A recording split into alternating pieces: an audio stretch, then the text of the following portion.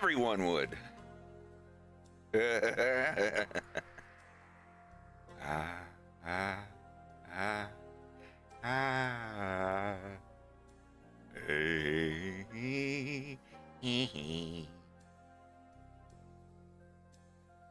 Ah.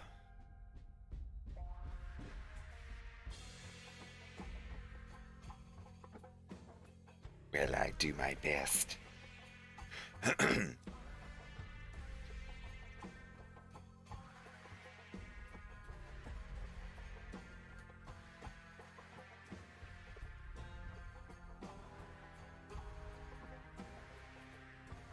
Baby needs a shave. Brought to you by the makers of Baby Tastes Just Like Soup. My favorite doll! Привет, товарищ Фред! Как дела? Huge influx of Mauschly art.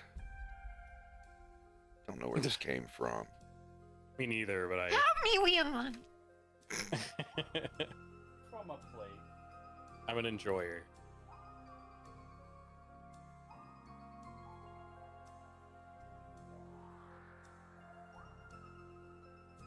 Green walls are like red walls, only completely different. It is from Portal, isn't it?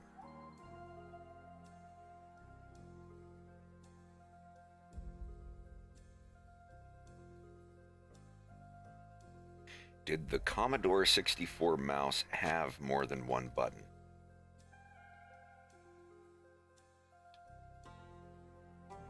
It did.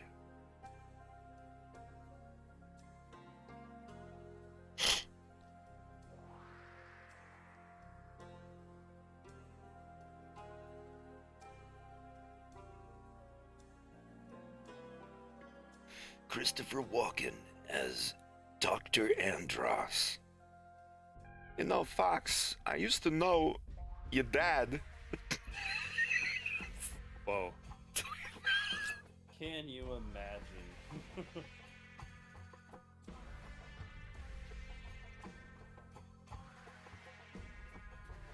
Till he did something to me that you don't walk away from. Why did you kill my father? Well, Fox, when I was 3 years old, I had this bicycle.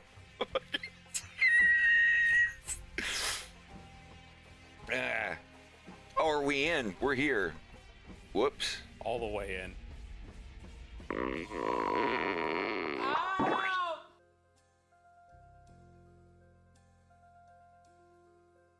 I was gonna hit the moaning button, but I'm just gonna wait on that. Yeah. Do it. Do it. Do it.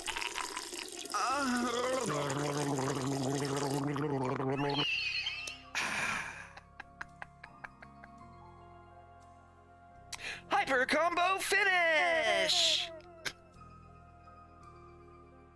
Giving yourself a piss mustache. Yeah, and we'll call you Pistachio. Pistachio.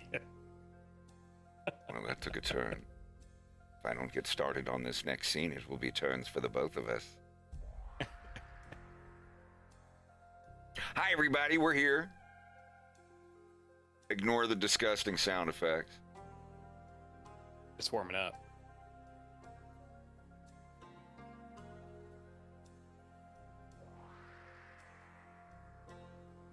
Aging down James and his... I'm still stuck in the Christopher Walken voice.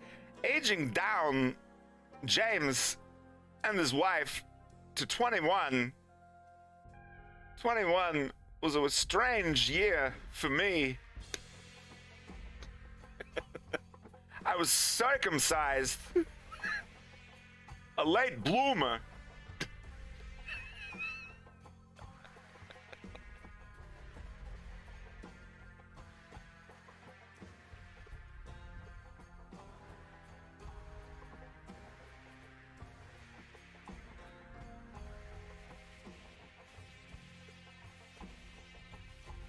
A cut behind the rest.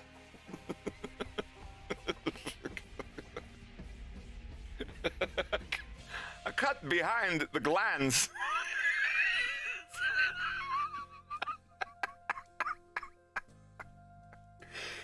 Uh,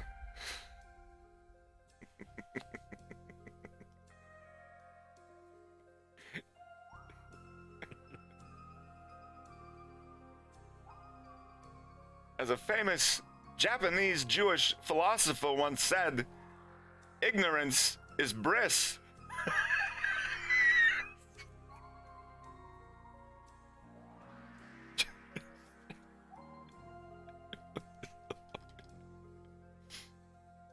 All right, yeah, we're back on this. But I will show what I was working on yesterday. I wanted to make a promo card for episode 3. Yeah, take a look at this.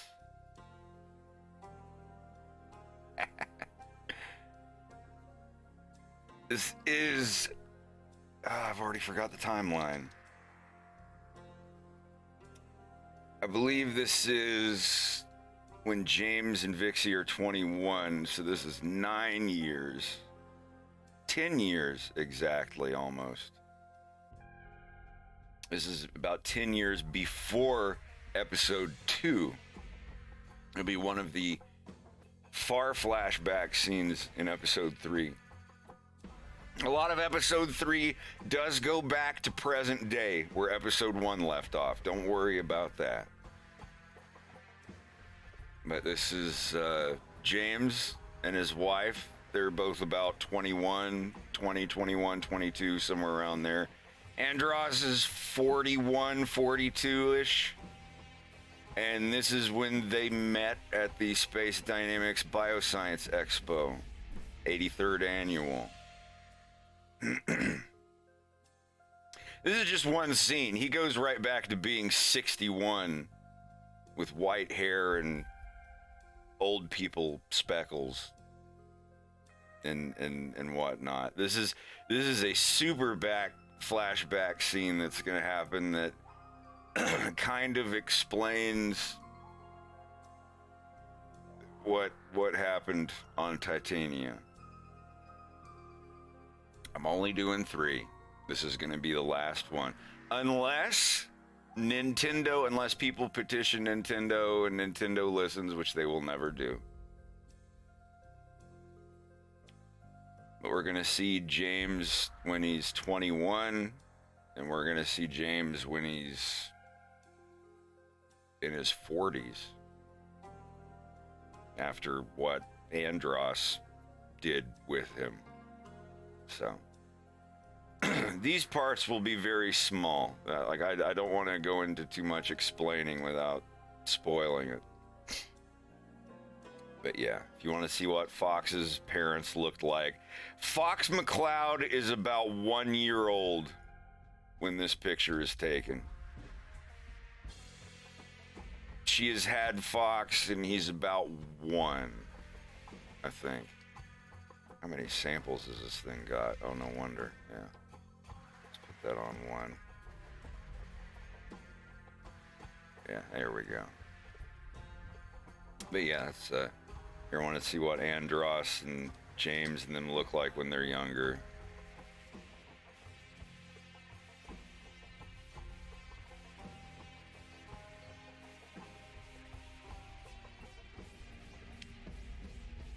It's weird seeing this.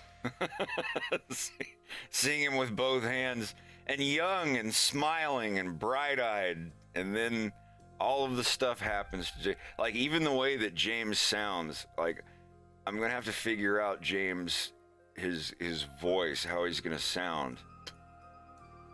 He's all like, I'm a young guy and I'm having the time of my life, and I've met the woman of my life, and we're going to have a child, and I'm good, and everything's going my way. And then all the stuff happens, and he's like, I only work alone. And you see this spry young Fox guy very quickly become, like, I don't know, jaded. So what else do you do when in the event where you realize there are terrifying monsters somewhere else in the universe and that they're going to be looking for you? And the event that you realize that in is also the cause of you losing your wife forever, and you're partially at fault for it. Yeah. So then you begin to understand why James is so emotionless and just like super serious all the time and keeping to himself and not talking that much. Is when you really think about it in episode 2, James doesn't really talk unless he has to. He keeps his mouth shut on a lot of stuff.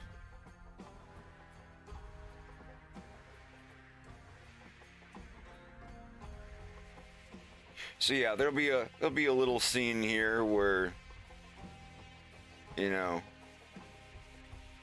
oh, that's why it was X-ray was on. I was wondering why I was running so damn slow. But anyway.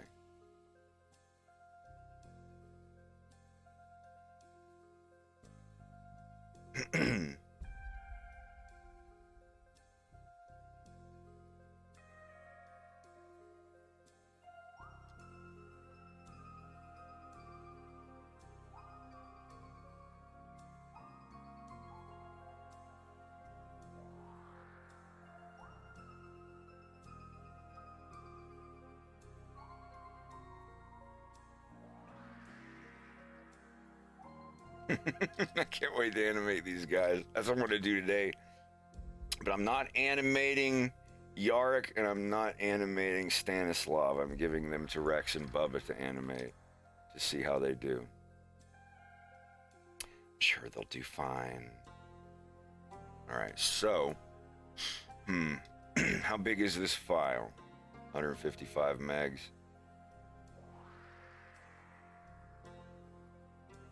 Let me make a copy of it with just those two. And then I will start animating. I'm going to animate Maciek first. He's got the most animation, like he's non-stop moving. He's always chewing and eating. And then everybody's like, hey, turn around, look over there. And he pulls the last bite off of his shish kebab before turning and looking. I like that though. I like having a bunch of Slavic lizards. Thing is, I think I'm just gonna have them speak Russian. So I was talking to Slava about this. I was like, yeah, some of them speak Polish, some of them speak Czech, Ukrainian, Russian, and all that. But since I know Russian and I'm gonna be voice acting one or two of these guys, I could learn some Polish. I'd like to voice Leon's father, Janusz, but I don't think I will. I wanna find some older. Are there any Polish friends in the chat who have a good microphone and a father who would be good to voice act some stuff? I don't know, because he's got to speak English. And he's got to speak Polish and Russian. That's the tough part. I'm not talking about like an English-speaking voice actor that has a good Slavic accent when they speak English. I mean, I want somebody who actually speaks Polish and Russian. I'm thinking about it. I don't know. I've got one person in mind, but like I said, I'm gonna find a couple different people to voice some characters for this. There's gonna be even more lizards than these guys. Where's the lady? There's a lady out here somewhere. Zofia, there you are. Yes. Ladies by the pool. There's gonna be a bunch of very attractive lizard ladies out by the pool when Wolf walks into the compound. And they're like, oh, Mr. Fluffy, you have girlfriend? Where are your girlfriend? Why you here alone without girlfriend? Or whatever. And he's like, oh, she's, And then he realizes he doesn't have a girlfriend anymore. Just kind of walks away. Oh, fuzzy, fluffy, something like that. Oh, and the music that I'm gonna do, it's gonna be a little remix of the end theme from Star Fox Super Nintendo. The part of the music where it's like wah wah wah wah wah wah wah wah wah wah wah wah wah wah wah wah wah, but it's gonna be like this loungy kind of.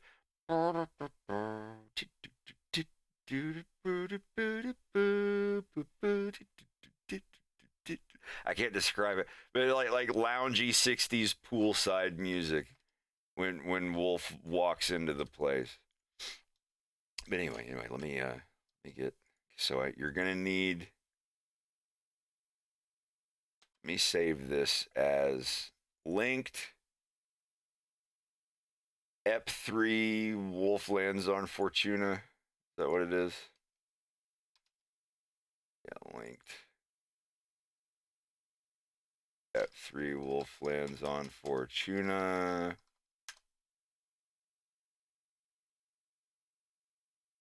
Oh, and there are folders. I'm going to organize all of this. This is Yarick, spelled with a J. Shot 1. Yarick, shot 1. Is Bubba here? Yeah. All right, one of you call, which one of you wants Yarick and which one of you wants Stanislav? I'll take the guy on the right. Okay, I think you said that before. So Yarick, Bubba, you're gonna animate. This is so exciting having people animate on my cartoon. You're gonna animate Yarick, and Rex, you're gonna animate Leon's brother Stanislav. These are Leon's brothers. These two guys here. And get some fitting music. All right, so this is Yarick shot 1, so I don't need, all I really need is the model, the grease pencil object, the rig, and the camera, I think. Yeah. So you'll be zooming in and animating. Yep. All right, saved. Oh, let me delete everything else. There. So this is Yarick shot 1. Only things in this file that exist. Oh, do I need to be on 3.5 or? I would recommend you being on could use the same 3.5. version. You can download an extra version of Blender if you want. I mean, it doesn't really matter. I don't think they've changed anything with the properties of the grease pencil objects. They did. So There was a grease pencil update. Well, I don't know how much it affects the objects, but now you can do multi-frame copy paste. Ah, yes! Yeah. I'm sorry, I've been waiting for that for like a year. It's like, you cannot paste things in multi-frame mode. So And now- upgrade to 5. Yeah, I just got a portable version of it. Linkus Binkus, there is not going to be a previously segment. I thought about after James gets shot and then he wakes up a couple years later, there being like a thing zooming into his head and you hear James being like, previously in my memories. And it's like a run of his memories through his head as he's waking up. I thought that would be kind of corny. But no, the episode 3, the final episode of Fox in Space, is going to have a cold open on this scene. So what I'm gonna do, let me save this scene. The only thing that you're gonna have to worry about on this guy, this friggin' lizard guy with a tail. When I was 1 year old, I had a tail. They removed it. They removed the tail when I was 3 months old, and I couldn't walk for 2 years. That's what sucked. When they circumcised me, I couldn't walk until I was 2 years old. Don't. You heard that joke? It's like, I don't get it done. They circumcised me when I was born, and I couldn't walk for 2 years.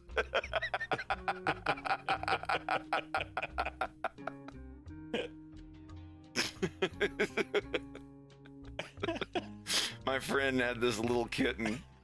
I was doing my Christopher Walken voice all through 2015 all day. I went to my friend's house and he had a kitten named Boots because his feet were black.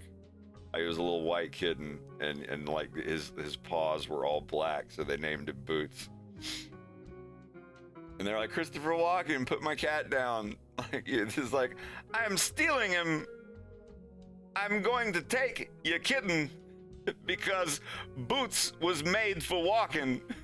So, just, Oh dude, fucking right on the God. spot. That was like picture of me with the red flashing eyes achieving final form meme in comedy.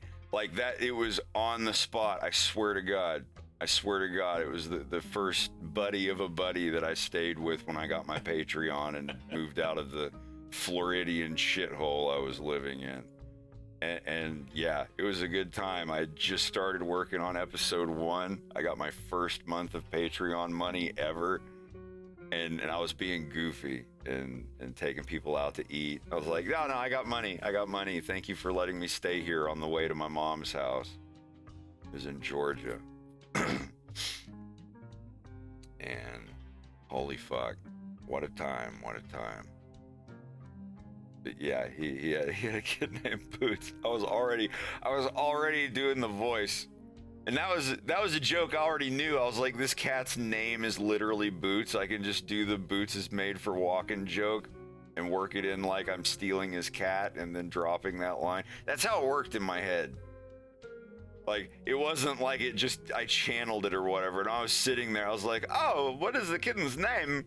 And he's like, its name is Boots. And just in my head, I'm like, oh my God, are you fucking serious? Thank you for teeing me up like this. This is already a joke.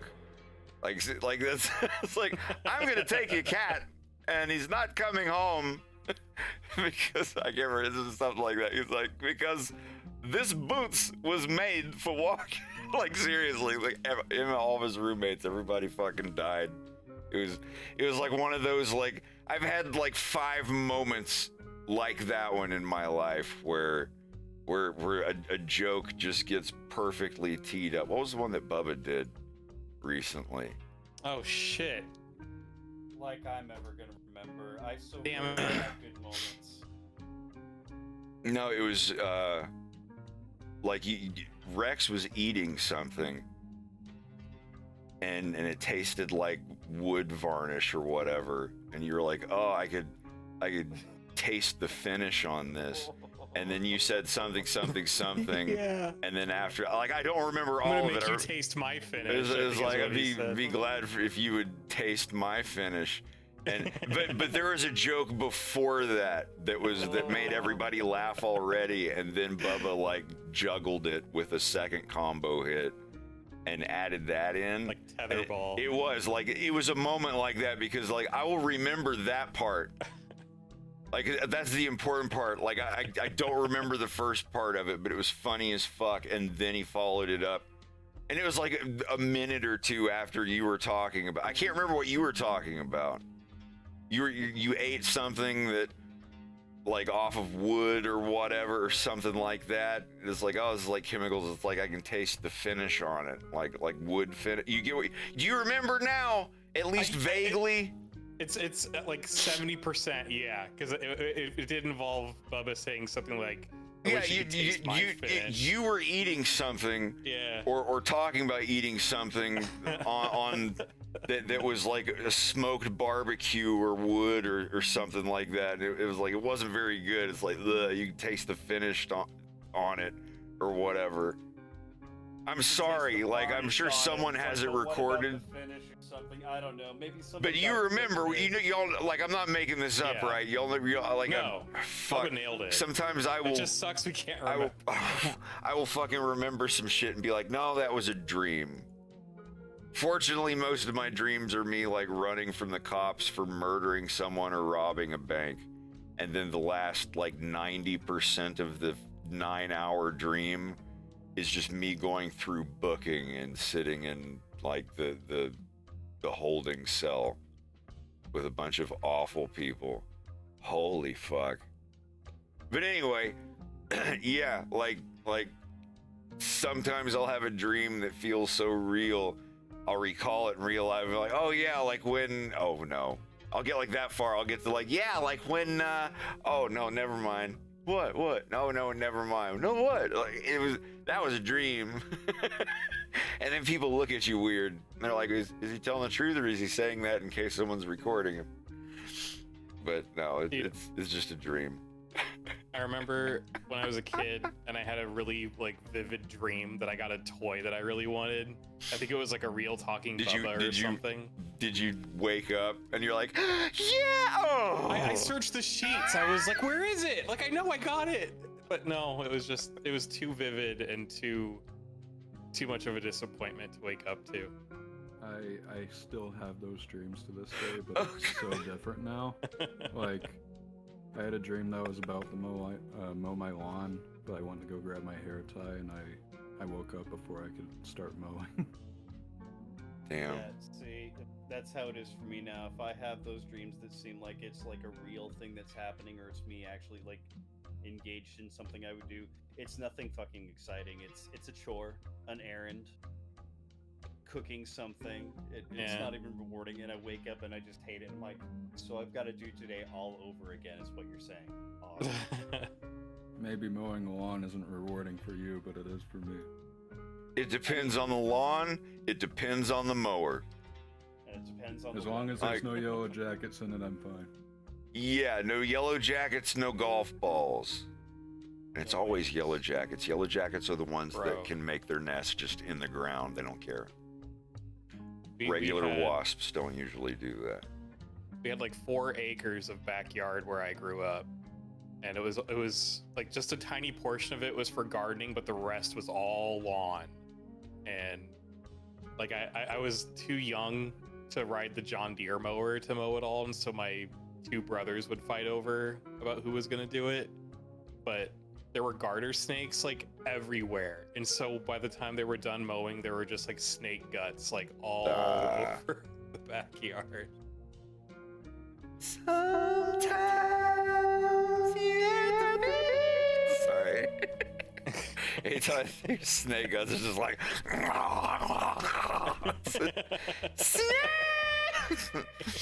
Alright.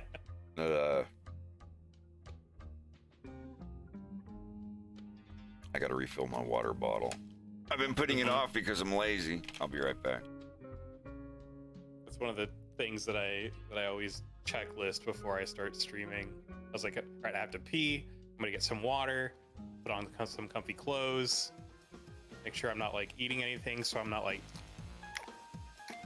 while I'm on the mic. Yeah.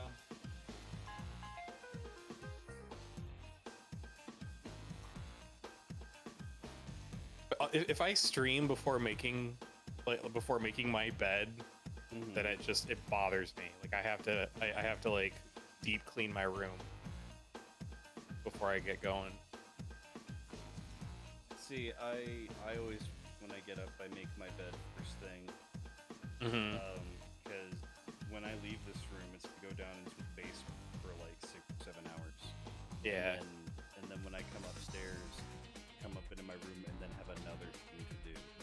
Yeah. Before I can get comfortable. So it's always first thing in the morning. You're like, all right, make your bed, put your laundry away, go downstairs, have your coffee and your breakfast, and then come back up and not have to do all that all over. Yeah.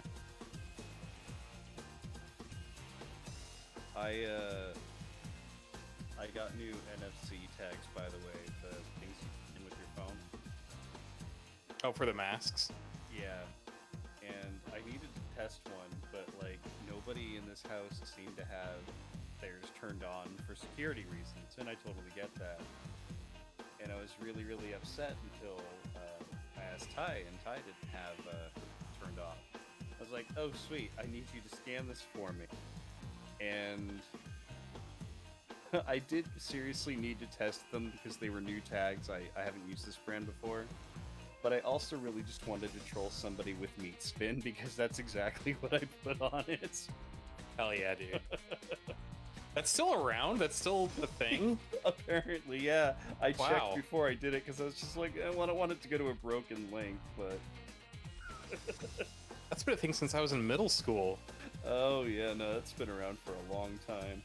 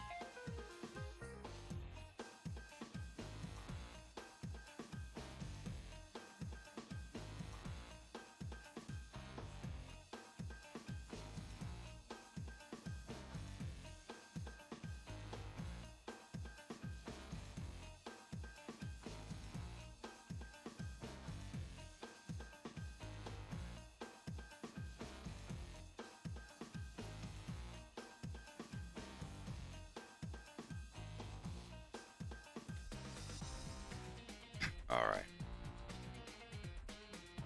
So I have to also set up a folder. I need to make a completely new OneDrive that we all have access to, or a Google Drive or something. I'd like to do it with OneDrive. I'd like to keep my personal work computer backup completely separated. I'm really disappointed in myself. I thought that I was going to delete all of the folders and have a nice clean start and clean everything and clear the hard drive and move it all over.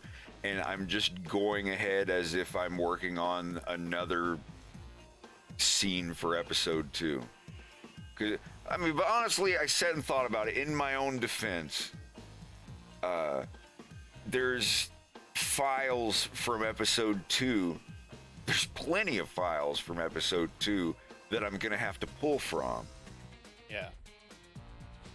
But this is the thing. My folder of all of the stuff for the episode, it's only like 100 gigs. Like, that's not a lot. That's like a video game install these days. There are games that are like 100 gigs now, right? I just played one the other day that was like 90. That's not a lot. All of the raw frames in 4K that were rendered for episode 2, that's like almost a terabyte. Like it's a lot of space. And I just thought, it was like, if I'm going to be pulling from all of these files quite regularly to get old character models and color palettes and everything, why don't I just leave everything as it is? And in my full scenes folder, where it shows every single file, like if I lost that folder, I would lose like everything for my cartoon that was done in Blender. Those are all the scenes and all of the animation. That's the folder that has all of my grease pencil work in it that I do every day. But I figure even that folder and everything else, just the raw stuff for my cartoon unrendered, like if I lost all the rendered frames, I still have everything to re-render all of the scenes with the push of a few buttons, is, like I said, like around 100 gigs. It's not that much. So I'm thinking, like, if space is becoming an issue, if I am truly and really done in another 3 weeks, I'm gonna let episode 2 run for a month. So in another 3 weeks, I'm going to release the definitive copy with errors corrected. Because the one on YouTube, the color banding looks bad. There's a couple of errors in the credits. Like I said, I'm not taking the video down and up because that resets your view count. It resets your ad stuff. I could make it unlisted, but I don't want there to be 2 videos. Like I said, I fixed the errors in the description, but for the free version, the MP4 version of the cartoon that I will be putting on the internet, it is going to have all the errors fixed. There's a lighting error in one scene that I didn't like. So like the one on YouTube, it shows everything. I've got all the names in the description that I missed. I didn't credit myself for one role, and I put that in the credits. But it's all there. Like, you click on the video, it's all there. It sucks. I feel bad about it. But the version that everyone, if YouTube goes down and everybody's like, oh, well, at least I have my own personal copy of episode 1 and 2, they're both going to be on my Odyssey. And I'm going to let the YouTube version of episode 2 run for the rest of the month. And then at the beginning of May, probably, I'm going to just release my personal, like, secret stash copy of episode 2. The one that is, like, if I deleted all of the project files for episode 2, I wouldn't care, because this copy is, like, in a couple years, they'll be able to AI upscale this to 8K if they want to, because it's so crisp. It's almost 4 gigabytes for 40 minutes. Like, each 10 minutes is about a gigabyte of MP4. I can't remember what it is, like H.264 or some shit like that, one of those codecs. But it's very big. Anytime I make a copy of my own things, like the 13-minute episode of the first one is like 2 gigabytes, I think, somewhere around there. Everyone's like, geez, why 2 gigabytes for like 10 minutes? It's like, well, it's almost a perfect quality. You really can't see any compression in it at all. And you can't say that about the YouTube one. The YouTube one, even when they rescale it or recompress it using a better algorithm later. One of my longtime buddies told me that on Patreon the other day. She was talking about someone at the website who knows how the codecs and stuff work. Because I was freaking out about the compression being shitty. And she said, don't worry, just check back on it in like a couple hours and tell me what's still wrong with it. And I was like, well, okay, I'm checking it again, and then actually it looks fine now. Holy shit. So that was the first thing I said. I was like, if that is true, then that is really cool. But I've every one of my videos that I've looked at always looked icky. But, you know, I think if they're published, they get run through again. Because I still have some unpublished ones that look kind of bleh. Let's have a giant jug of water.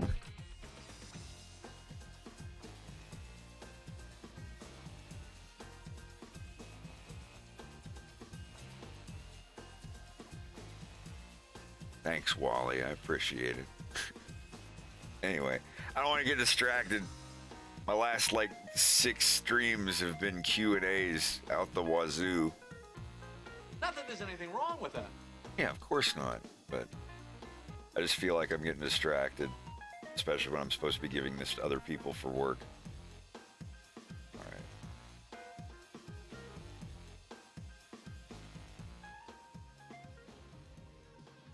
I was wondering why the model didn't show up the fucking fog.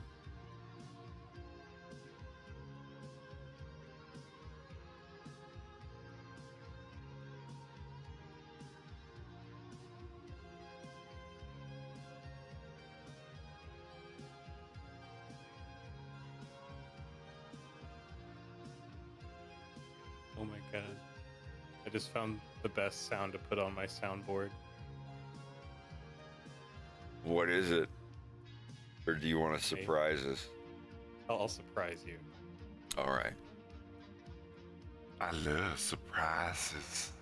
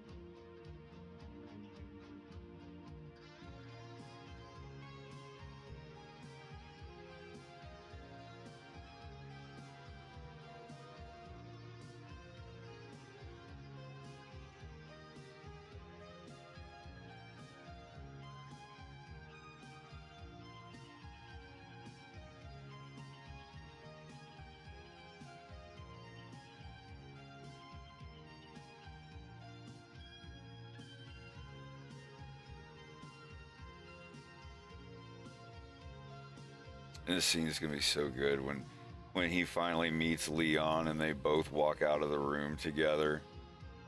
He's like, Leon will show you to your blah blah blah and what you will have to do tomorrow.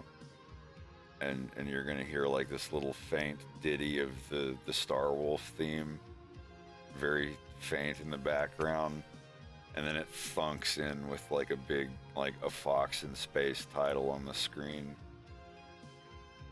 I don't know if there's gonna be an intro for this one. I don't want to waste any time. I think this one will be very different. Like as far as the opening sequences, there's not gonna be a previously. I could.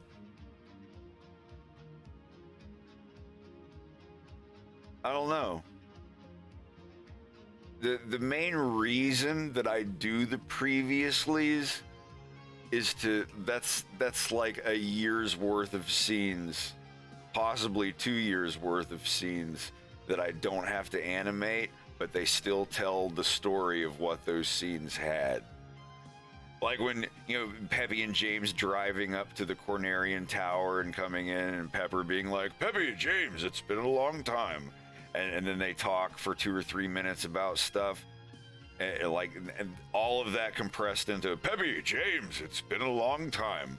And like, it gets the point across. It's like, okay, they came here. They haven't been here in a while. And they're meeting General Pepper. He knows both of them.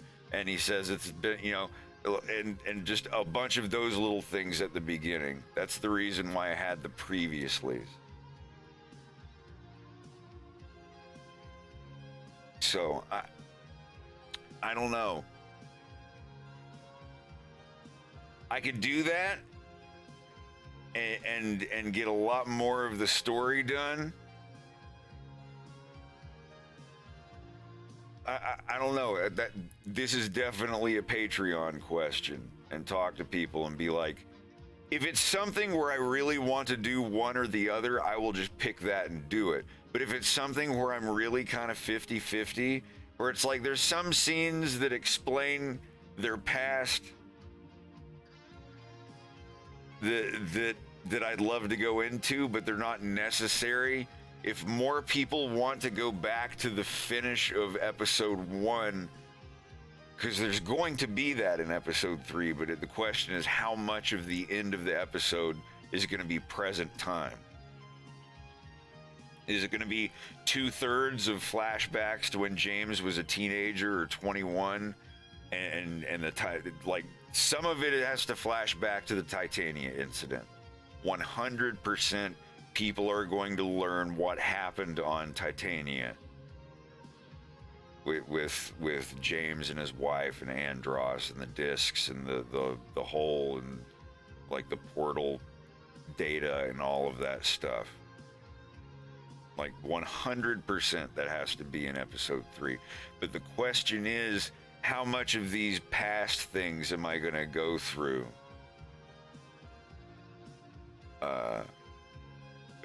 Before I fade it forward back to the Sargasso station. I don't know. And it depends on how much I get done. If I can have enough help to where we can get an hour done, if we can make it an hour long in 3 years, that would be great. If I could double my output, we could get an hour in 3 years. I don't know if it's going to be perfectly doubled, but we could try. You know, we'll see. A lot of my time is spent doing in-betweening.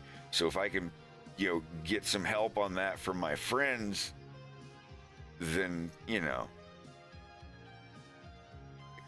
we're definitely going to get more than a half an hour in 3 years. That's what I'm trying for. If everything falls through and I don't get any help and I have to do it by myself, we're going to get about 30 minutes in 3 years. Unless I get faster, which I probably will. I'm programming my own tools in Python. All right, now how big is this file? 68 megabytes, that's better.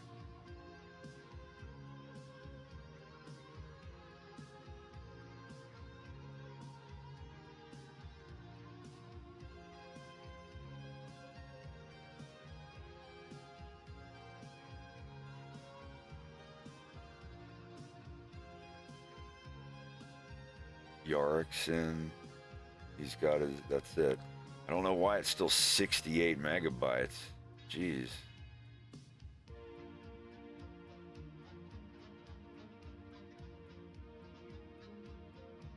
Yeah, there's still, hold on a minute.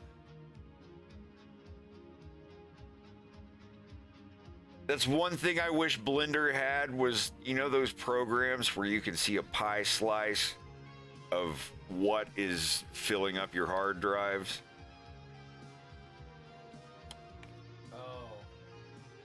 Not just the drive space viewer in Windows. I mean, it shows like this is how many image files and this is how many games that you have, and this big pie slice here is your temporary internet files. You need to delete that every now and then and stuff like that.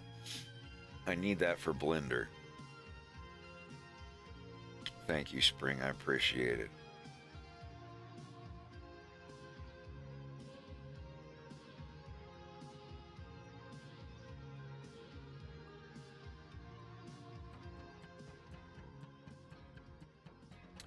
I'm still at it trying to get stuff done.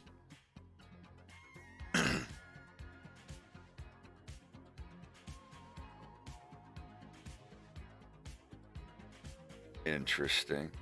Okay. Sorry, I'm trying to get this file down to be as small as possible because when you start filling in frames, well, actually, it's not going to matter. You're only doing 15 frames. But if I send you a really long shot where you've got a whole lot of frames to do, you will have to actively simplify the frames that you're finished with.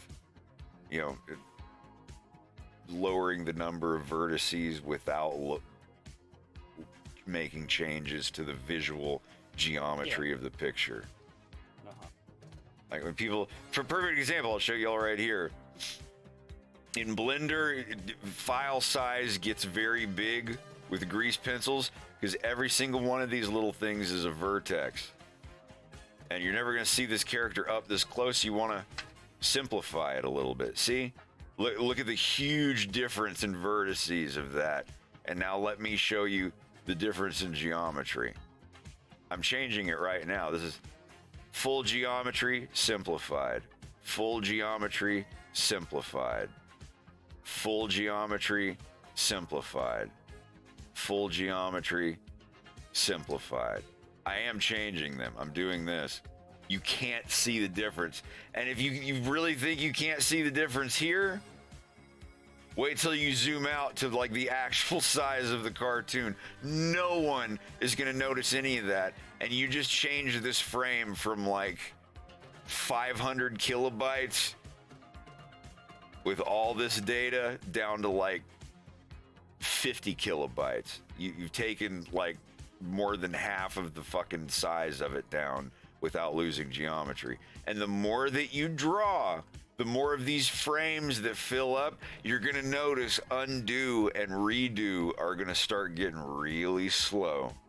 So you go down here, select all of your frames, turn on multi-frame editing, unlock all the layers, and select every frame of the character and type in adaptive simplify. Just ADA it'll be the first choice. And I always set it to 0.001. If you put 0.01, it makes it like, see the difference there. Like when you can see the difference here, see? But theoretically, you could even lower it down to that geometry if you're only going to see it from this far away. If it's a character you're going to see from like this far away, hell yeah, get that geometry down to that. It's exactly the same way you optimize a level in a 3D video game. You have like super high poly palm trees and they're like a mile away from your character. There's no reason for them to be that big. You can make them a tiny texture with like 20 vertices instead of 1,000,000. Like, see, but you always draw in this high resolution lines here. Like, that's fine to draw them at this resolution. See, look how many, like, I can't even, they're so close together, you can barely like see where they are individually here. But that's good because you're editing your lines, you're moving them around. If I go ahead and change this, and now I move this line around, look at it. Look how jagged it is because it's only got this geometry. Don't do this. Don't simplify your frames unless you are 100% sure that that frame is perfect and you never have to edit it again, ever. This is weird. I know it sounds weird. It's approaching 2D vector drawing the same way you approach optimizing 3D stuff, but on a 2D plane. The files are separated by scene. I'll have a whole scene in one file. If the scene is like 8 minutes long, like the train scene with Dessler and the lemurs, I split that. It started here. I'll show you real quick. I love showing this stuff off. I've almost got this file done, Bubba, and then I'll work on yours, Rex. I'm just trying to find the things in the file that make it big. If I send this file to you with all the extra shit in it and it's already 150 megabytes, you guys are going to be chugging. I don't want you chugging. I want this file to be as small as possible when I send it to you. So, yeah, this is about how much I feel comfortable putting in one file.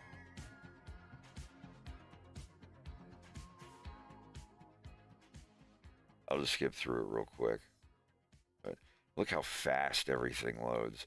If this was in Adobe Animate and everything was in this scene, all the frames and stuff, this would literally take 25 minutes to load. And in this, it's just like a few seconds. Still has to load the shaders for a minute, but you can go ahead and start playing it. So this is about how much I put in a file.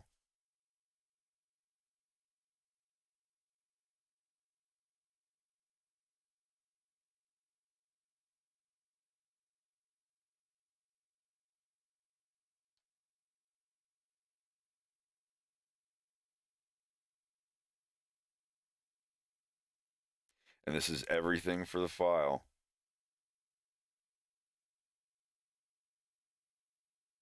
Now keep in mind the work is stored in an external file. When you're finished animating something, you don't save it in this file. You save like James shot 4 or whatever shot. This is shot 17. So this file is actually called Grease Pencil James Shot 17, and it's saved in a blank version of like just basic, just the animation and a camera in a file, and it pulls from that. If you save all of your raw frames in your work file, it will be enormous. It'll be like 2 gigabytes. But you externalize it as you go. You finish, like I finished this shot of James, I externalize it to an external file. I always work in this file, but then when I'm finished with this shot of James, then it cuts over to this shot of him with, you know, his nose running and his blood filling up in his mouth. And when I finish with that one, I move that to an external file. So when I open this file, it pulls all of these from like 20 external files. You can go to your Blender file and see these are all the files that are, or the objects that are linked from this little chain thing, means that it comes from another Blender file. So if I'm like, oops, I externalized all this animation, but I still have to do some changes to it, I can't change it in this file anymore. I have to open that shot's individual file and make the changes without all the mountains and trains in the background. But you get used to it. Like, you don't do that. You don't externalize an animation of the characters until you're 100% done. Like, it's good, it's there, and then you put it in an external file and you look at your work file size and it shrinks because it doesn't save his data for this shot in your working file anymore. It's like a pointer file. It saves stuff. I've had this computer for over 4 years, so it's not very new. I have an RTX 3070, 32 gigs of RAM, Ryzen Threadripper 2000 series. Like I said, it's like a 5-year-old processor. I'm due for another computer. When I get my taxes paid and my credit card paid off, I'm going to have a new computer made. I'm going to give this one to Greg. But yeah, like this is up to this point here. I leave I guess that's called safety frames on the end for whatever you need for cutting. And then the rest of the scene is in a separate file. It's just, even when you're externalizing everything, there will be a point that even though all of the animation in a scene is externalized, it still chugs your computer a little bit. This is intricate, intimate knowledge on optimization of your blend file. Because you're going to get into Blender and you're going to kick ass at it. You're going to go, wow, this is awesome.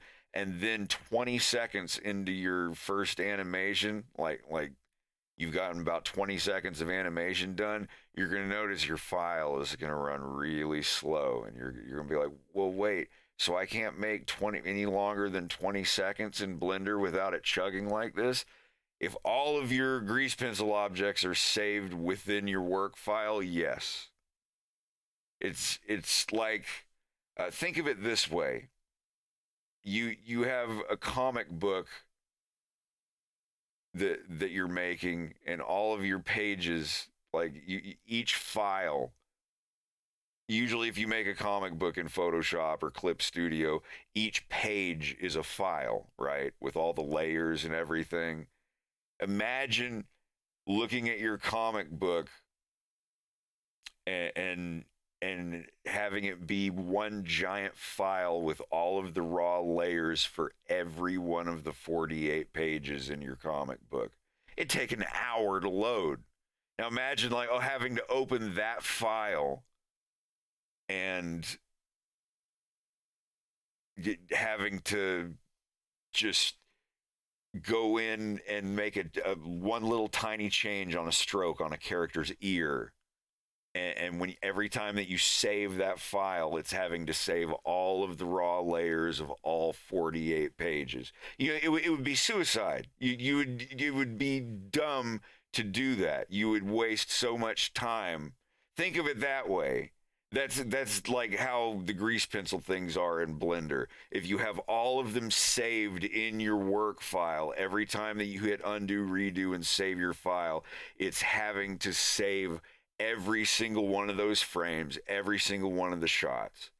If they're all saved, when they're finished and they're all saved in external files that are just pulled in as a link from an external file, when you save your work file, you're not making any changes to those other files. They aren't even open to change. They're just like they're pulling the grease pencil frames from them temporarily while you work. So when you save your work file, it skips over anything that's from an external file because you're not saving those files. They're pulled into your project as read only. I hope this is making sense. Like it doesn't even make sense as I'm saying it to me. But when you have them in an external file, Blender doesn't have to sit there and think about saving all of that stuff because it's just pulled in as read only from external Blender files you've made for each shot of each animation. It sounds like a lot of work, but you have to do it in order to keep your work file running fast and undo and redo working as fast as they should. If I internalized every single one of these shots of them, and let me open it up.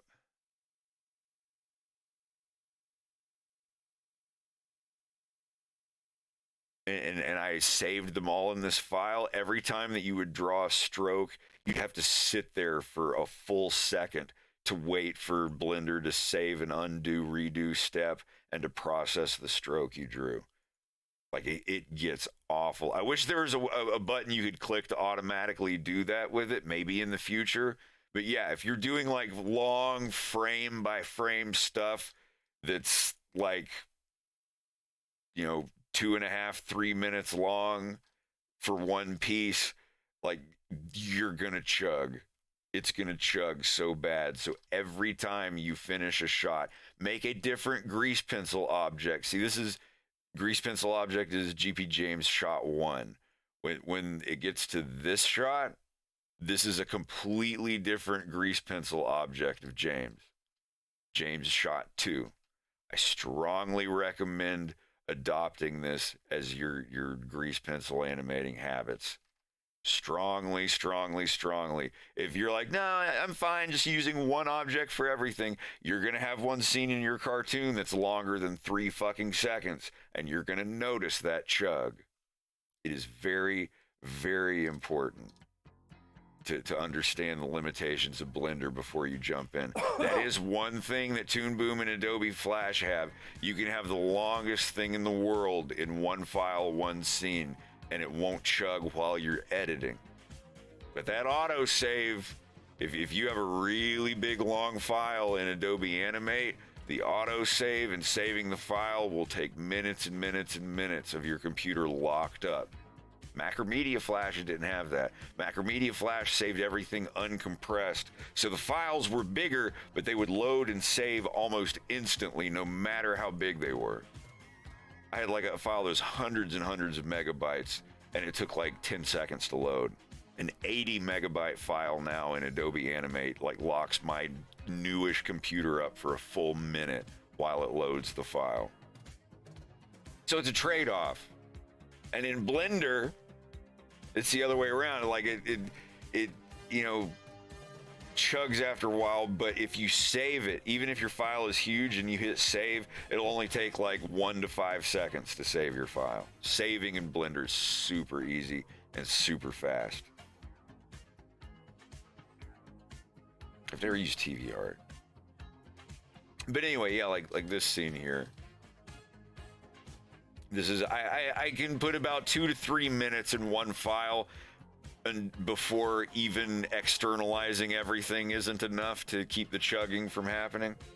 But the fun thing is, all the files this is a little trick I made up. It got to where even externalizing all of these animations, because this is a lot of frames. Look, like this is a lot of frames, and then the one here of him. I had to actually, in one shot, there were so many frames of him, I had to split it into 2 objects. Because, like, getting to this point, like, you get about this many frames done of him here, about this many. You can see here, this many frames, and then the object itself just chugs so bad. Like, I wish they had a different way of storing the frames that sped everything up, but just keep in mind, this is like 5 or 6 seconds solid of frame by frame, high detail, high geometry. You see, I've still simplified everything down, and it still just started slowing down a bit. So you have to learn a little workarounds like that, or deal with the lag. But it wasn't difficult. I started working on it, and then I just made a duplicate of it and deleted all the frames before the last frame and just kept working. Like, it was that easy. I just duplicated it. But anyway, all of this is in one scene, all the way up here, all this stuff.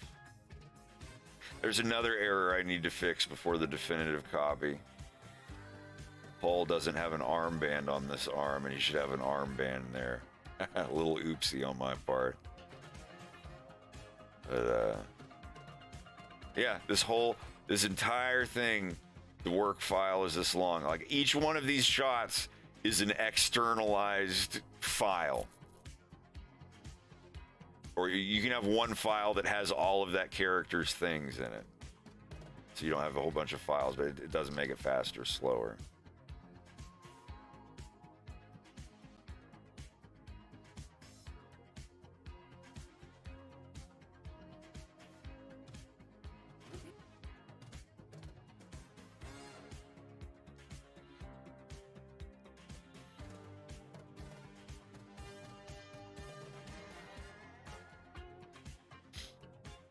Yeah, like the picture here, you turn that off when it's not being used.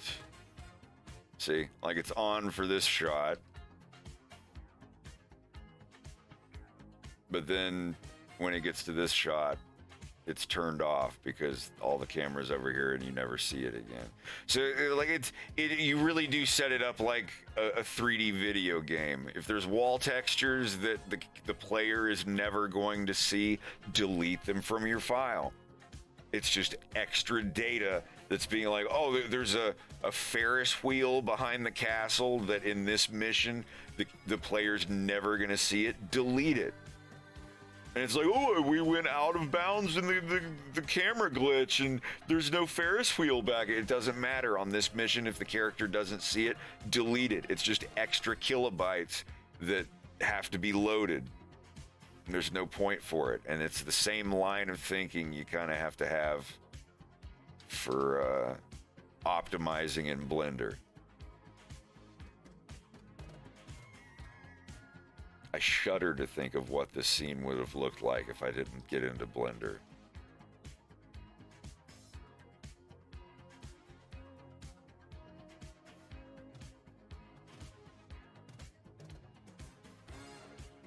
Super HD.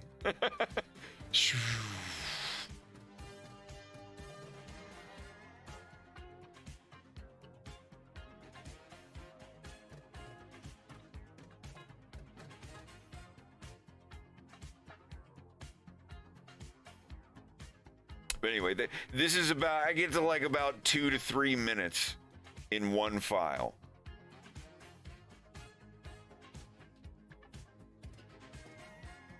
Just to confirm.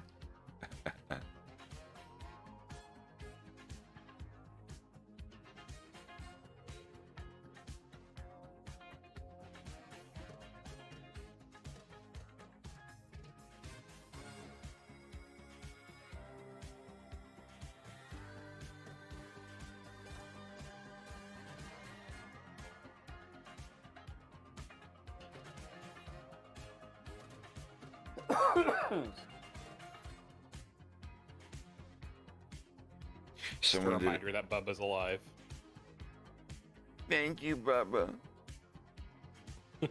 Don't thank me, thank the devil's lettuce. Oh, this is the one scene I was waiting for, and someone finally noticed it.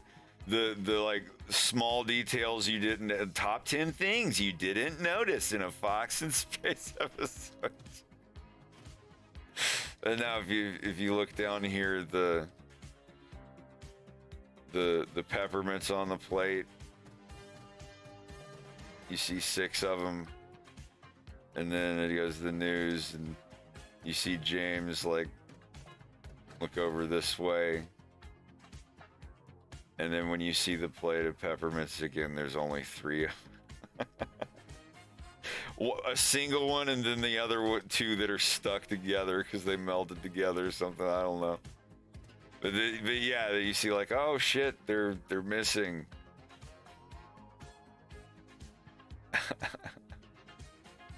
Well, I'm sure he had at least one. He does like to have fresh breath.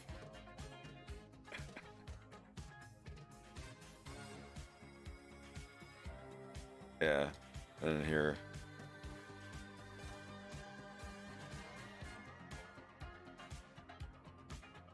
You can kind of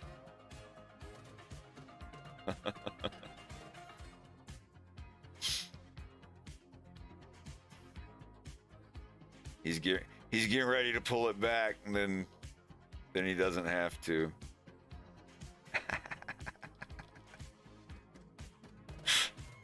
Yeah, you just see it barely, like he twitches because that's when that baton extends. Just kind of a little bit of a twitch on James's part. And he doesn't have to do anything. Pigment takes care of it. But anyhow.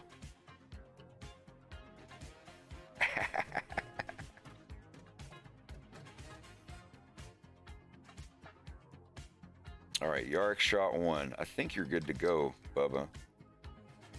Just let me make sure. Let me actually put the frames that you need to do in. So you'll see the keyframes for them.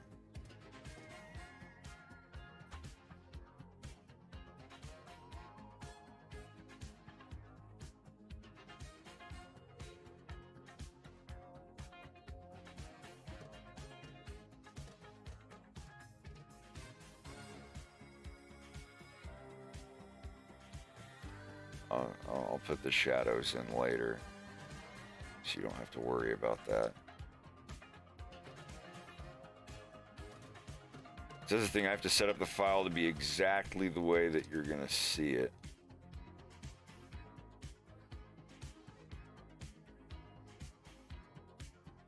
And it's got my line tool thing on it.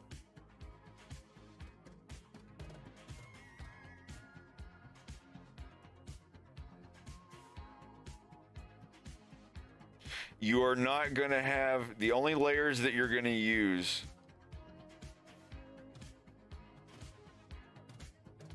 is 1, 2, 3, and 5. 1 is body, 2 is head, 3 is eyes, 4 is mouth, and he doesn't use his mouth in this frame, so you're not going to worry about that one. But 5 is the extra layer. It goes body, head, eyes, mouth, extra. And then 6 and 7 are foreground and background. But 5 is the one that the arms are going to be on. I figured that that would be easier for you. You're not going to worry about, well, yeah, don't worry about coloring anything in. I'll do all that.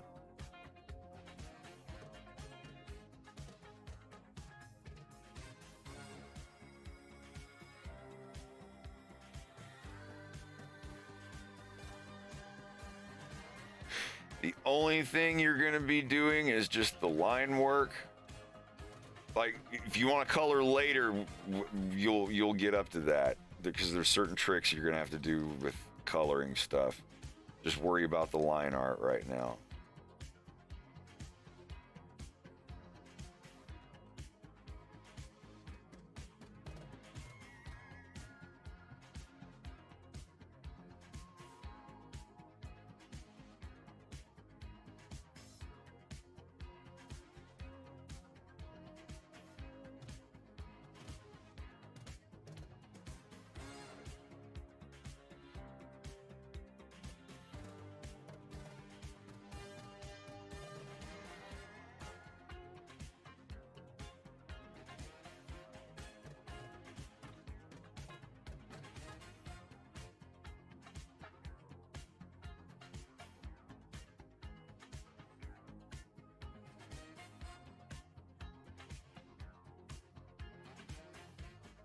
All right.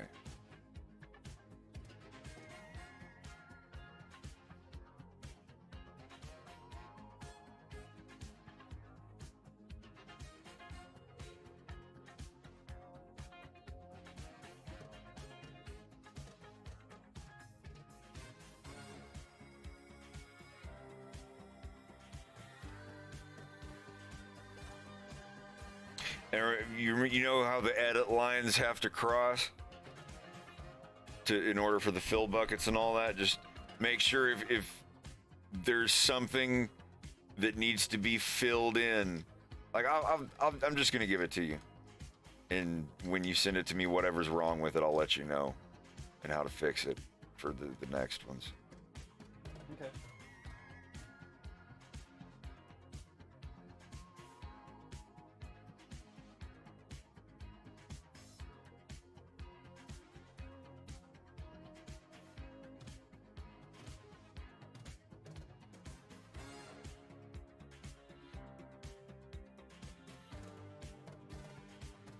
I'm eventually going to send you all my keyboard shortcuts for this. I want you to at least have 90% of the shortcuts of the way I have them, and then other things you can set them your own way.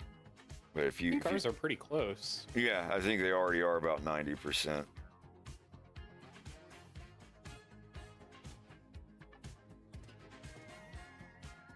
I think Bubba has the violence script as well. Yeah, he Other than does. the He does because Python he thing, did all yeah. the test files. I haven't really changed it much. Yeah.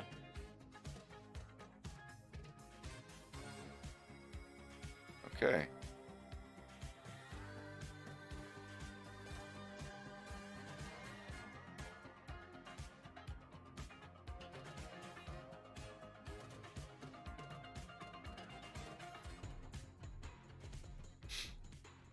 Any further plans for the violence? Well, nothing has changed. I'm gonna work on it when episode 3's done.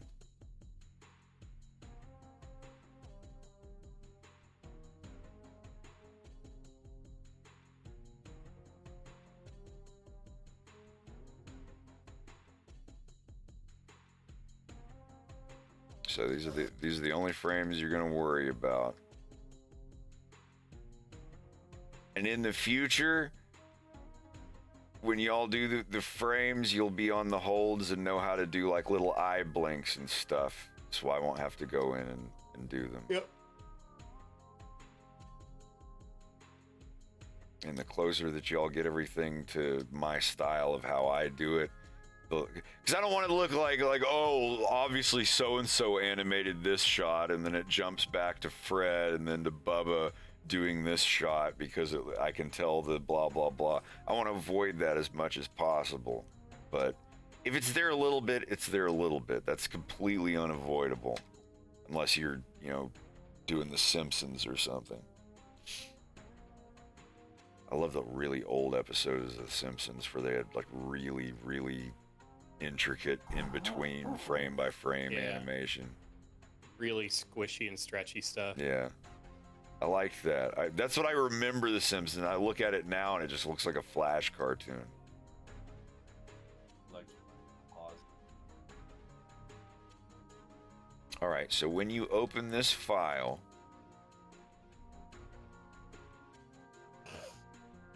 you're going to be on the body layer. There's going to be the body layer, the head layer, the eyes layer, and then 4 is skipped. We're not doing a mouth layer. And 5 is the arms. I recommend animating just the body first. You'll notice on the end frame 192 that I've already put the tail and the legs in there. Mm-hmm. Because they don't change. You see the 2 frames of him, between all the frames of him turning, his legs and tail do not change. So when you make the in-between body here, like first you're gonna do this frame, and then when you do the frame in between them, because you're doing it every 2s.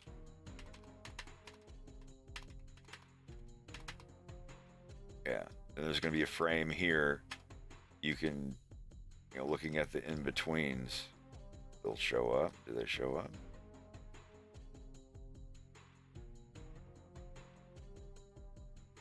What's wrong with my onion skins? Why aren't they showing?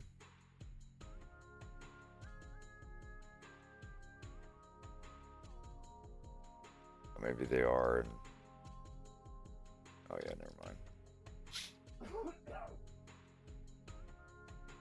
And when you draw the other body here, and then you come in the middle here to draw, you'll notice that everything from here down is still the same, so you don't have to delete all of it. And then you can come in here and do the in-betweens of it and all that. But just when you make a new frame in the middle, just leave this part, because as you can see, they're not going to be any different. It just saves time. You don't have to redraw them. If I want to squiggle them a little bit later, I can do that. But anyway.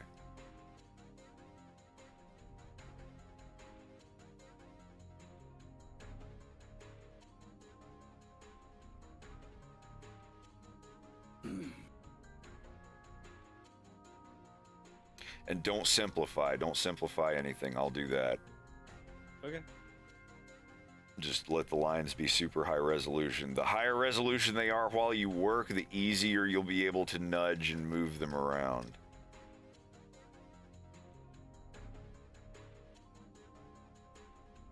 If it doesn't turn out perfect, that's fine. But you draw really close to my style, the way that you do your characters' faces and stuff. So I think you'll have a better time drawing my characters than anybody else I've looked at so far. Okay, I appreciate that.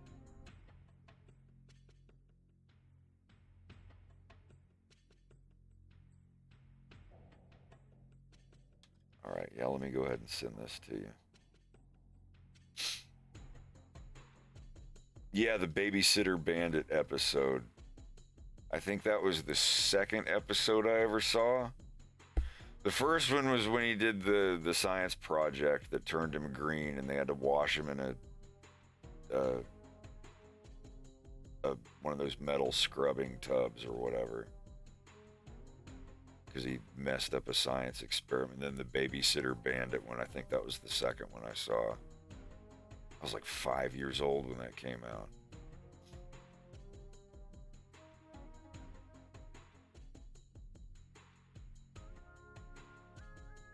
And Rex, if you don't mind helping him with this, I'll get yours set up here in a minute. Yeah, sure. And I will throw you some money for being on here and streaming with me.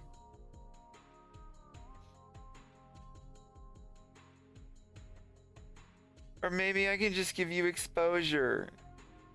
I'll at you in a YouTube community post.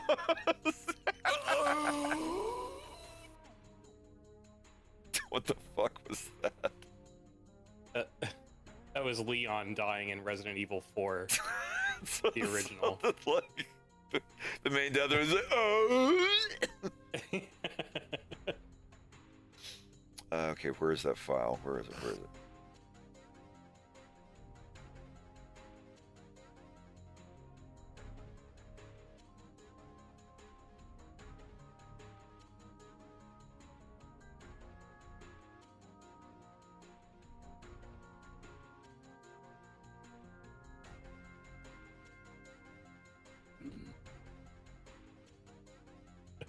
That was the sound of Leon dying of exposure.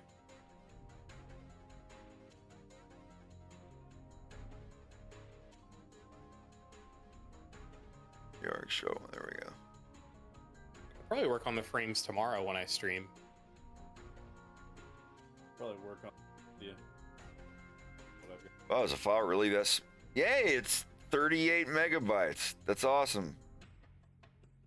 That's way smaller than I thought I would get it to. But there you go. Let me get Rex's set up real quick. And then I can go to bed.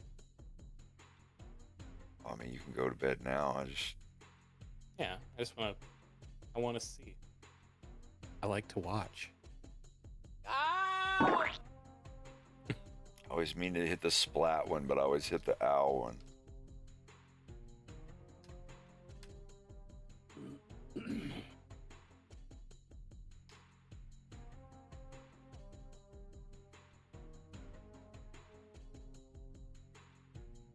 So you're gonna do Stanislav.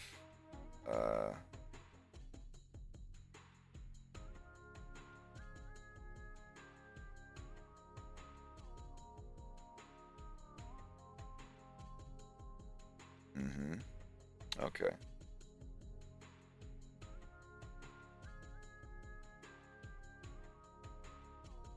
So the Stanislav shot, so I don't need this can all die. Delete hierarchies. Oh geez, Dab. Okay. Always get nervous when it locks up your whole computer.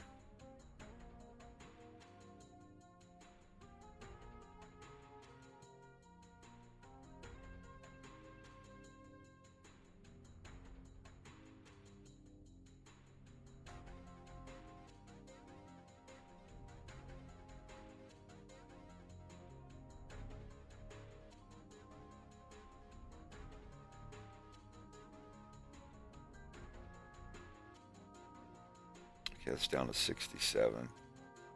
So I've got to find out what's making it so big. Is it the model? Nah,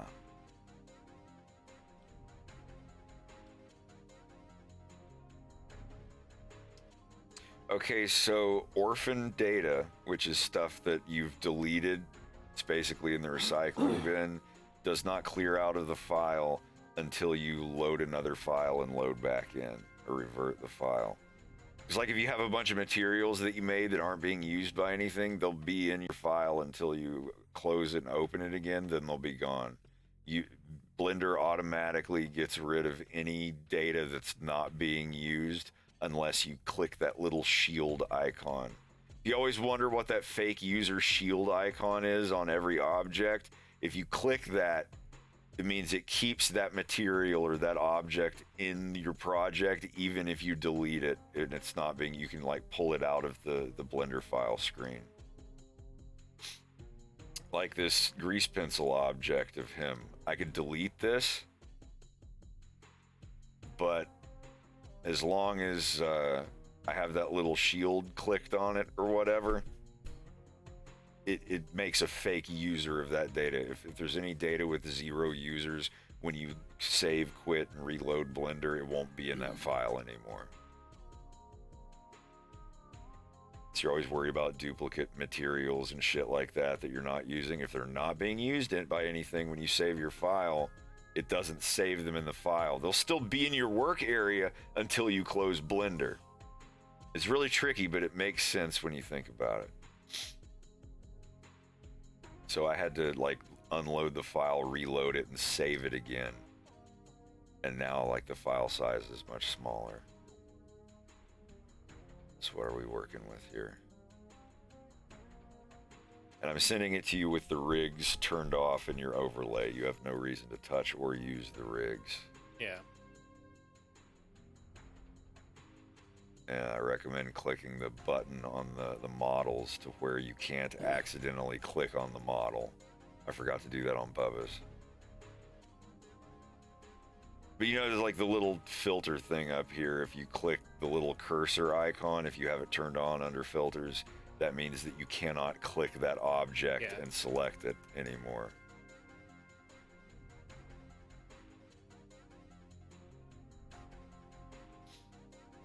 Okay. Let me find which frames he turns on. Always do it to the meshes, not the rigs. You want to be able to select the rig if you need to. All right, so 150 to 182. This is serious. We're actually getting into the first, like, for real shared Blender work. Yeah, we're trying it out. Just it, yeah. And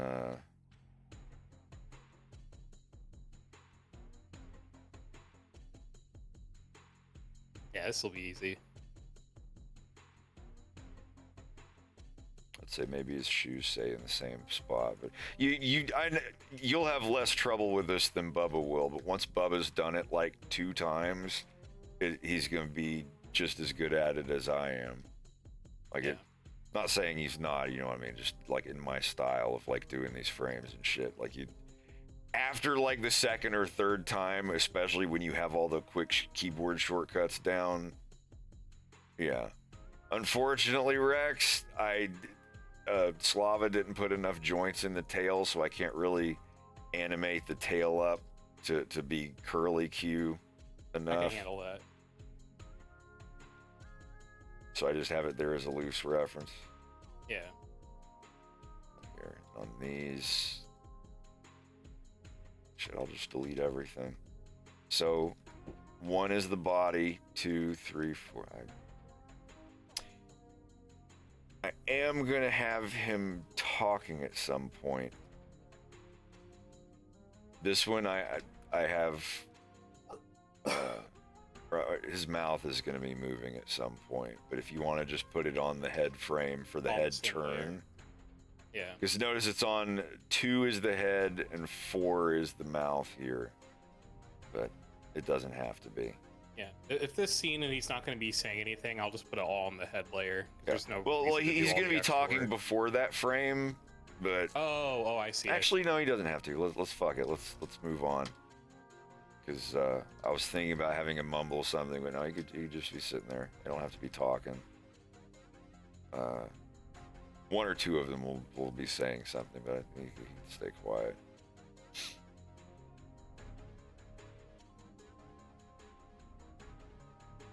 So yeah, don't worry about the holds after, just worry about these 2 frames here. And If you want, you can just put those mouth frames back, because if you do change your mind later, then his mouth will be ready to speak.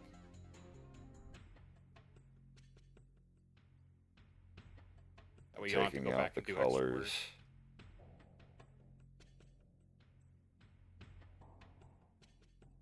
Unless if you don't mind doing his the colors on his head.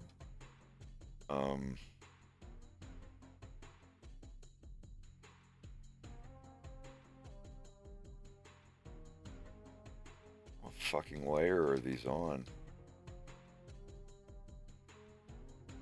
Oh, duh, the Extras? fucking eye layer. I'm a dumbass. Oh. You'll notice they have no line segments around them when Yep. Oh, they're turned off anyway.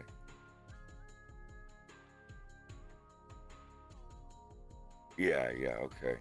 So these are on the eye fill. Well, I'm gonna move these to eye lines.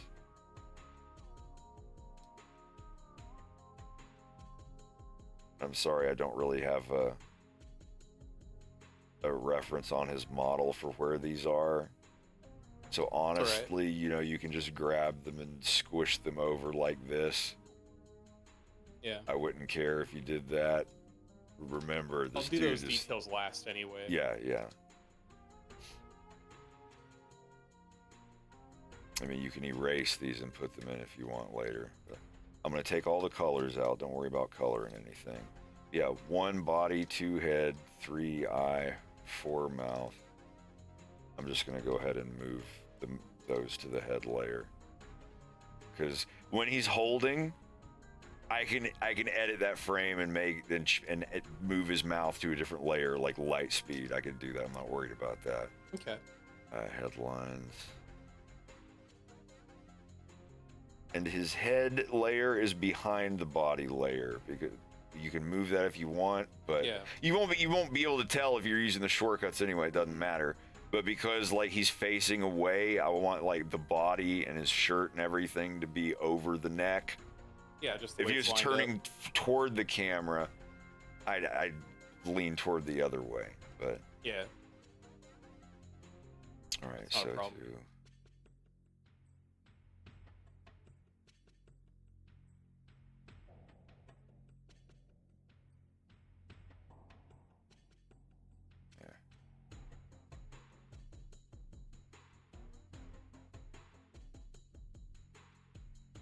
it seems like a lot to get set up for just one little thing, but this is the first time. This is our first baby step.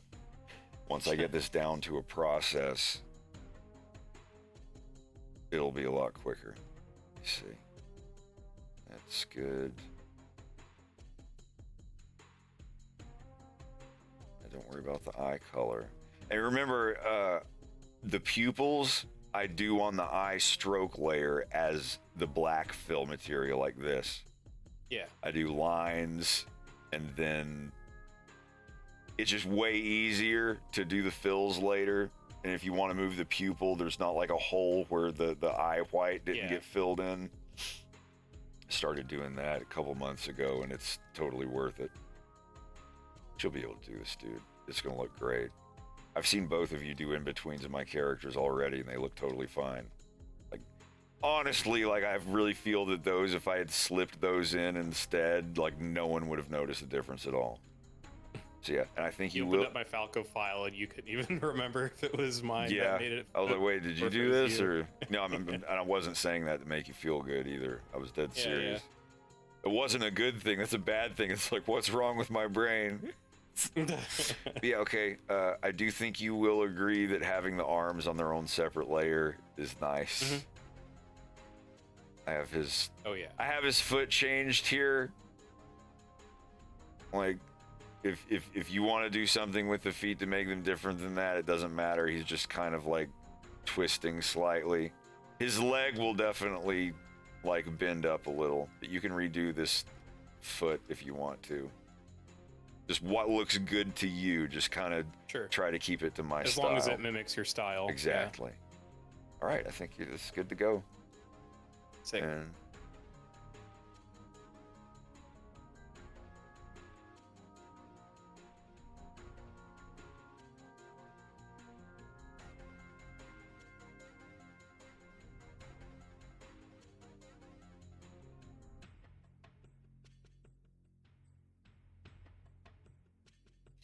And now when they send me those, I will delete this grease pencil object and put my reference point right there.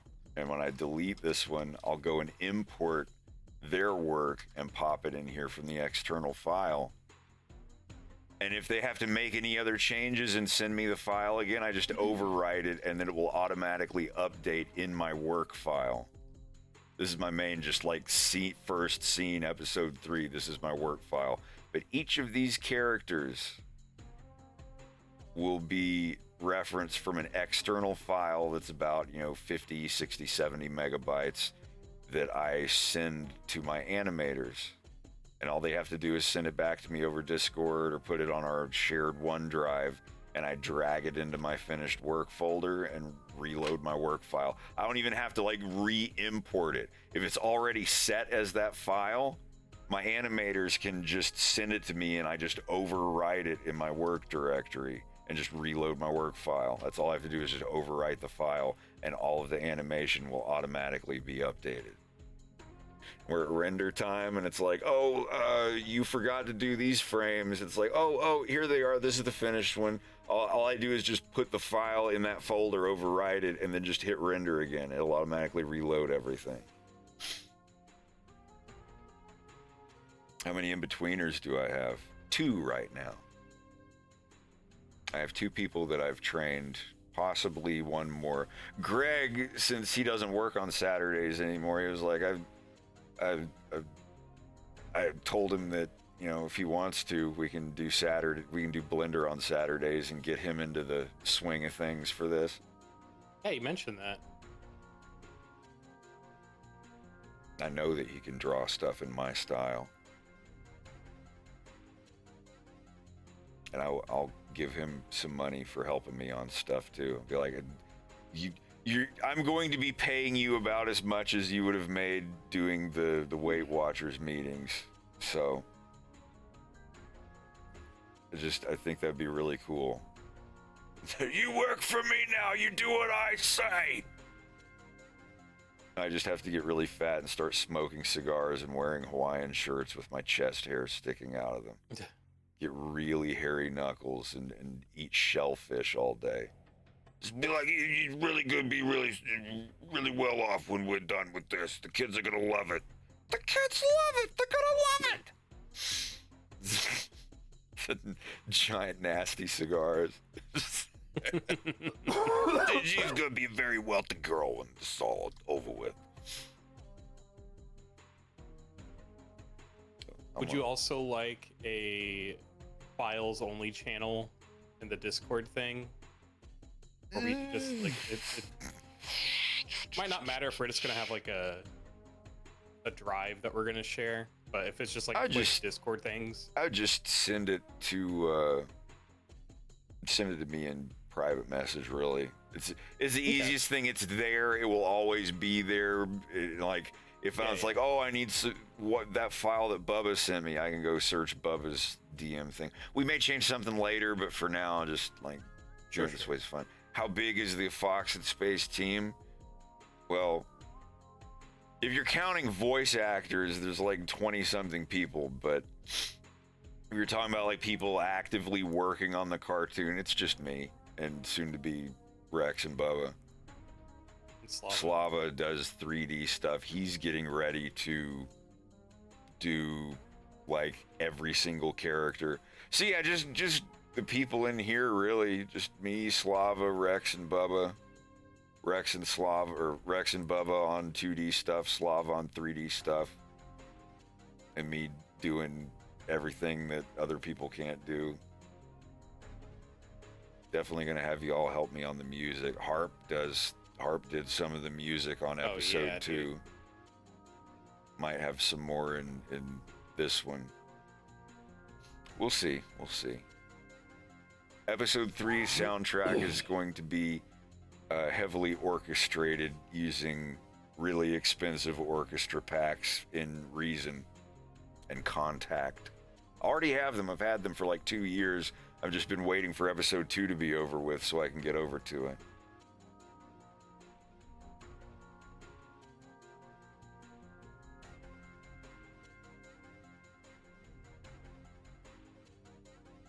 Hey, volatile. How's it going?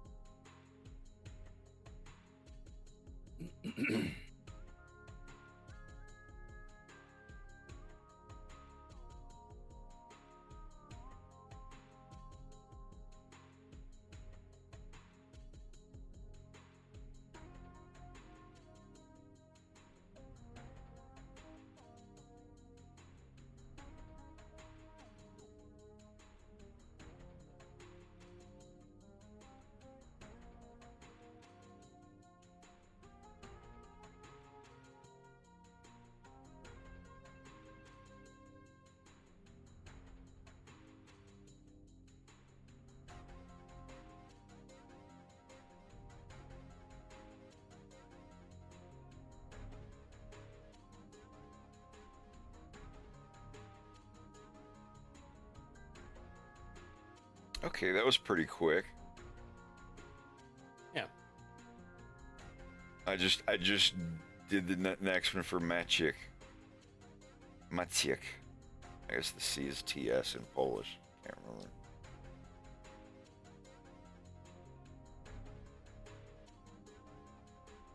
Oh, you already sent the file. All right, good. Yeah, I'm already on the third one now. What a file? Oh, the Blender file that he got set up for me. Yours is in the chat as well. Oh no, I was making an O file joke. Is something It was great. unholy. I'm tired, man. I'm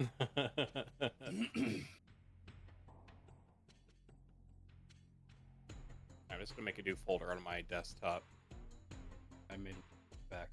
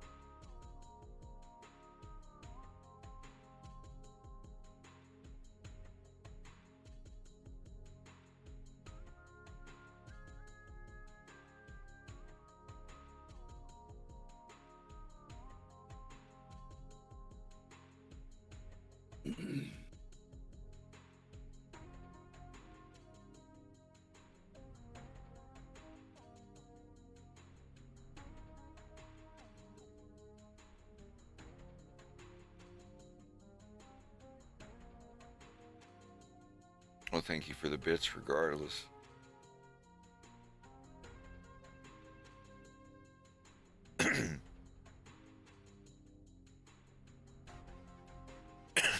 Excuse me. Well.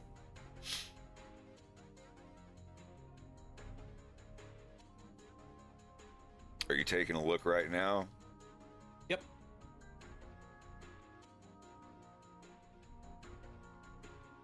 Saving my other Blender project real quick, and I'll... Because it crashed when I opened your file. Ooh, that's not a good sign. Oh.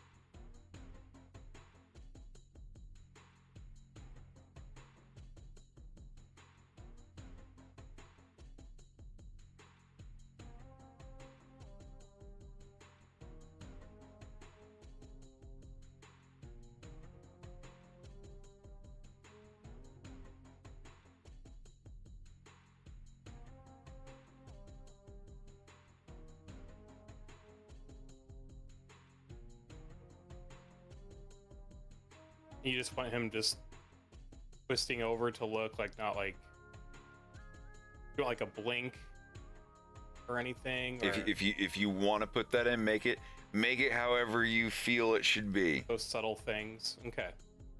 I won't overcomplicate it. I just didn't know. No, like, just but make it look just remember, natural. this is the very first shot of the cartoon. I want it to look nice. yeah. I have full faith in you guys. And even this is the thing, even if you like, if there's something a little missing from it, or I want an extra blink or an item move and you didn't do it, I can just go in and do it. It'll literally Do it take in me post, 15 seconds. Yeah. Just open your blend file and just go and be like, I'm going to make the eye move here, add an extra frame here. Even if you work in a slightly different way than I do, I'll be able to figure out where your lines and strokes are.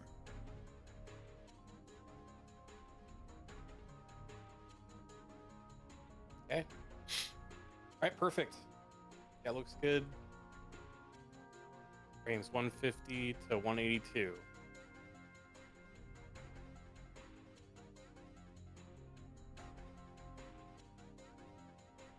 I downloaded the newest thing of Blender, but I forgot to actually click the button to install it. So I'm doing that right now before I check the file. I'm just using the portable version because I have other projects and older versions. So I'll just only open up 3.5 for this specifically and for sculpting. Because 3.5 has all these new like sculpting things, and like I mentioned too, the new grease pencil update for multi-frame copy paste. I'll have to pick your brain about the portable version.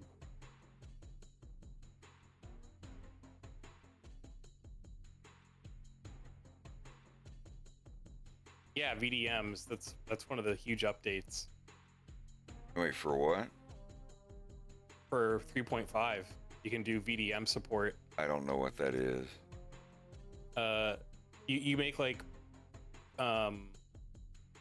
pre-made things that you can just like scale onto your model, like horns or muzzles or eyes or noses or whatever.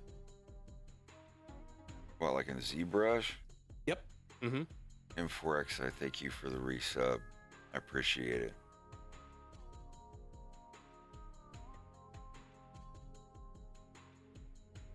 Sorry if I missed that Wally. I think I got the wonderful Wally earlier. But just in case, thank you. I appreciate it. Because I remember in ZBrush that there was a thing with like ears and noses and stuff like that. And you can just like just stick them on and it'll automatically like weld them to your model and everything. Now you can do it in Blender. You can make custom ones too. So these are going to be the frames, the key frames for my chick. My chick. Yes, my hardcore. All right, I'm gonna brush my teeth and get to bed. Alrighty. Yeah, but I'll work on this on Yeah, stream yeah, tomorrow. It won't take long at all. I I'll sent probably get it y'all a little, done less you and than an Bubba hour. both, a little something. Because even though this is practice, it's still technically work. But, anyway, Well, thank you. have a good Yeah. night. Yeah, you too. Enjoy your stream. See you tomorrow. I'll try, no Have a good night, promises. dude. Forgot I was supposed to tell.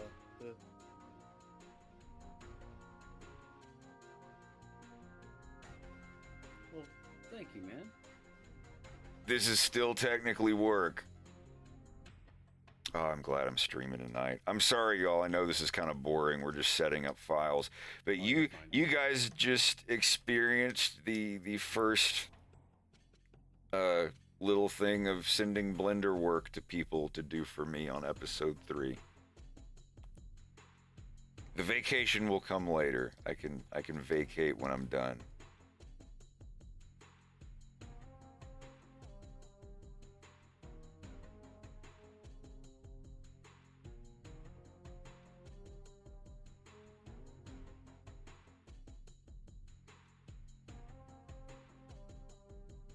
I'm excited. Bubba, like I said earlier, no pressure. Just do what you can. If you're confused about something, let me know.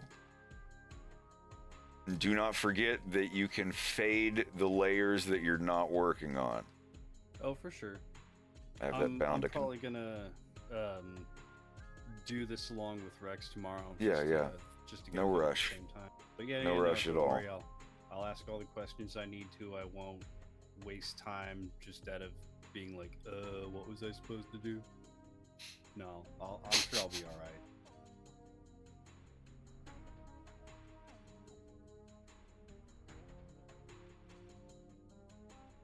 Okay, so that's 160 to 192. All right, not a problem. Remember, it's every other. It's only the even frames. Yeah, you do it on 2s.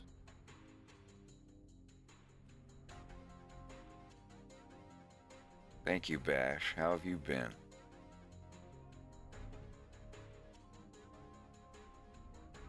It's been a crazy couple of years. 2020 was great for me, though. I know that's when COVID started, but holy shit, that was the year that I moved over to Blender. Blender really saved my career, if you can call it a career.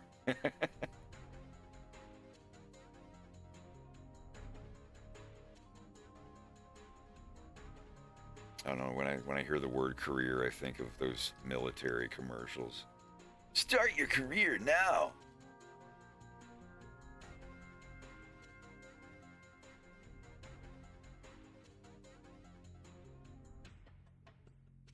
What made Blender faster? It's just the editability of everything. You can do all this crazy stuff in Blender that you cannot do with anything else. You can, like, just everything, changing the thickness of your lines, only changing the thickness of one area of your lines. You know, like how much, like, you can't do all this stuff in Adobe products ever.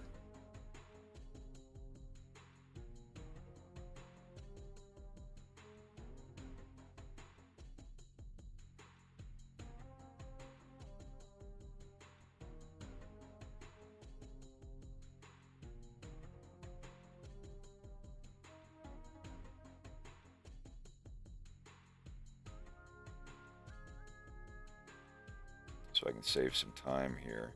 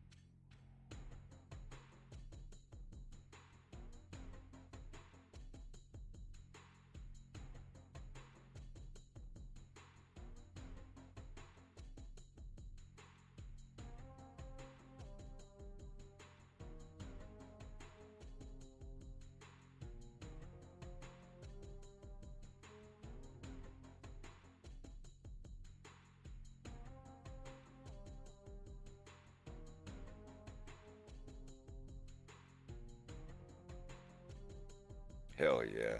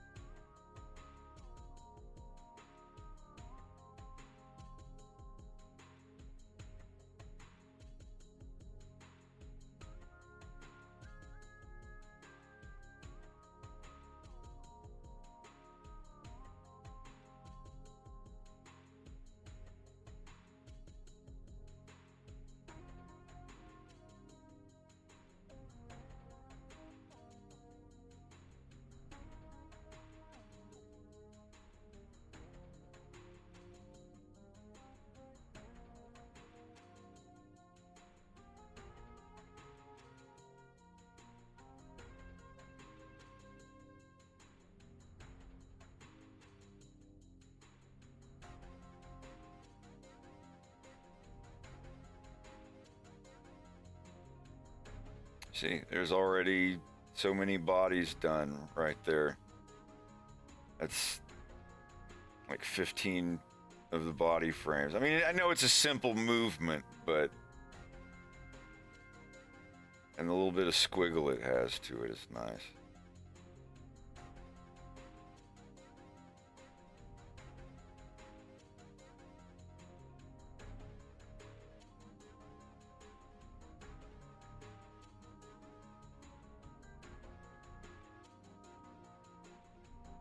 Sailesh Kumar Singh. Hello, hello.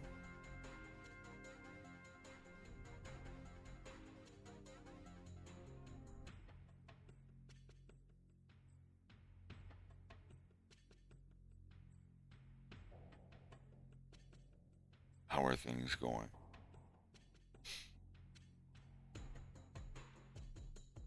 And see, this is just this file. It's just this object of him. And now I go over to the actual working file, the one that I do all like the 3D modeling and everything else in. And this guy here, I'm gonna delete him. Well, this is how to pull in from an external file. First, you got to pull in the other one. It should be, you go to File and down to Link, and you go into that file. You can't see the screen right now, but I'm going into the file, going to his folder, and hit the file for shot 1, going to the G pencil folder, and there it is, animation, Maciek, or Maciek, shot 1. It should be here-ish. Yeah. Don't know why it's flipped like that. But anyway, it's there.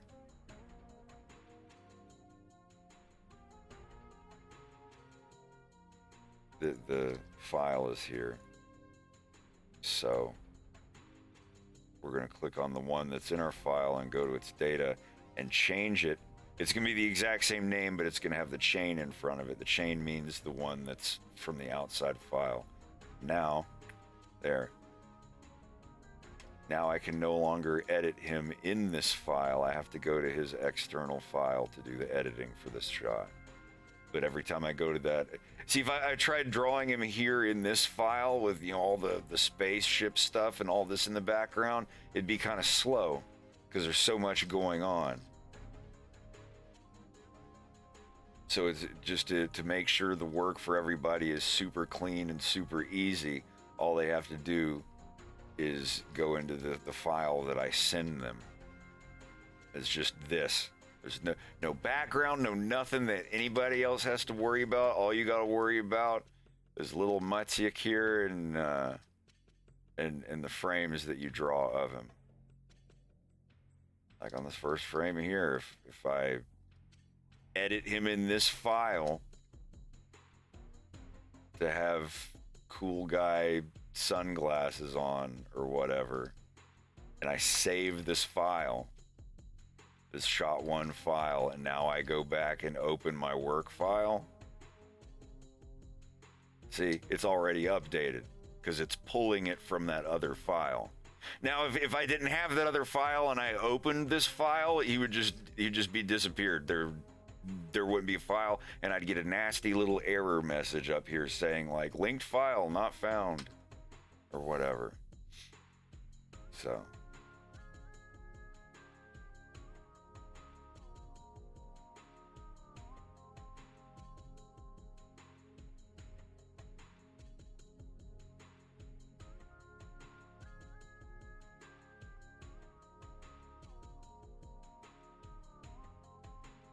So now I just start working on this guy.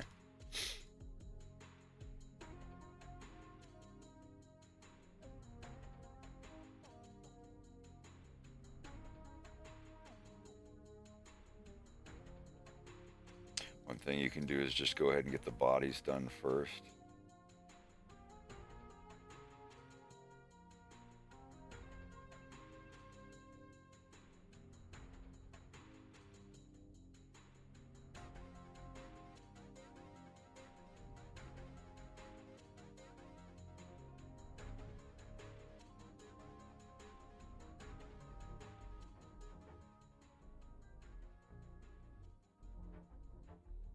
And for characters with little slight movements like this, yeah, I'll tween the bodies.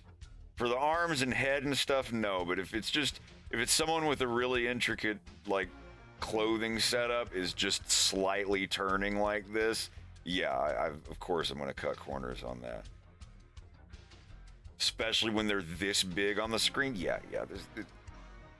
There's like, I do every frame individually and like, yeah, for sure. But there's some little places, if an extra is just doing a slight body turn, I'm not going to sit here and draw every, got to learn where you can cut corners.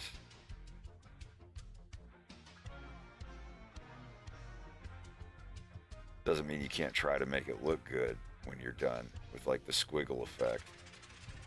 This stuff. I programmed that myself.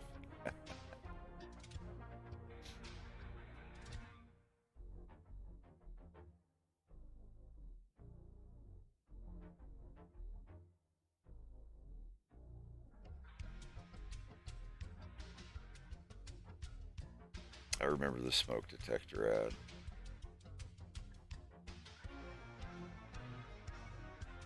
This will be good enough.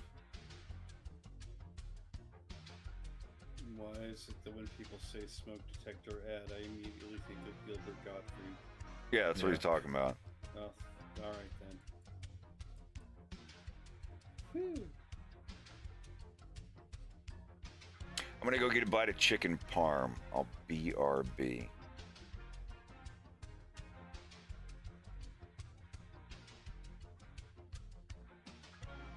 I'm gonna go take out my contact lenses.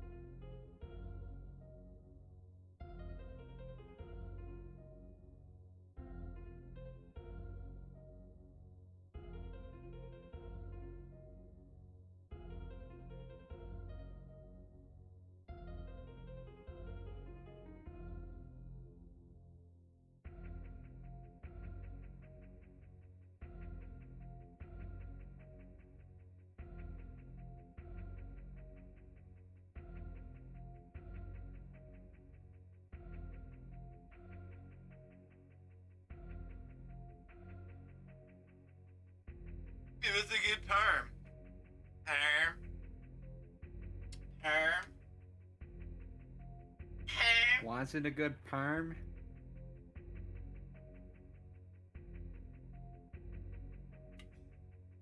Perm.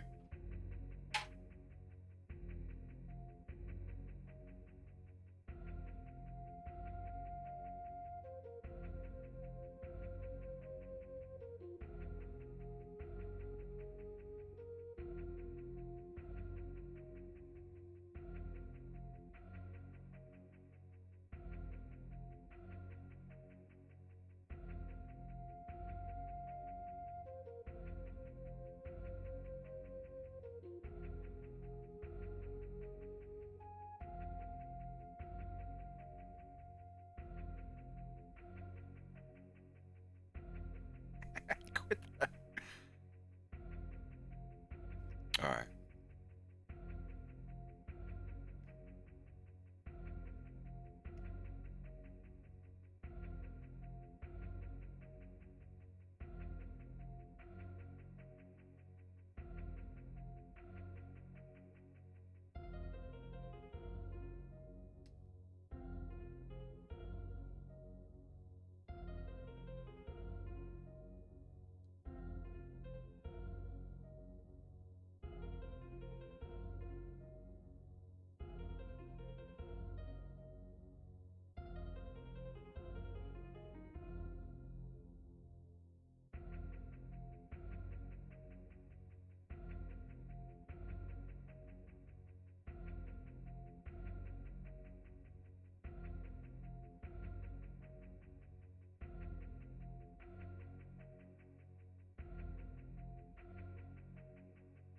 All right.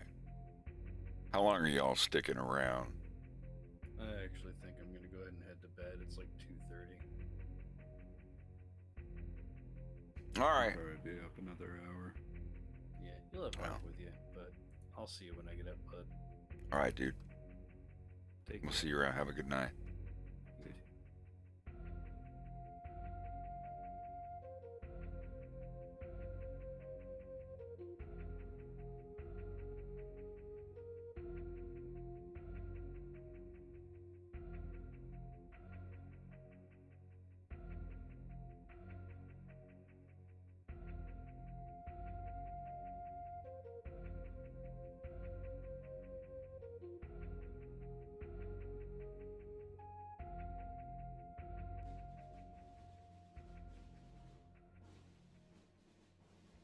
I'm staying. I'll be here for a while. I've got a lot of work to do.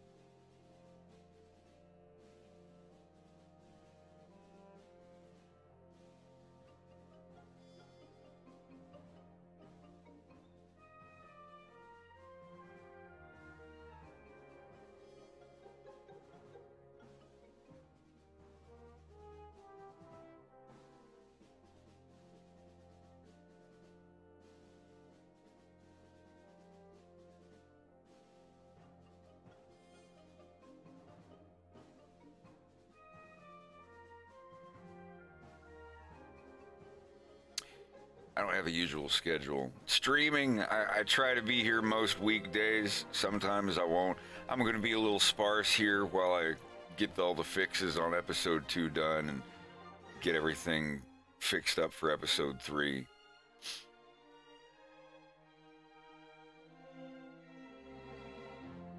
Now, I subdivided the bones, but the weight paints don't subdivide, and I'm too lazy to go in and do it. It's not my model. I already told Slava he'll fix it on the next ones.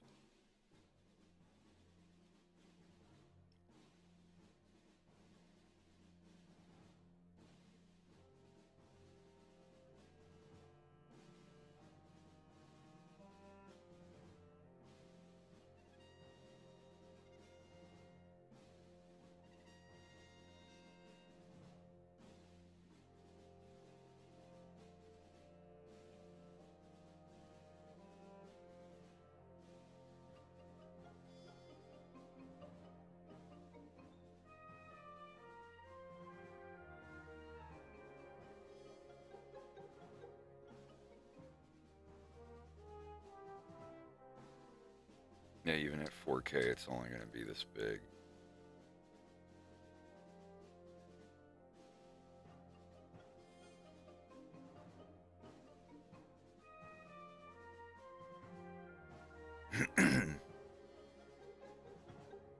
Still a lot of frames saved, though. Jesus.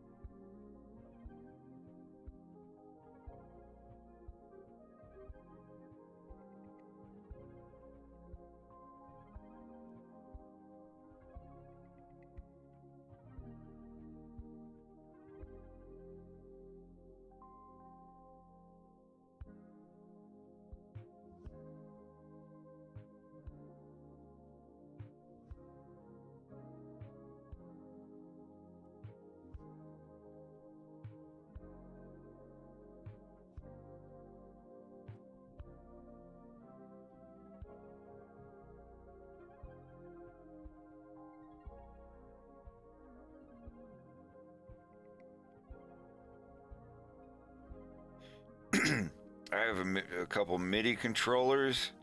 The only actual synthesizer I have is Behringer DeepMind 12.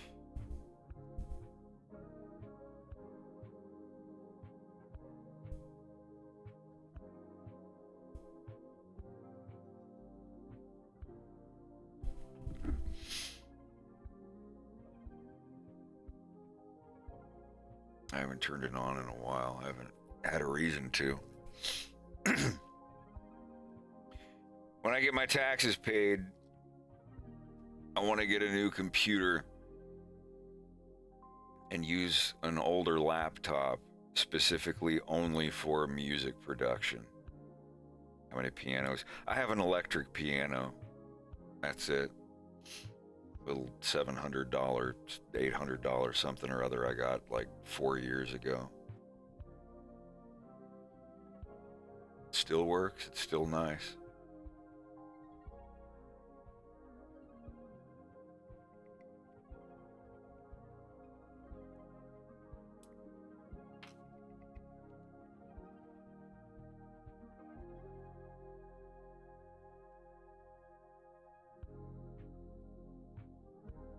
I still don't know how to play piano. I self-taught, play by ear. I never really... I tried getting lessons, but it was just fingerings of Hills of Montezuma and stuff like that. I went like twice and just, nah.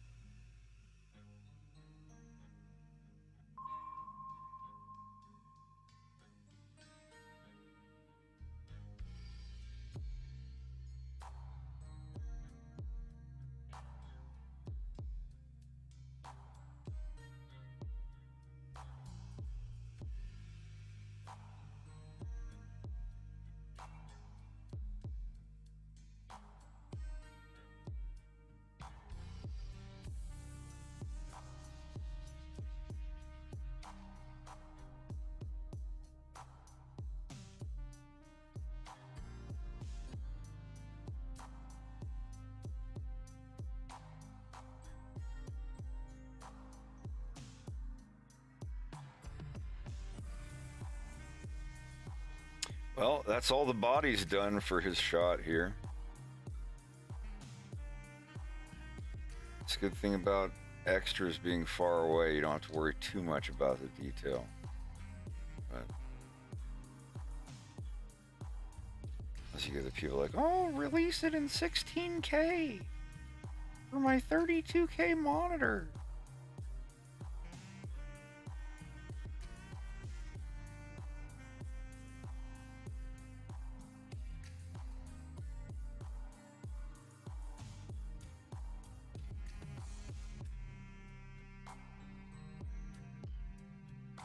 Have a good night, Bash. Thanks for coming by.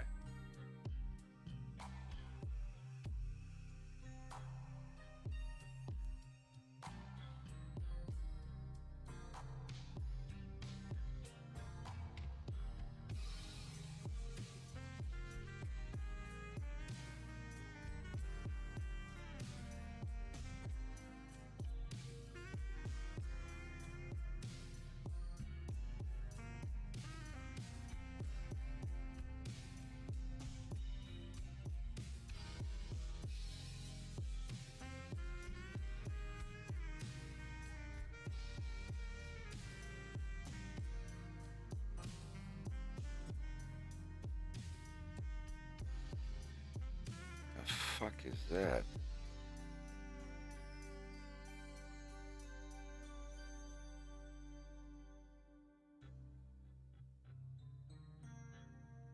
What?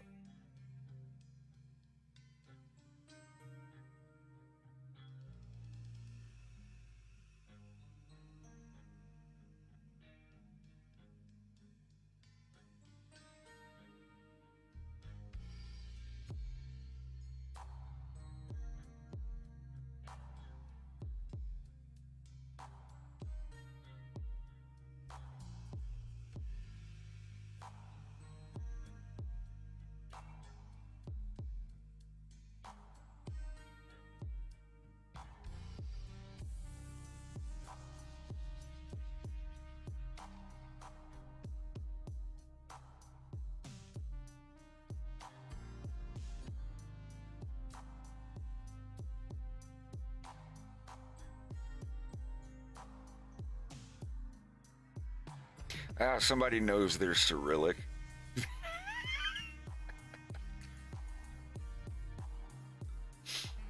That's the first thing I did when I learned Cyrillic. I was like, read this. My Russian friend. It's like, what does madafaka mean? I was like, I just went, madafaka.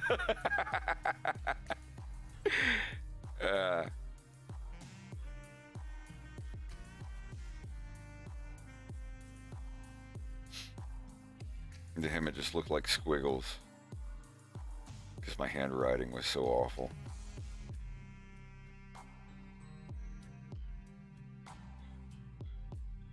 I copied over the rig and the mesh, but I did not copy the shashlik stick.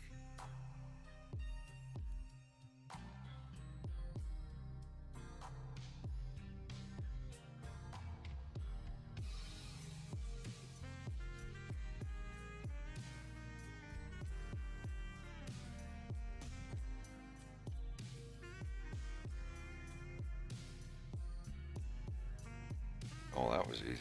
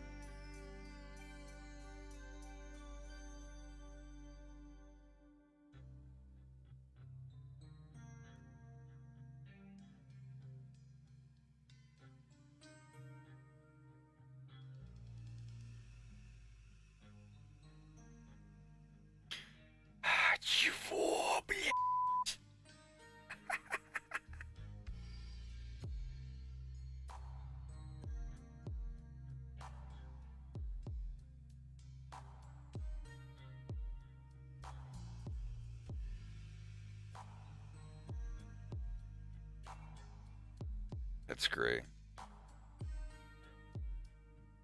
Sonic the Yojik. Is there a Russian version of that? The Russian dub of Sonic the Hedgehog?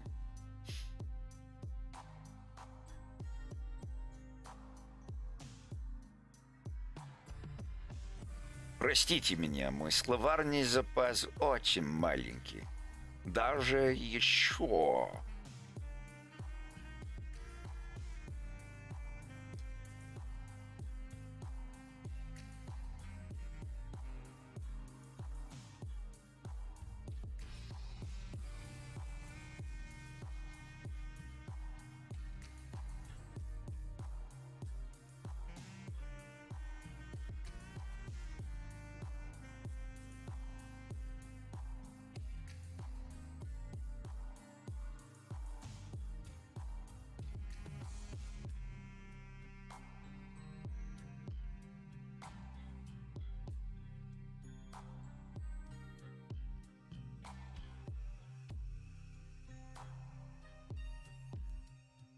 I'll try to talk more Russian when Slava gets here. I have been trying to get back into practice just a little bit.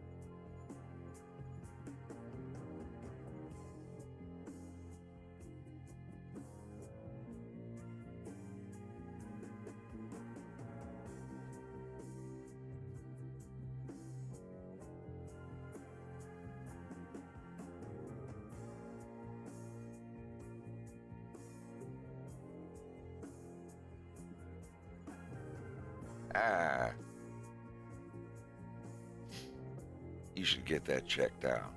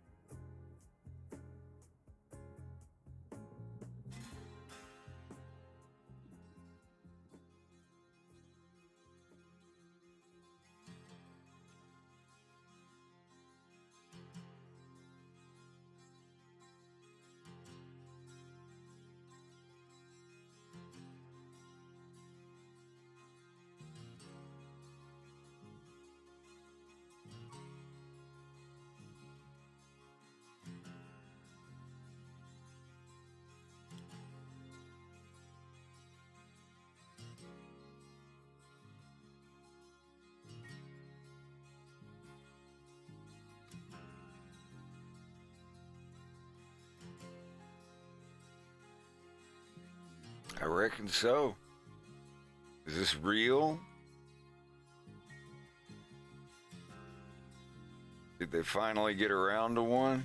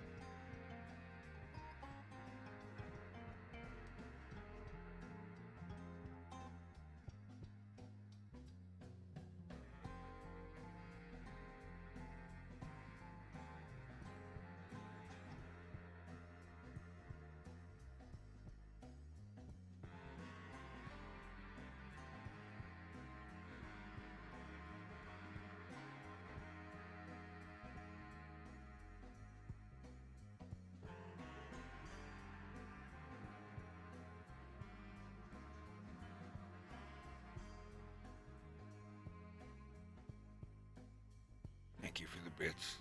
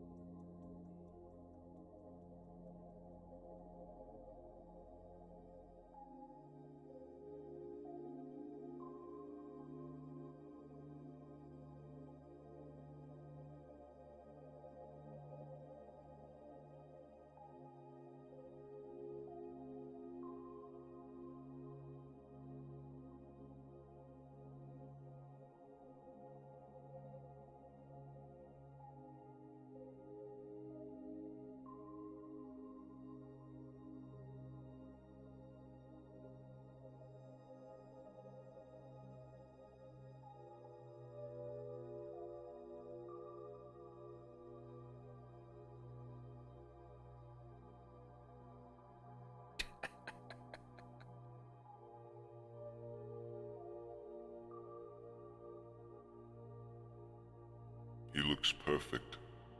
Now let's rotate him and see him from the side. Oh!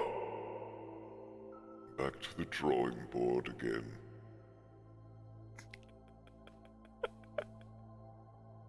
Every fucking time.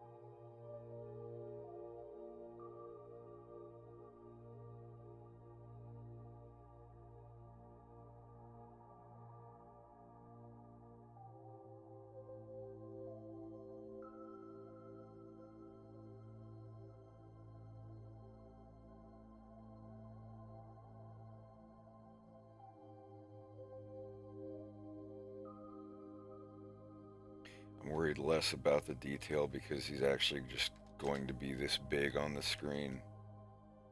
So I won't go too hard with the teeth and the mouth and stuff. He's really actually only going to be like this big.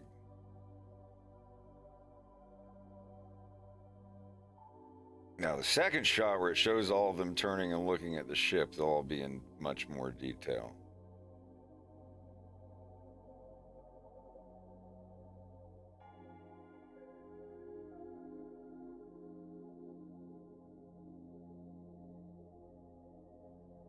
I think I'll do the hands and arms last.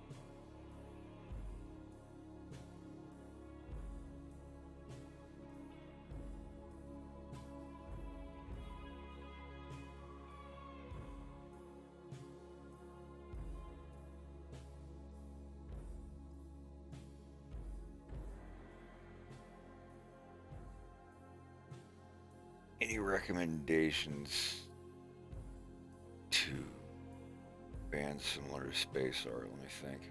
I know just what to recommend you. I know exactly what to recommend you.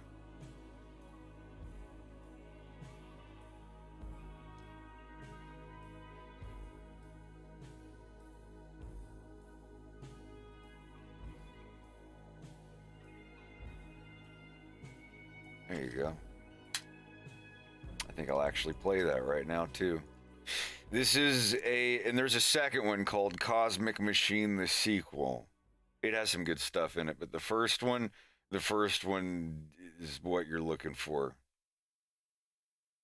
Space Art's actually on this compilation. It's one of, I don't know, one of their less signature songs, but I've been listening to this compilation for almost 10 years now. Find it. Cosmic Machine. It's basically French synth music, like Space Art kind of stuff, from 1970 to 1980.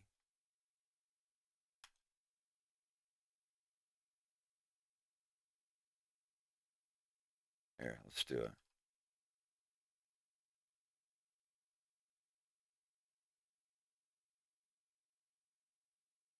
I'll have to add a Winamp auto, won't I? Or audio. Let's see.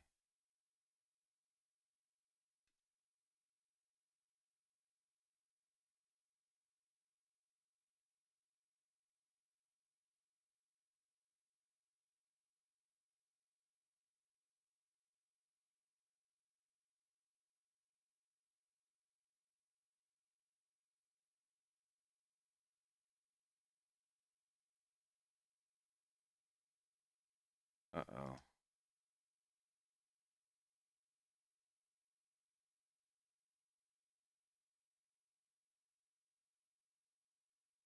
Well,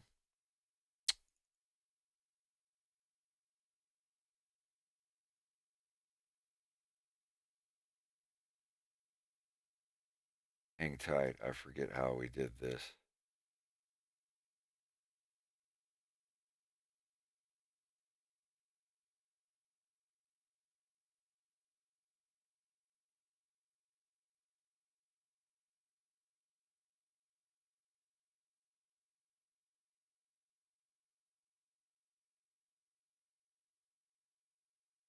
Copy.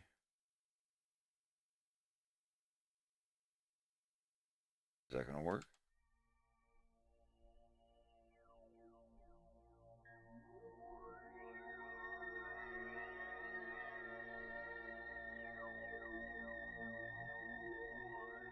There we go. That's what I was.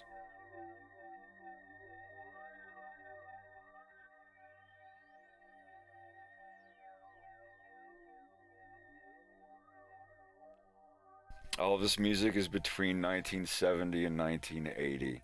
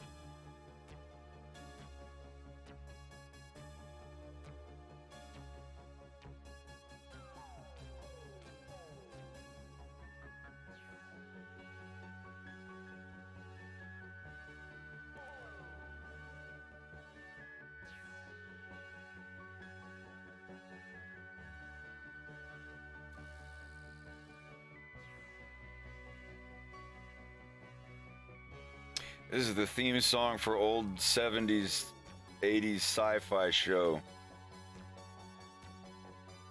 You might recognize the two people who star in it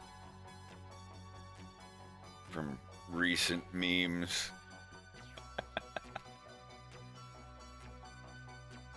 I actually have the mini soundtrack to this on a little 7-inch. Actually bought it a couple weeks before they died, I think. Pump it. Load the Elon FUD. Load the China FUD. Dump it again.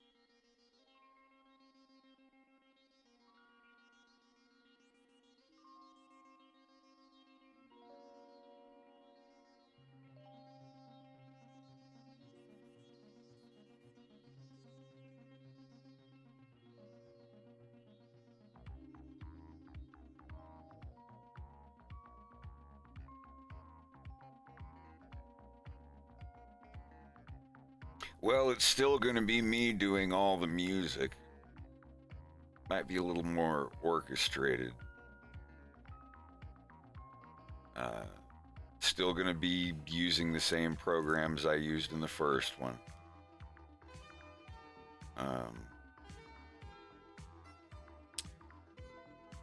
The music will still mostly be based on Star Fox music, but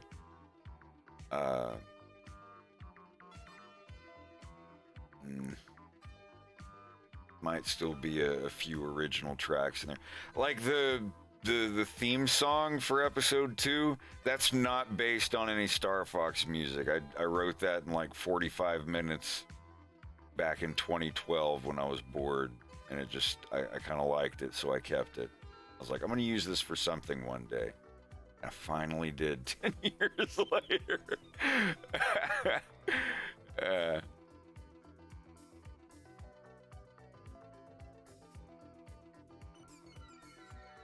I'm gonna buy a hammered dulcimer if I make enough money.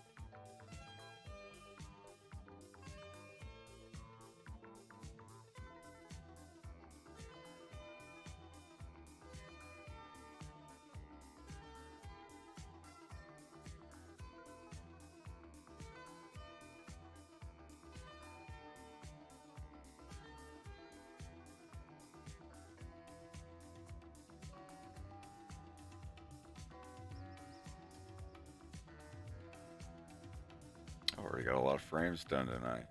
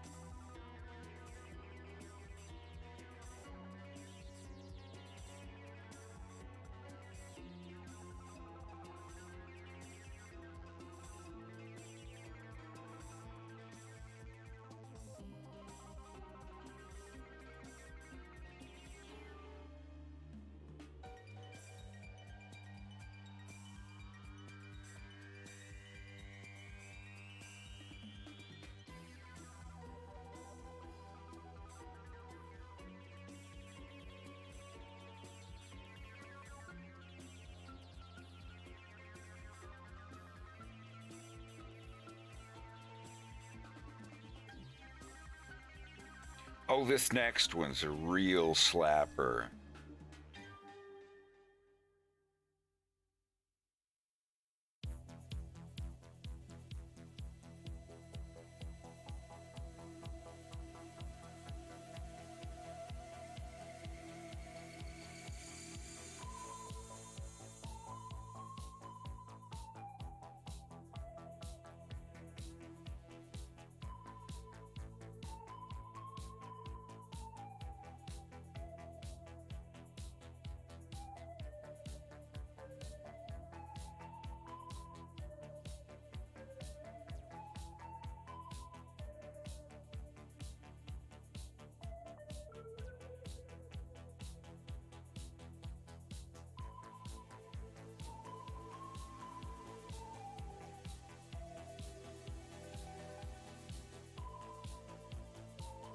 It's possible this was a fairly popular song when it came out in the Italo disco circuit.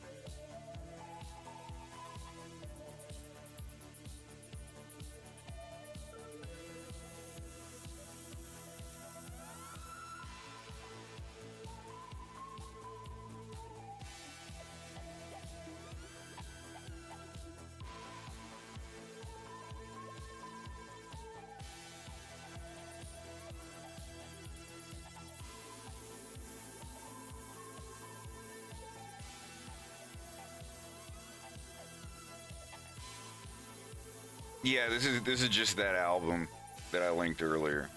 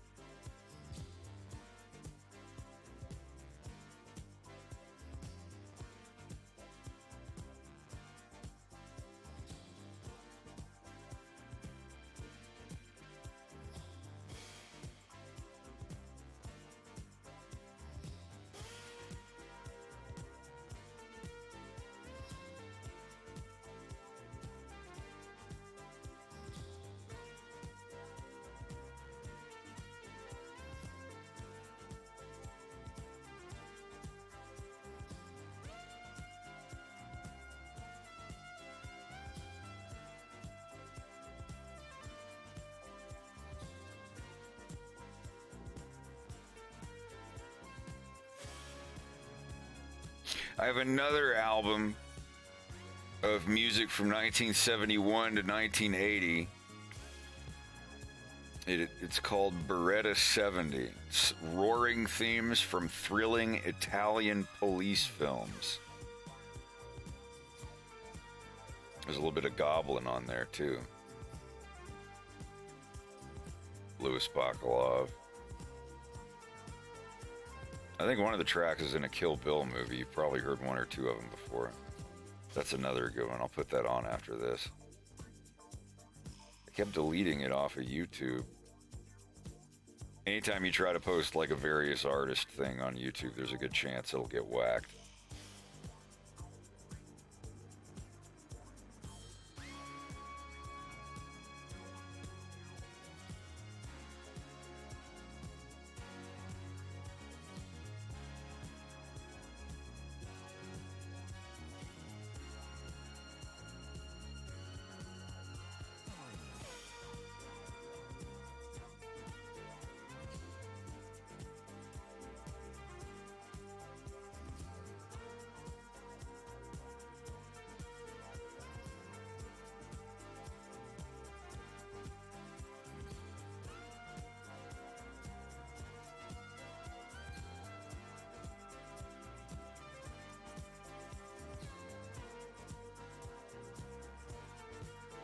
Another thing you'll learn about discipline.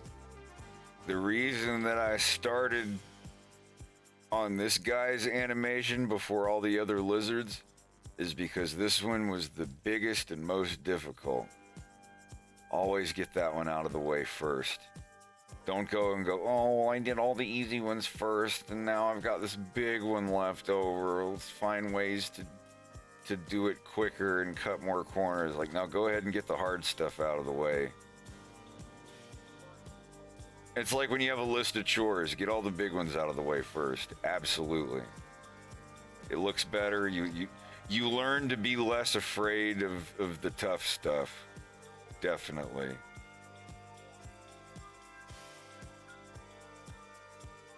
This album is so good.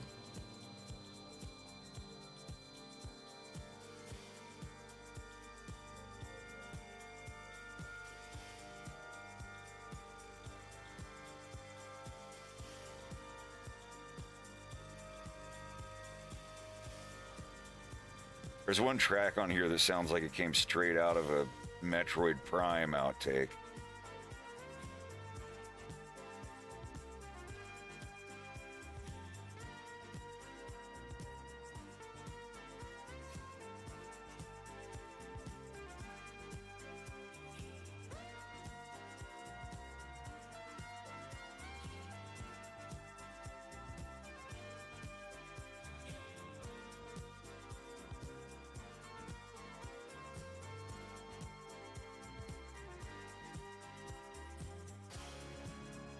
Yeah, lazy people are some of the smartest.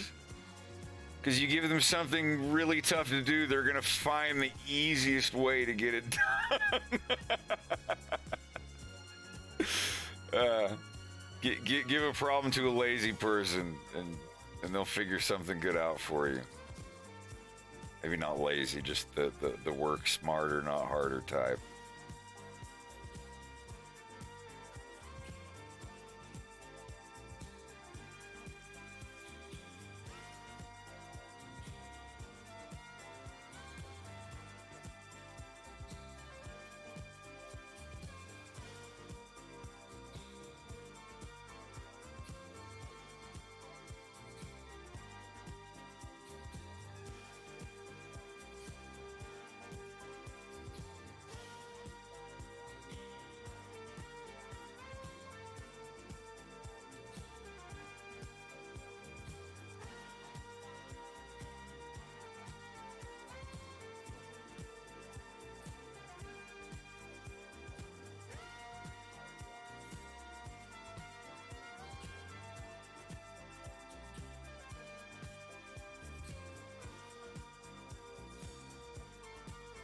That might be where I heard that from, but it's definitely true. I'm one of those people. I see some of the most cringy Blender tutorials, like go up here and click the thing and click the thing. go up to edit and click edit and go down to undo and click undo. I'm like, oh my God, stop, please. Please stop. They at least teach people keyboard shortcuts.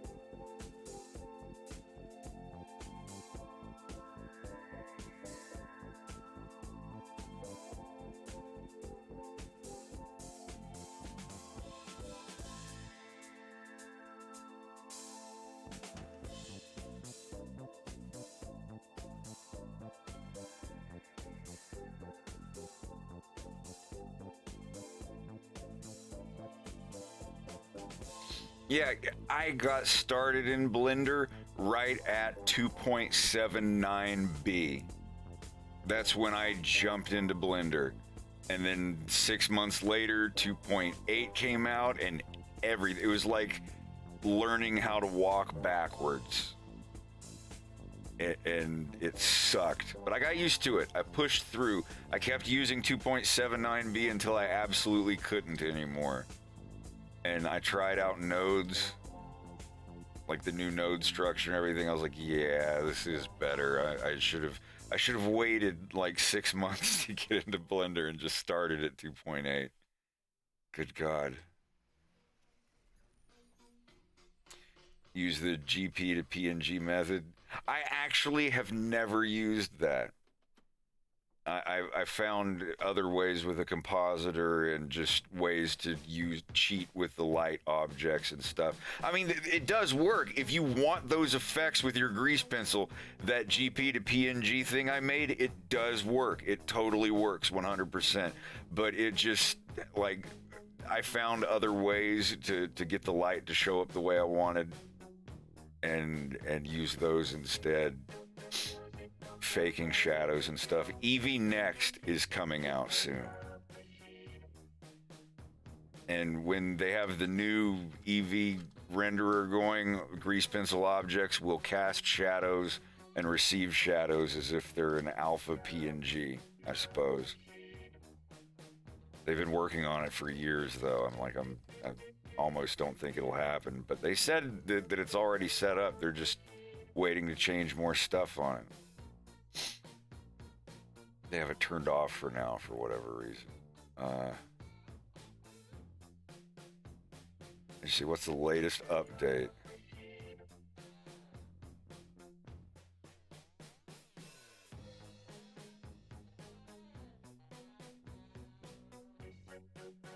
I'm gonna get in bed here.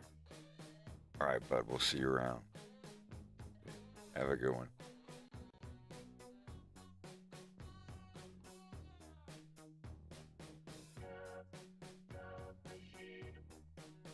The real-time compositor is very cool.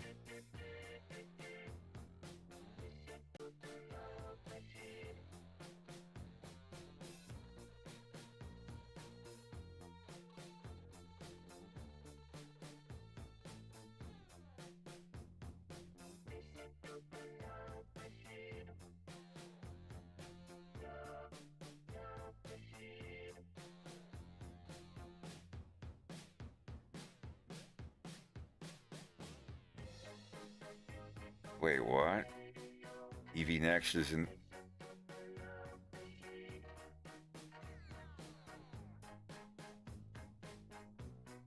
What is it? January 10th. New news on EV Next. Parallax occlusion mapping and displacement output. That's not what I want.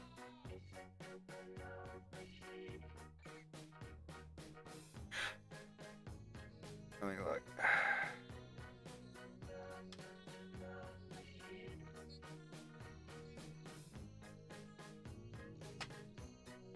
Yeah, let me look at something real quick.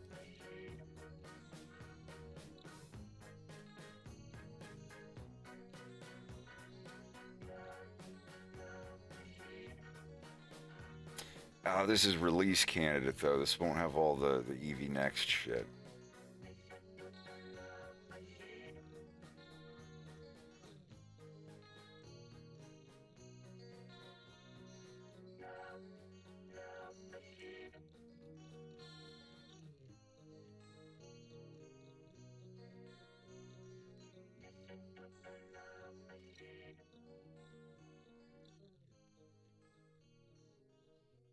Grease pencil objects are now treated as any other geometry and fully.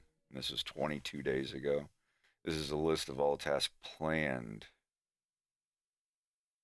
The initial release of EV Next is currently planned for the 4.0 release. Main features currently implemented for the 4. Okay. And this is how long? This is 22 days ago. That's recent. But yeah, grease pencil geometry. Grease pencil objects are now treated as any other geometry and fully compatible with the shading pipeline. That's going to be in the 4.0 release. At least they're giving us updates on it. That's fine. As long as like a confirmation, as long as a confirmed date is set, I'm happy. So I've been waiting on this for 2 years.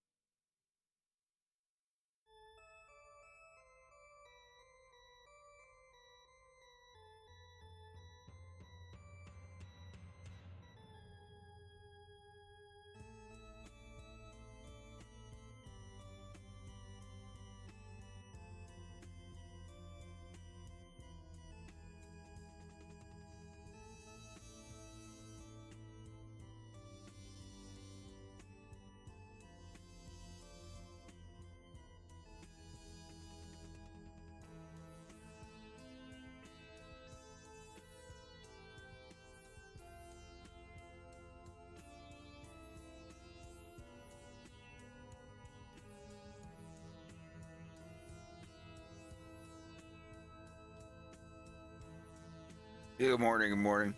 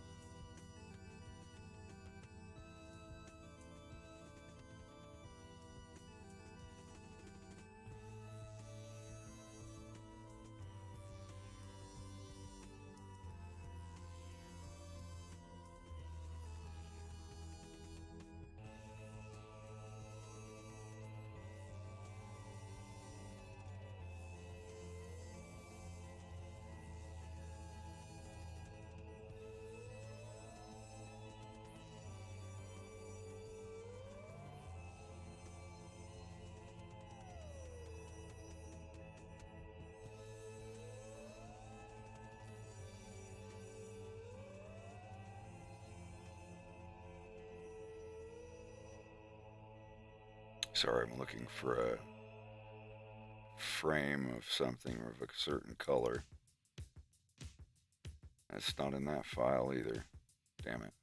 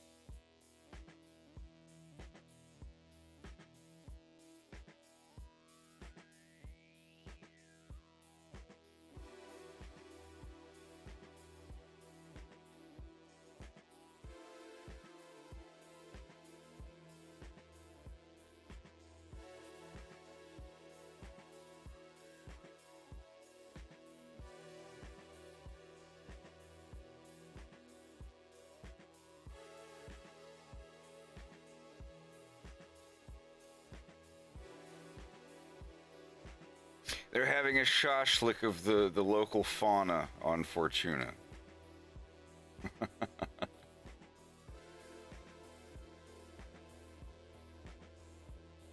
It's just the local bugs.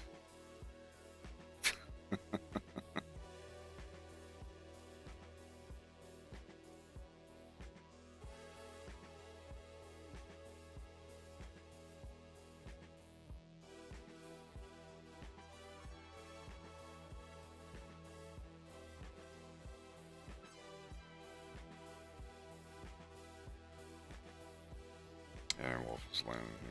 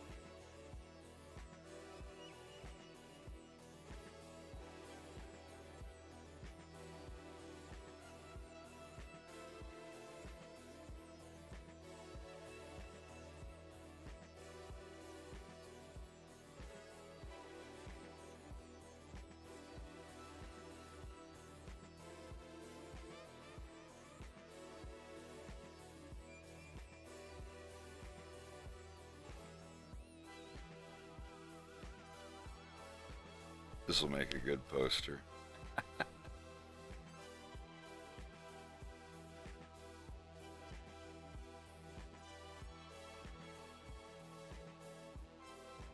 It's not too hard for me. It's all bugs and crustaceans and shellfish and stuff like that. They don't have birds. They don't have cows that they milk. I figure that, like, having humans and birds and four-legged animals like cows and horses and stuff seems to me way more weird than just making their own aquatic wildlife of like crabs and sea creatures and stuff like that. Big bugs. And plus these are lizard people. I always had it that all of the food that they would eat in this universe would look absolutely disgusting. And the way that they eat it is absolutely disgusting. But to them, it's like home. Even like James and Vixie, the scene I was doing where they're having dinner at a diner, like the food they're eating is just disgusting looking. They're eating it just like it's pancakes or whatever. God, remember in Twin Peaks the way that David Lynch depicted hospital food? Oh man, he must really hate hospital food.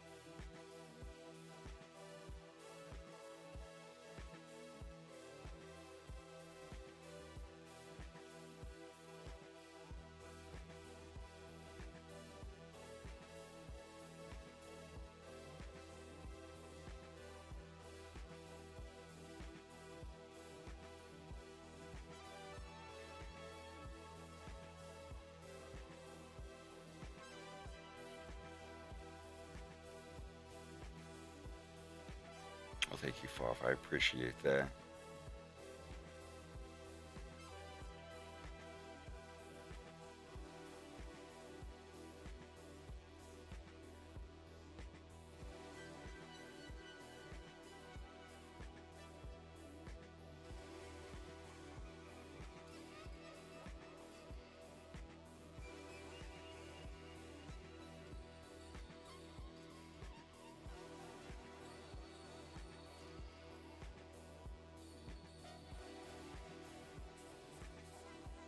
Do I play VR chat? I have a VR chat thingy, but I haven't been in there in like over a year. I don't know, my VR headset has controller drift. It's kind of a pain to move around. You're always skating to the left.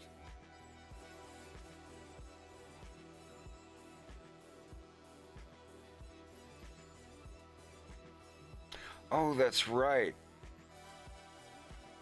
Yeah, I guess I do need to add an audio thing for that, don't I? God dang it.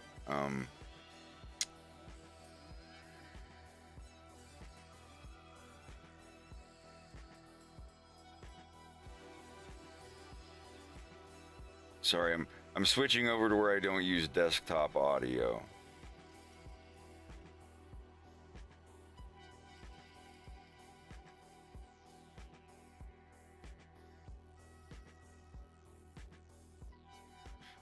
Wait, no. Hold on a second.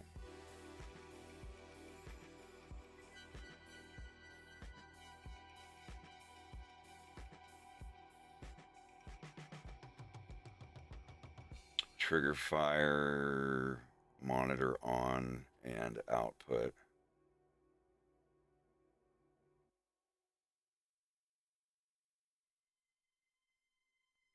This is when it sounds like Metroid Prime to me.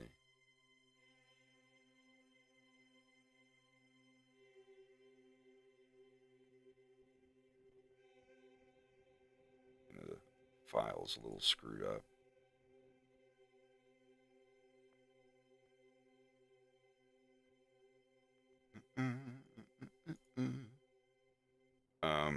Let me know if you guys hear this.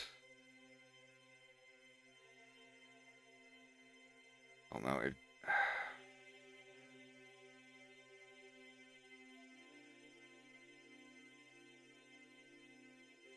Unhide all. There we go. No, well.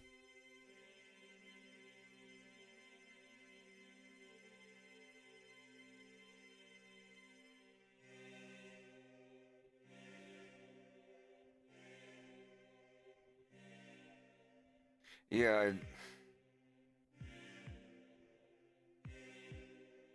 know.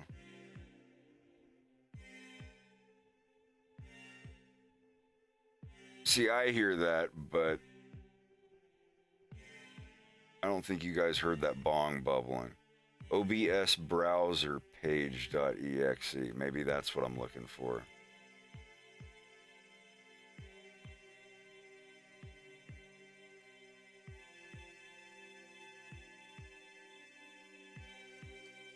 God, this is so complicated.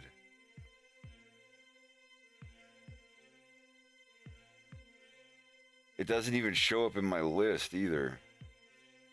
Calculator? Yeah, I don't.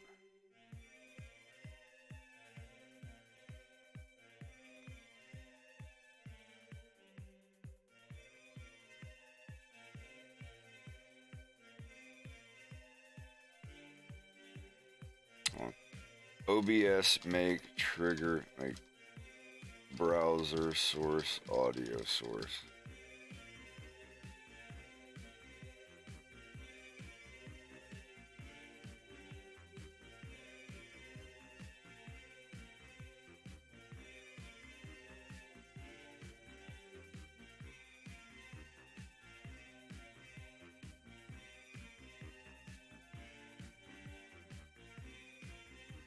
Yeah, I don't think this is going to work.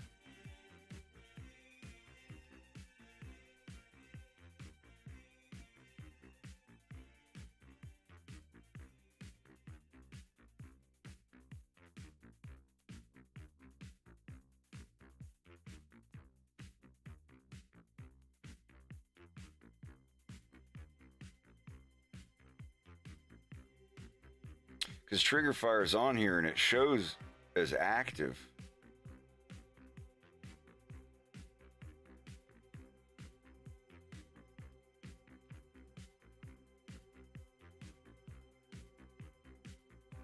I have it set the monitor on. I just don't know why it's not showing up in the list of stuff. Oh, there it is. Why is it showing up now?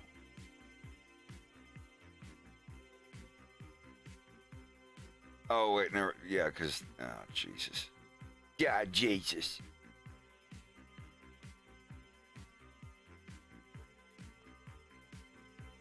What to do when the EXE is not in the list?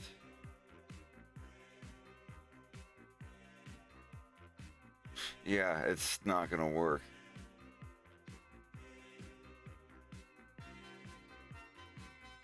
Wait, let me see. I can make trigger fire. Control audio via OBS. Maybe that'll do it. Trigger fire. Yeah, that's looking good. Hide. I think I figured it out. And sound alerts, control audio via OBS. Okay.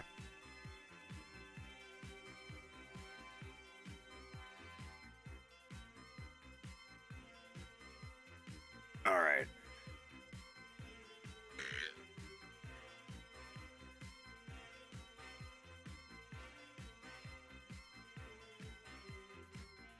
I didn't really hear anything there. Did you guys hear the belch? Trigger fire, monitor. Yeah.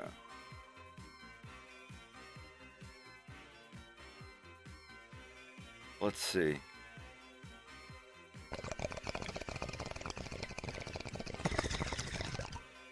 Yeah, they're really quiet. Let me see.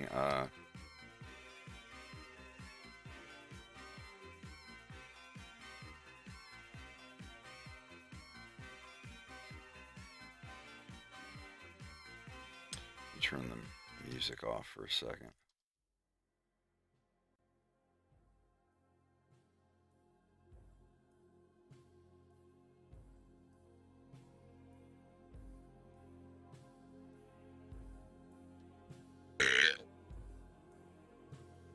Okay, that's not too bad. Can I adjust the monitor? This guy's fucking annoying.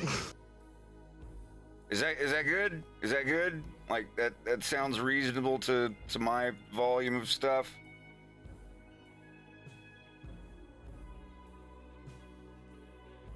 All right. Let me. I'm trying to make it where I can hear it louder, but yeah, that's what I'm saying. Like that's at full volume. Let me.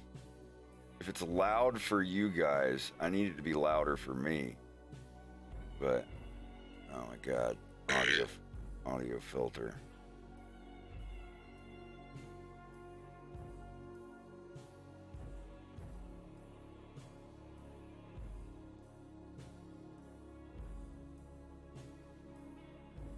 I don't. Careful, this might be a little loud.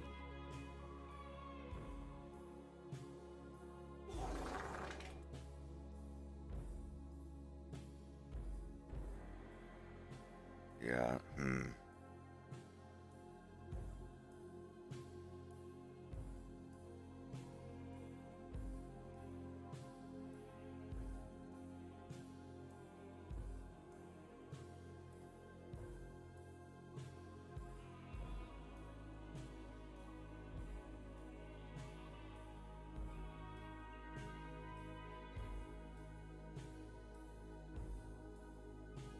Still not hearing audio winamp, audio trigger fire. Hold on a second. Sound alerts, Twitch alerts. Yeah, there we go.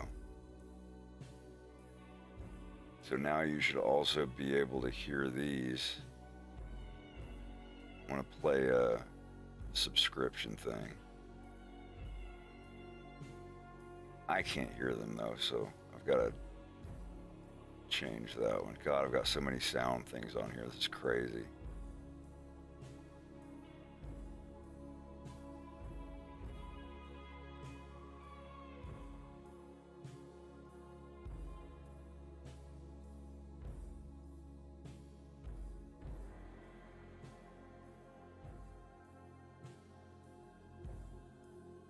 We'll get it set up.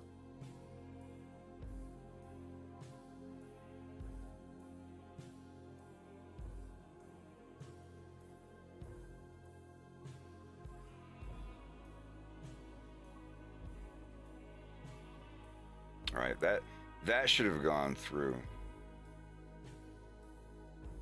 So I'm wondering if my OBS volume is actually turned down in the volume mixer, and that's why I'm hearing it so quiet. Yep, that's exactly it.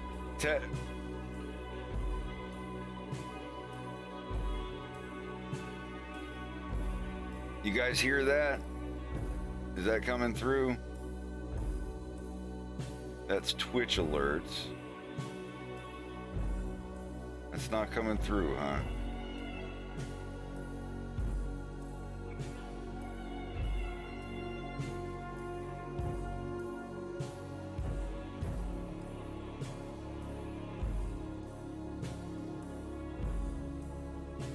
I'm gonna turn the music down a little bit.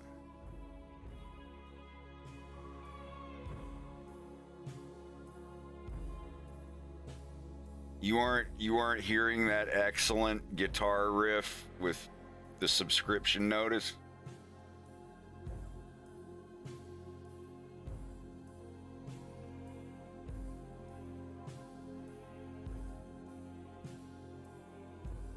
Oh, what in the fuck?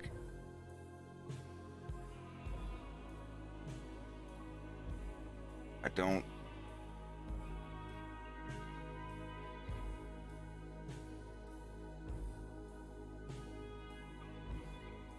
It should be playing. I don't know. It's not. My Twitch alerts isn't playing through. Because it shows it coming up on my screen as playing. Twitch alert. Oh, I see. None of the channels on the tick boxes are the channels 1 through 6. Why are none of them ticked? I'm sure it'll work now. Make sure not Discord voice.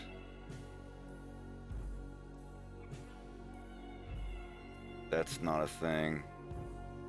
Audio Winamp, audio. Okay, I think we're good. So, how about now? Excellent! Anything? Still fucked up? Okay. Yeah, in the advanced audio properties, all of the audio channels 1 through 6 were turned off. Those boxes are so tiny. My monitor's like 4 feet away. I can barely see them. But I think we're good.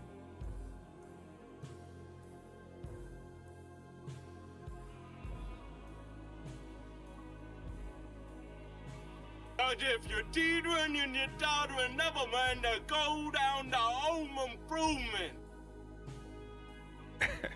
that should be playing. Did that work? Are we good? I think we're good now. I think we're good.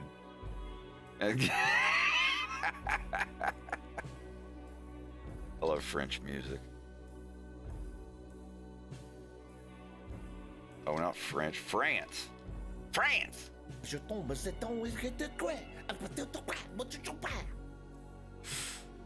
Good.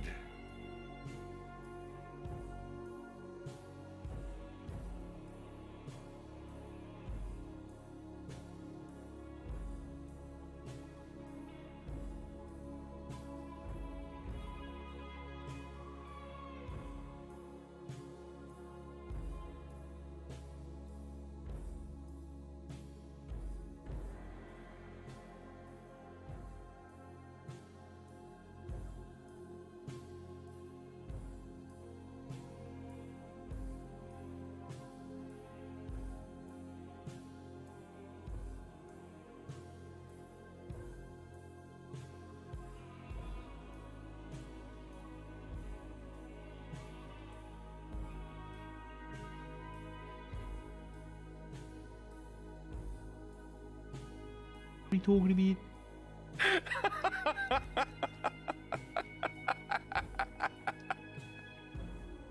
All right, I think we're good. As long as we can hear everything. I think everything's working now. I checked all the channels.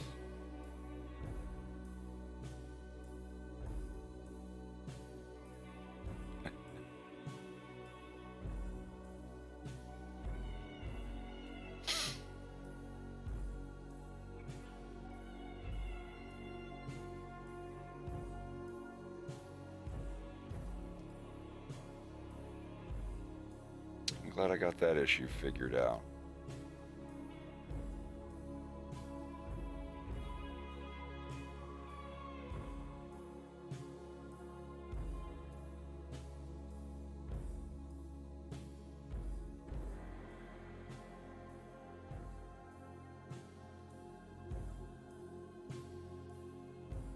Why didn't that work?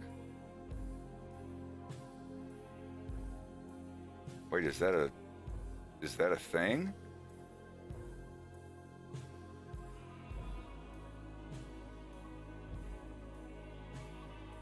No, I don't think that's on here. It's not in the list.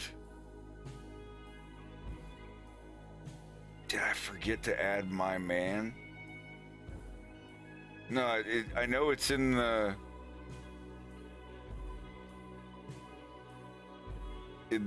I know it's on the... as a thing that you can get with points, but... My man. Yeah, let me see if I can add that one. I can't believe I didn't add that.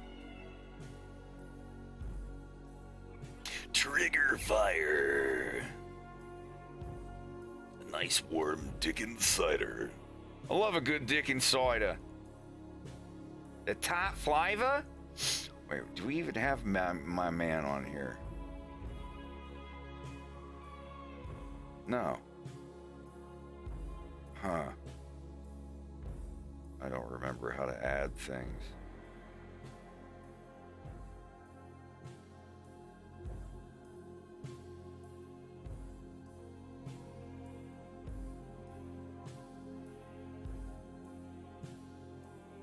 My man is not on here.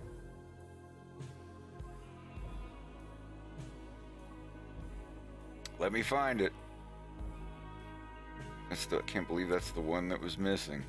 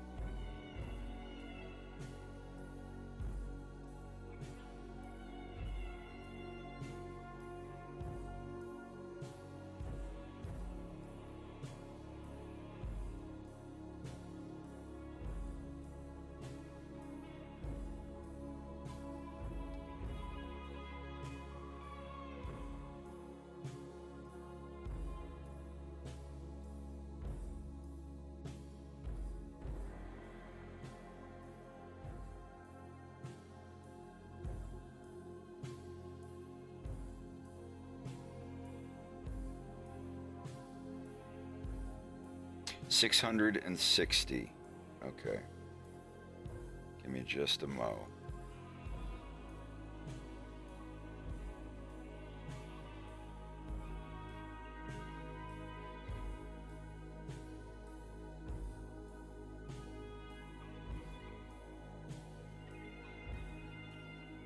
That's man subscriber 660. And my man should be All right. Let's give that a try. Trigger fire, refresh.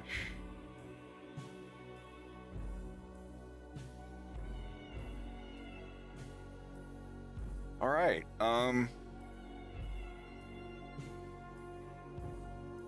Someone maybe try apostrophe my man. Or not apostrophe, exclamation point. Apostrophe. My man. There we go.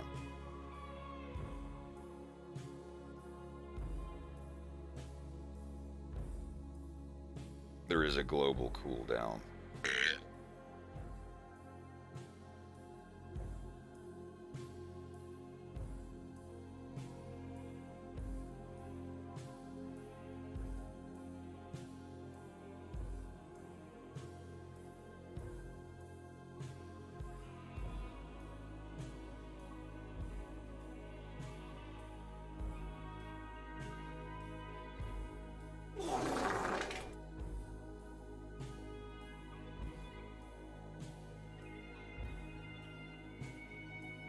Now I have to update the list.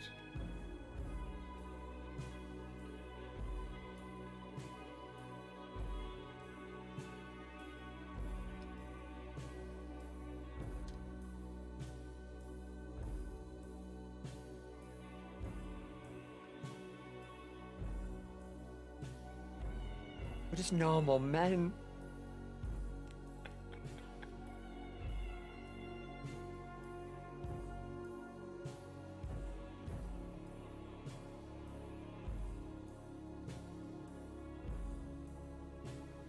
Why he's mad?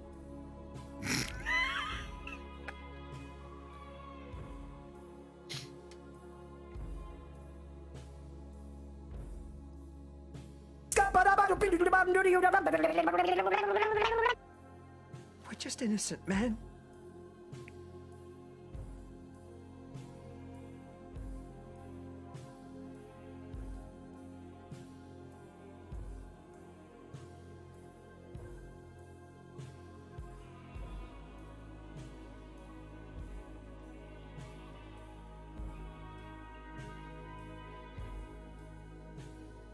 Oh, we've had these for a while now. I'm just making them easier to access. You need a what? I need a broskin.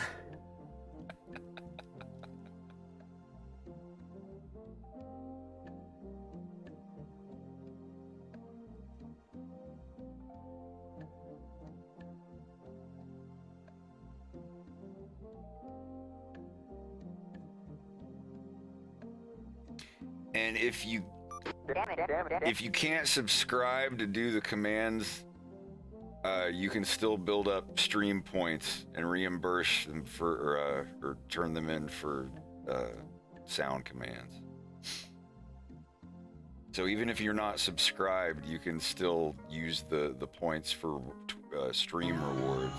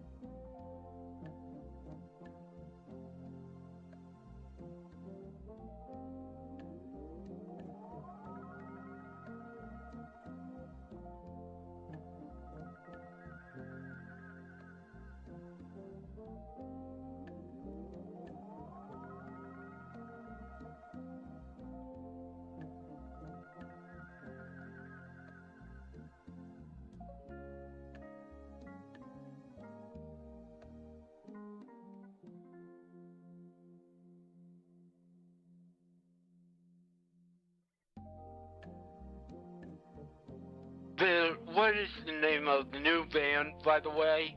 The Teammates. Rititaya, rubayatia, rachia, ribayaria.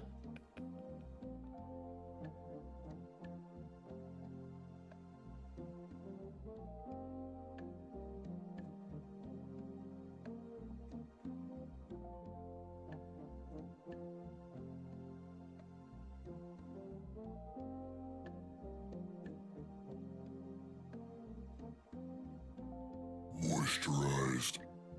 Can I see your legs?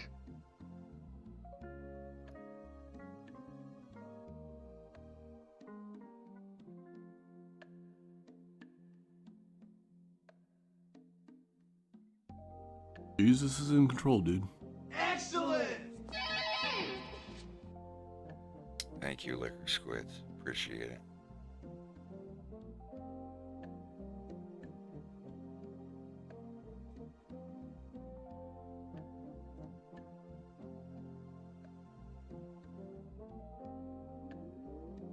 Why he's mad?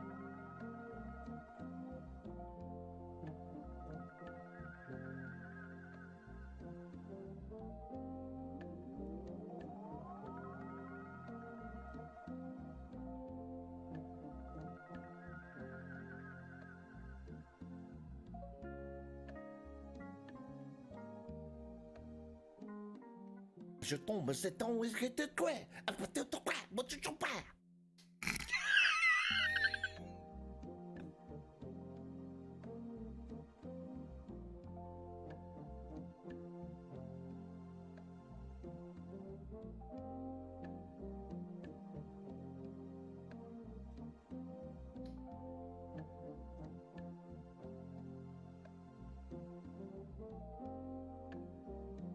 Hey, Sean Jarrett.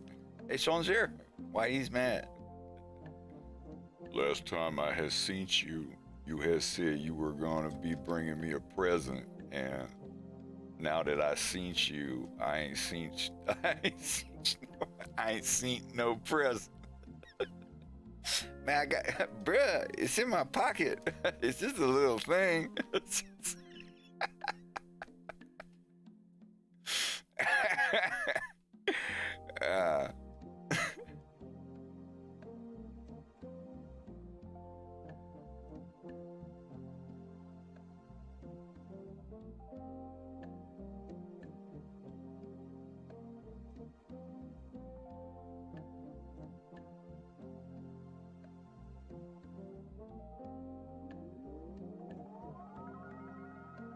We're just innocent men.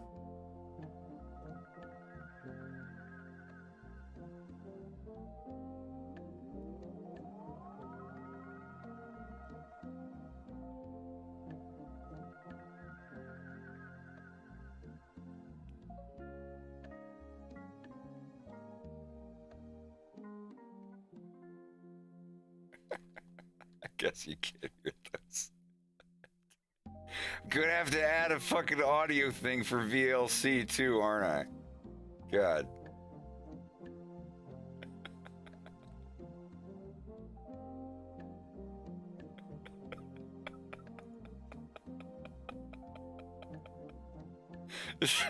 Executable. Good God. All right, yeah. I've got to add sound. I've got to add audio alerts for every single thing now. This is crazy. Or I mean, audio levels. Excuse me, honey.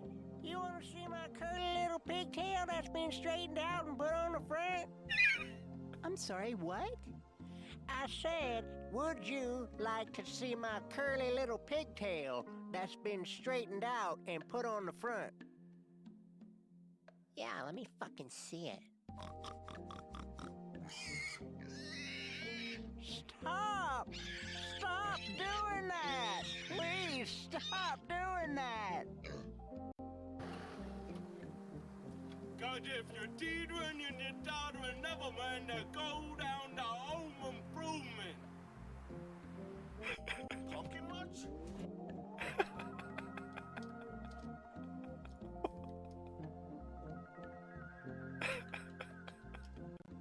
Pumpkin much? Quantum theory dictates that this pumpkin could be in two places at the same time.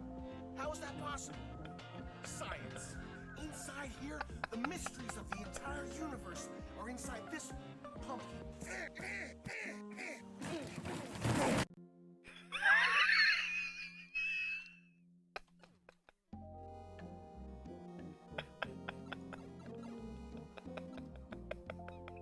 It's like every YouTube video ever. .avi. Good God. Whoa, click the bell down there for more science. And this pumpkin.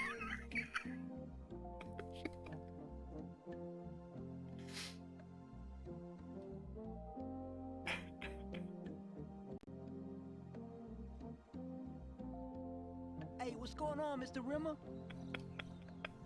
Oh, you boys just missed it. What we miss, man? Yeah, you just missed it. Come on, Mr. Rimmer, man, what we miss? Yeah, what we miss, man? A donkey fell into a bowl of sugar. that's a sweet ass.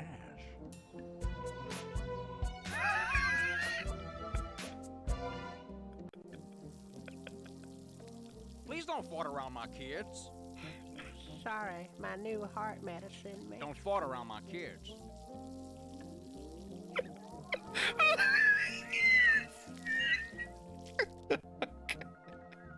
Quit. I quit. I'm showing too much.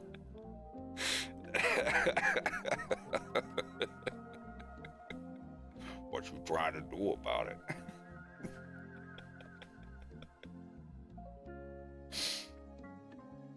Oh man.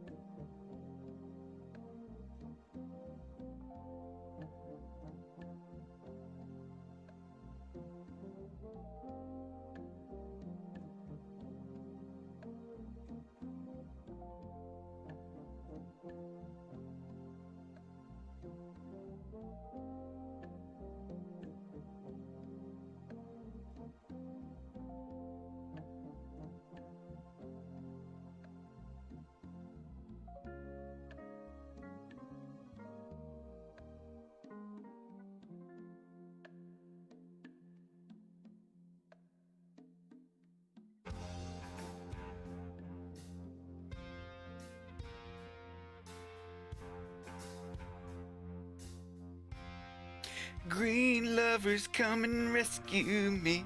Michelangelo, Leonardo, Donatello. Talking on stuff. Have a blessed day. You Kai.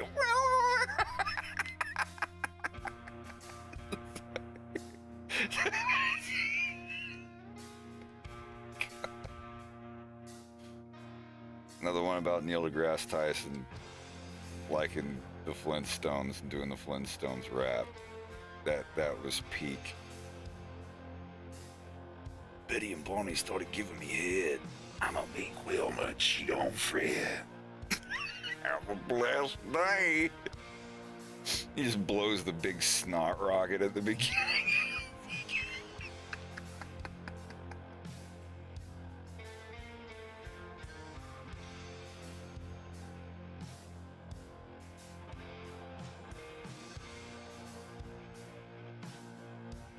Shouldn't give a shit about the claws, but I do. Good enough.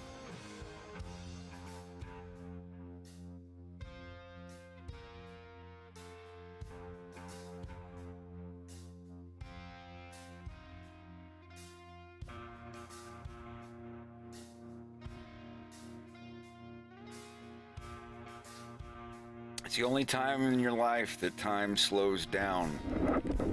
It's when you're waiting on something.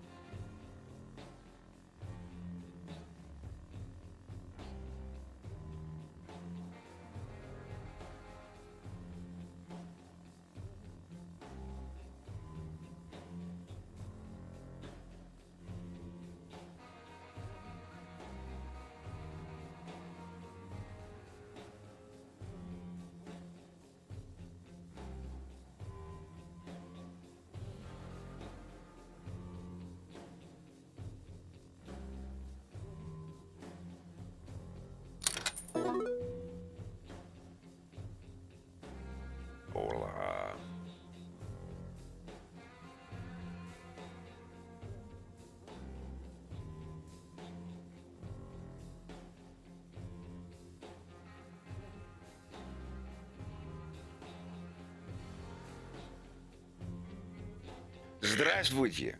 Как дела? Простите меня.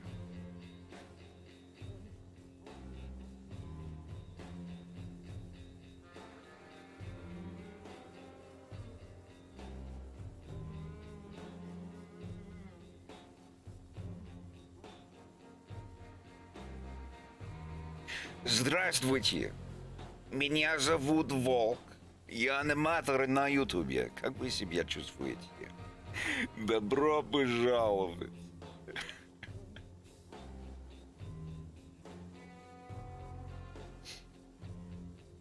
I hope you're doing well. Je tombe, c'est ton de quoi?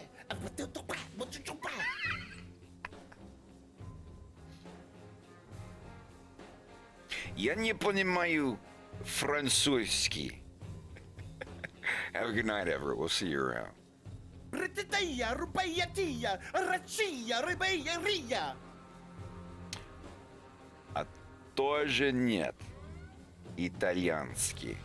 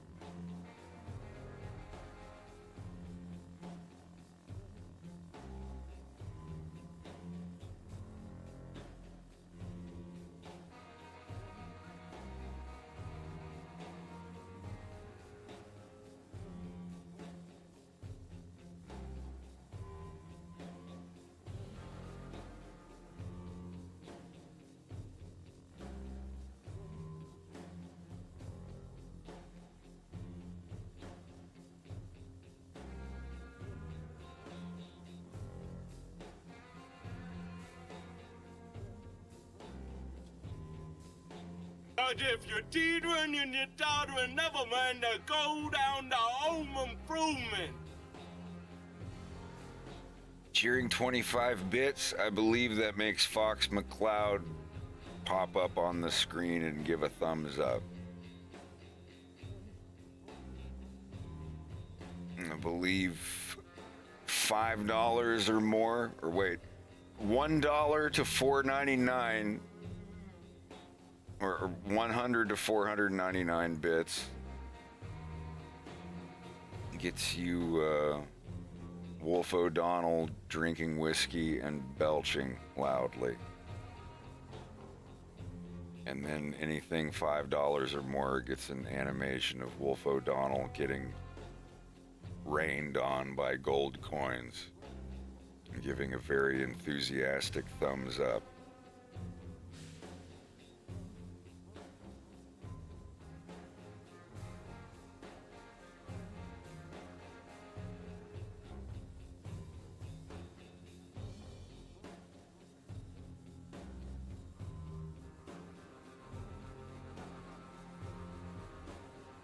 Shouldn't be tweaking these so much, knowing that it's only going to be like this big on the screen, but whatever.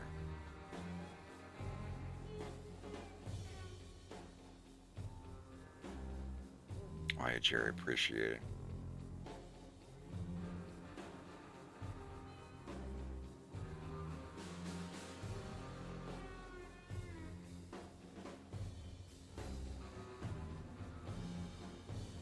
I need a broken. You need a whoop? I need a brewskin. Not gonna lie, I would like one right now.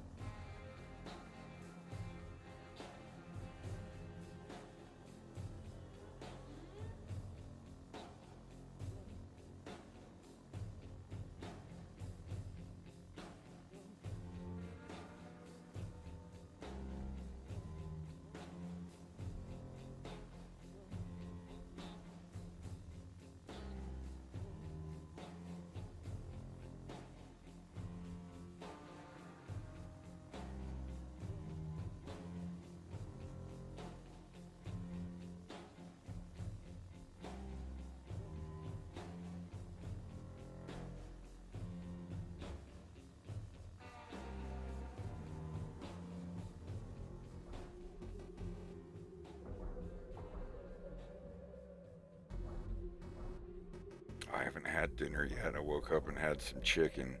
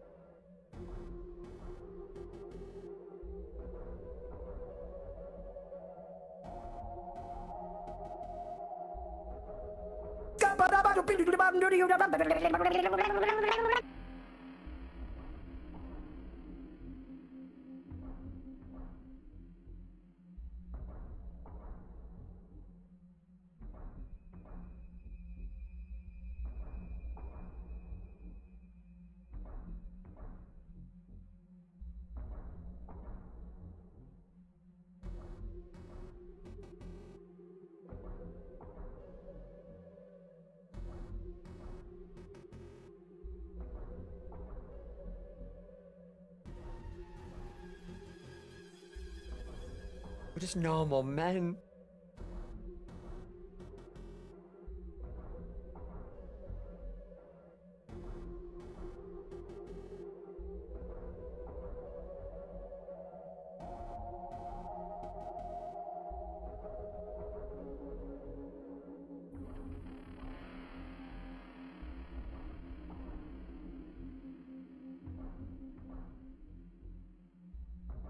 We're just innocent men.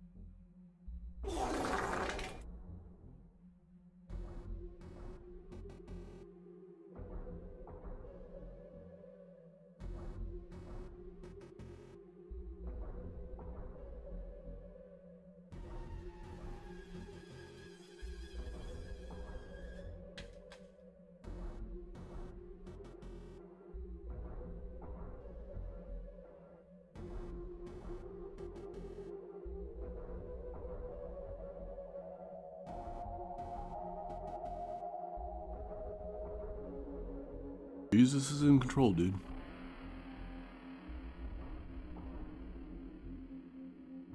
What's up with my Jesus sound effect? It sounds like it's popping at the beginning.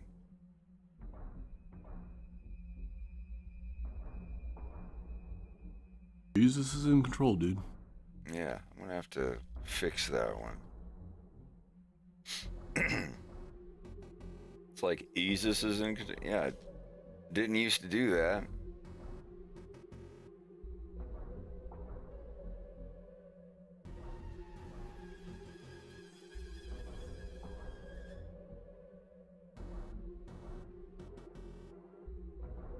Yeah, what the hell?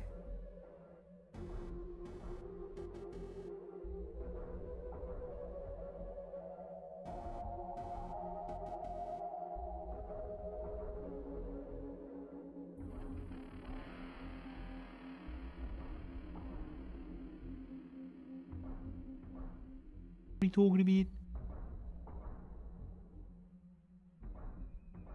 It sounds like they're all popping. What the hell?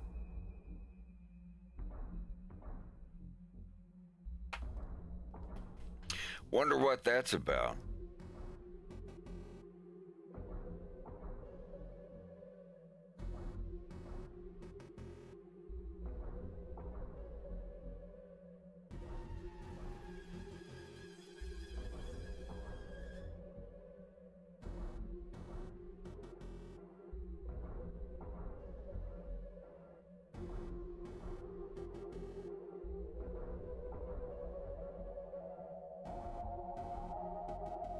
This guy's fucking annoying.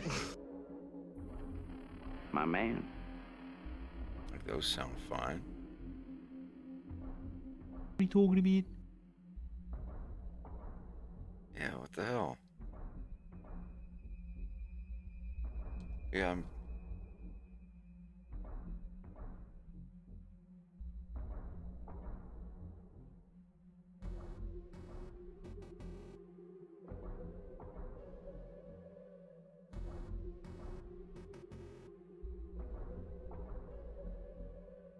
Is it because it's It got worse. mono?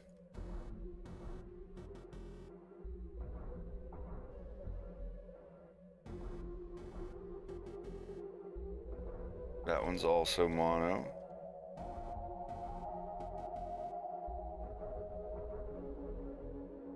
Yep, it's because they're mono.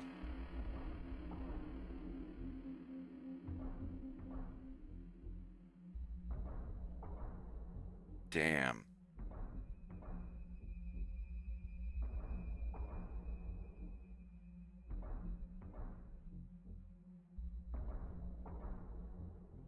Here, let's see. Let's see what happens when I change them to mono. Trigger fire sound alerts. No, I mean, they worked before I set this, but I mean, they're mono sound effects anyway.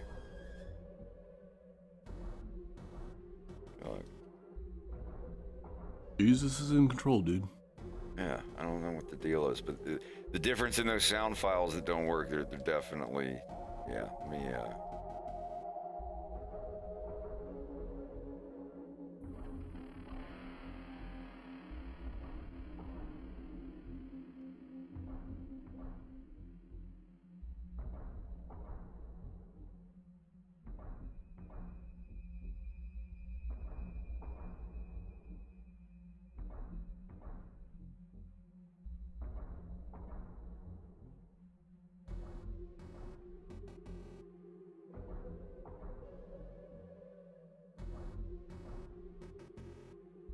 doesn't like mixing mono sounds, I guess. I don't know. How do I convert this to? Damn it. It's always something, isn't it?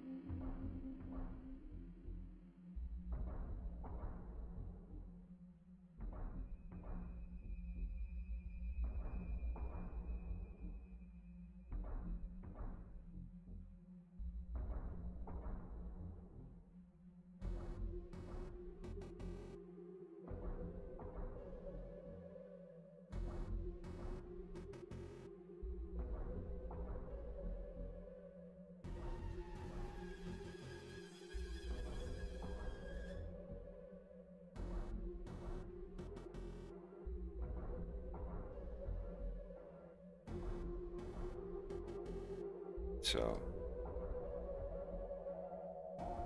yeah. So save this as.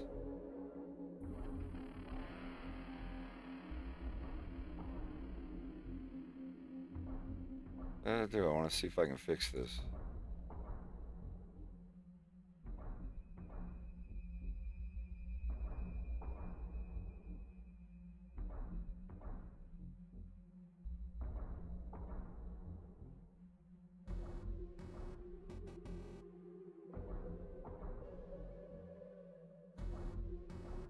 All right.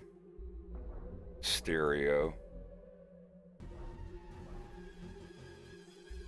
I'm gonna try it with this one with the sound effect. I'll never upload another mono sound effect again. Jesus Christ, forgive me.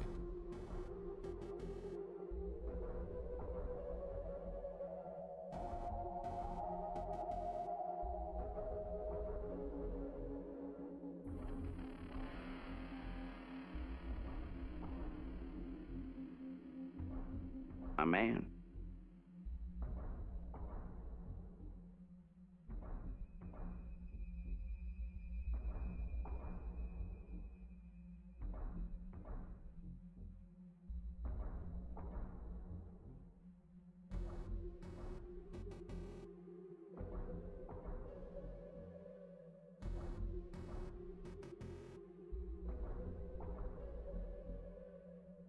All right, saving and refreshing the trigger fire buffer.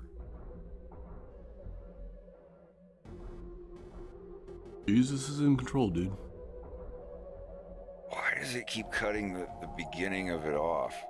The popping is gone, but Jesus is in control, dude.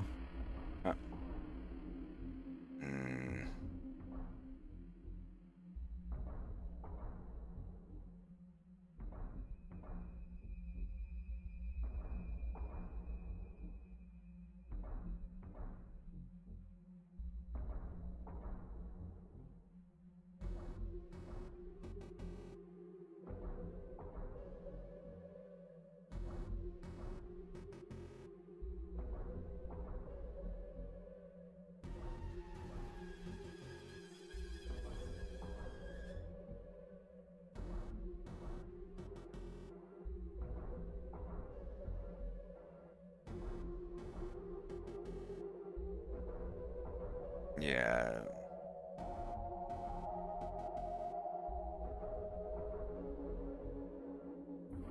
Well, that's what I did. I just added more. Well,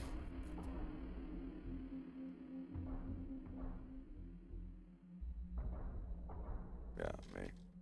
That just seems dumb. Why would I have to do that? I mean, I agree with you. That's the only thing I really can do, but God.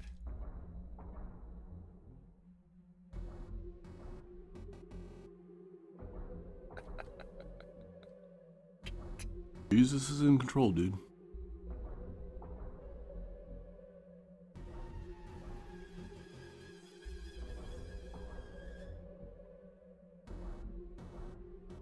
I don't know. I hope this is a temporary thing.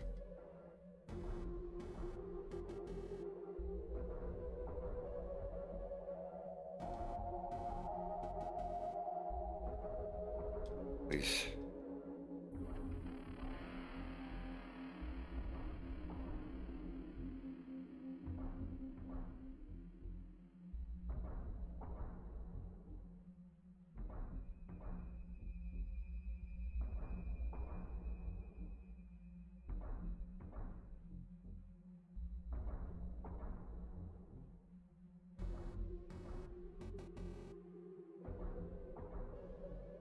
Maybe I just need to restart OBS or something. I don't know. Jesus is in control, dude. Yeah, it's like there's a buffer or something. Like a noise gate even. It got worse.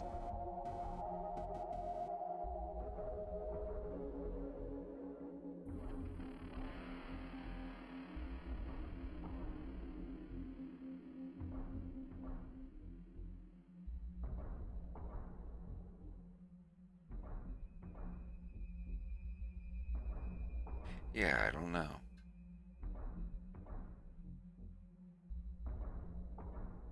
Thank you, Zach. I appreciate it. Sorry, we're dealing with some silly problems with the audio stuff. I'll fuck with it later.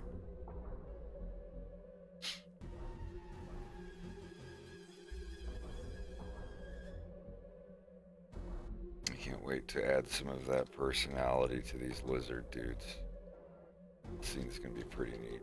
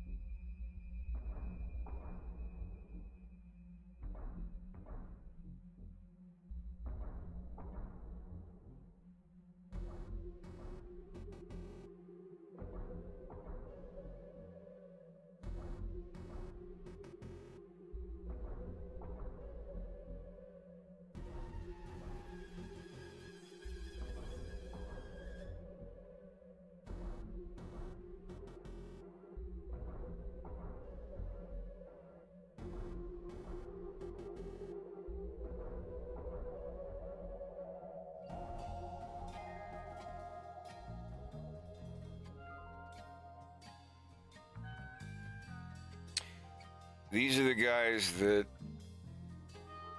he runs into when he gets the ship.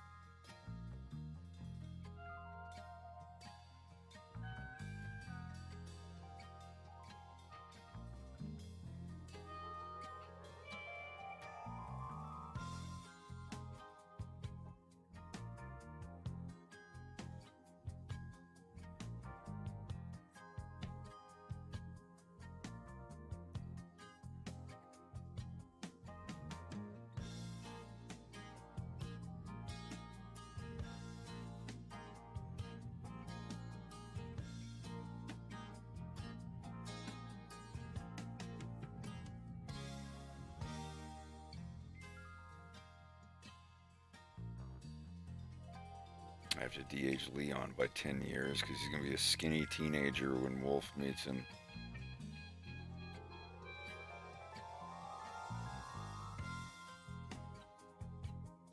I already know what Farrah is going to look like in episode 3 and Wolf, but Leon will have another bandage thing that I'll have to fix.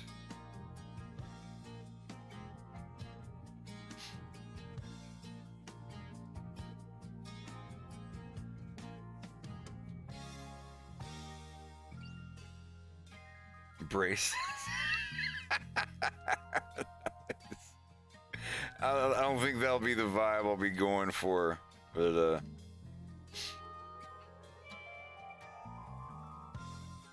there'll be a couple flashback scenes like for here where you learn more about James when he was around 20, 21. His wife and meeting. This is Andros. He's like my age. Just still old. But yeah, this is the first time that James and Vixie meet Andros at a science expo.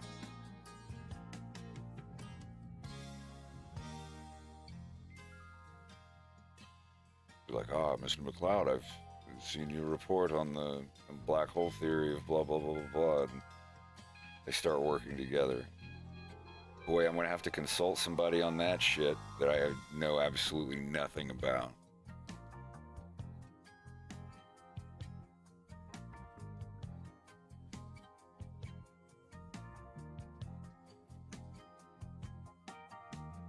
It's like the only time you ever see James smile, James is going to be frighteningly positive and happy and chipper when he's younger, and when you see what he goes through and what he sees and what happens to Vixie and whatnot.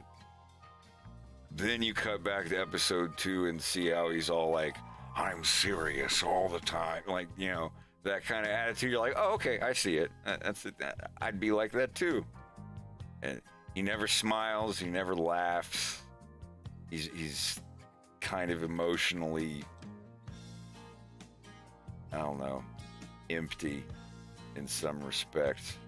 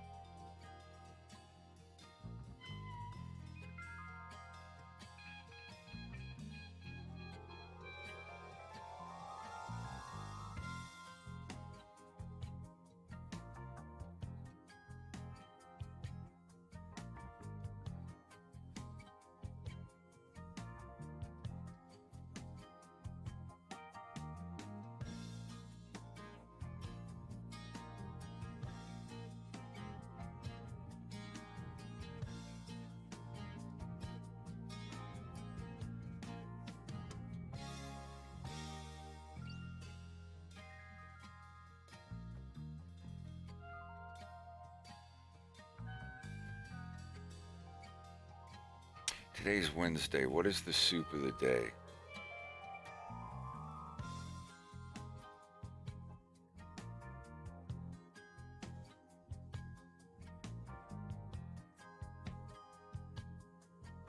My favorite soup, pumpkin apple curry, is pretty good.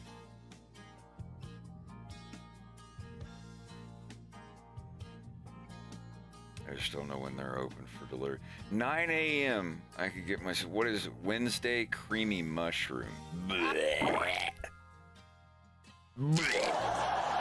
I vomited. No, creamy mushroom. Oh wait, my sound alerts don't.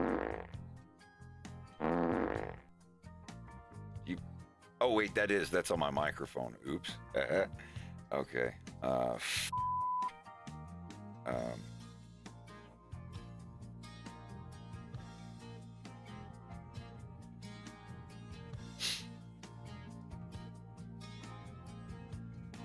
Yeah, I want to do a bunch of little disconnected flashbacks in this one. That, you know, of course, like the second half of the cartoon is going to go back to present day, tying in Fox and James and Wolf and Peppy and all that stuff. But I do want to have some scenes that touch on things that I couldn't get to in the second episode. I had like over an hour worth of stuff that I wanted to put in. I had to cut it back. Wednesday veggie beef. Boring. Veggie beef or creamy mushroom. Blech. I'm good on that. Well, damn.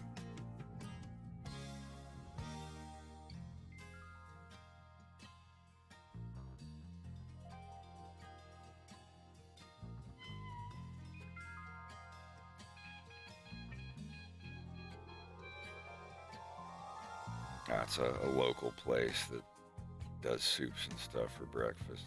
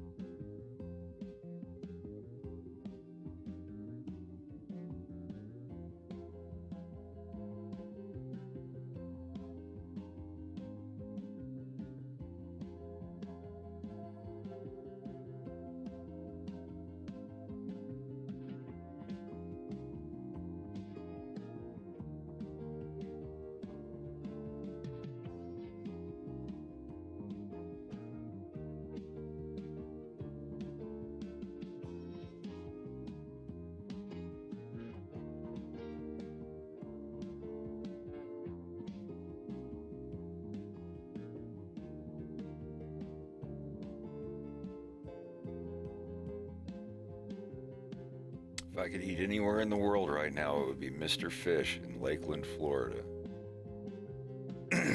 Man.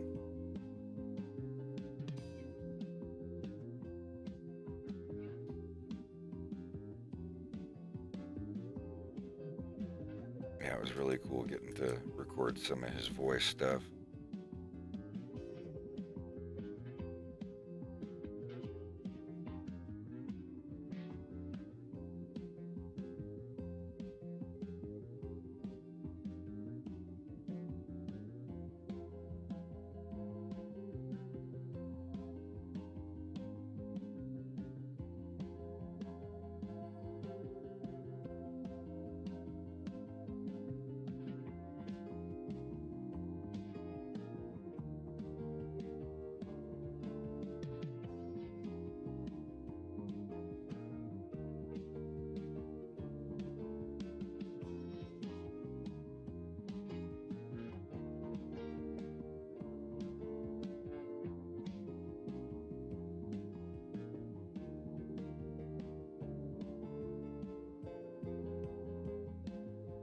Yeah, I have no idea what Florida's like now, but it was nice when I lived there.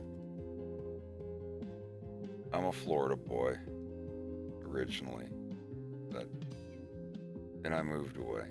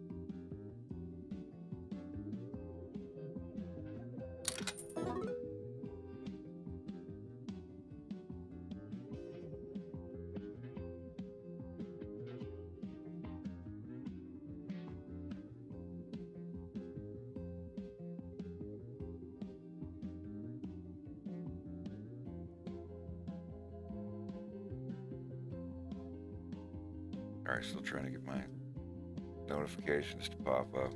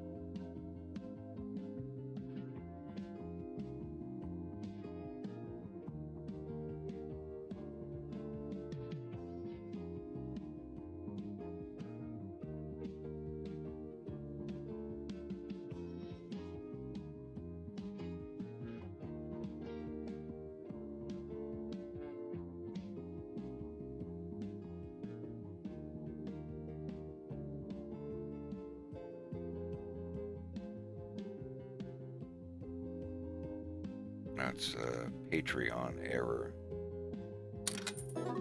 Their 404 page is a fox floating in space. I thought that was pretty neat.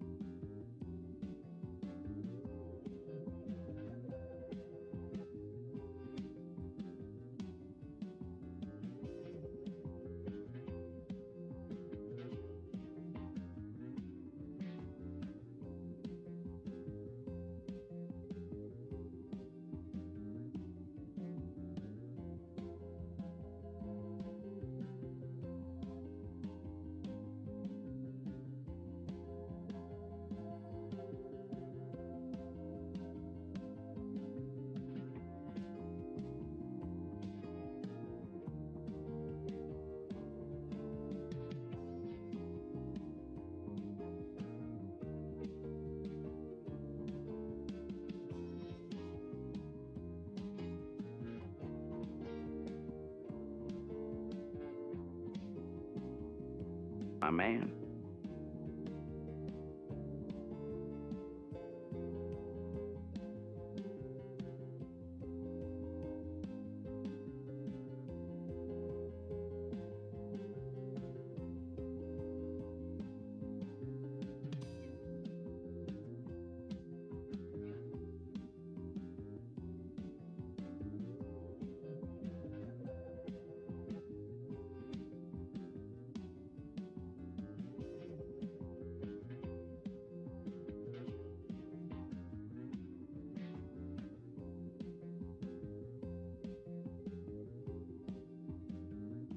Yeah, I think I'm just going to delete the audio things and go back to desktop audio.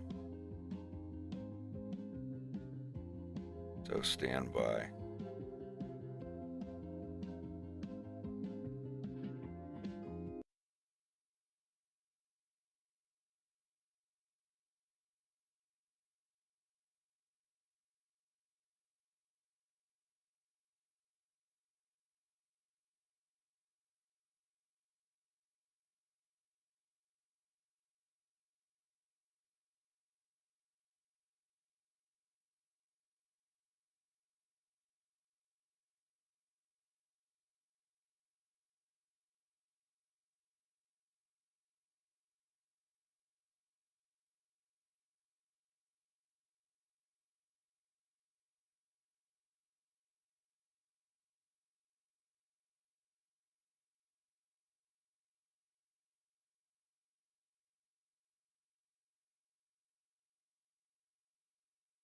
Well, I'm still here. Unhide. This might be loud or... Let's see.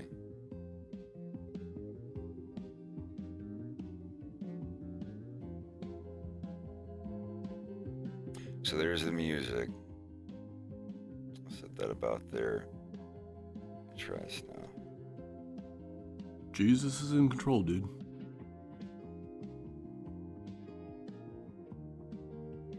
My man. Yeah, it's something with OBS making it pop like that. I'm just gonna have to set my stuff back to the regular. Yeah.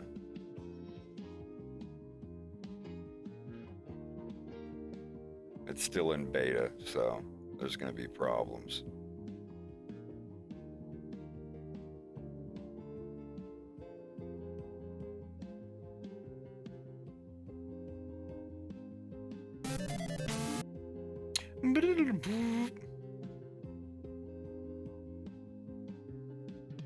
But yeah, I think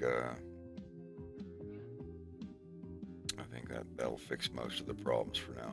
It's neat. It's neat to have them there as an audio device, but yeah.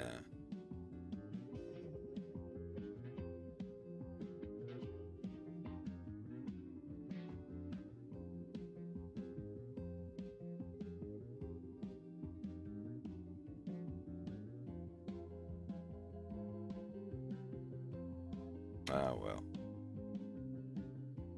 No, instead of just using desktop audio like I am now, I had every individual audio source as its own thing, like Discord's audio, music, and everything. It's just better to leave it as it was, because it's making all those other audio things like have popping and cracking in them. But it's just because I'm using the new beta program audio source thing. But I just got rid of it, and now everything's back to normal and sounding good. So I'll just wait for the OBS people to polish that one up a little longer. I am getting kind of peckish for breakfast, though.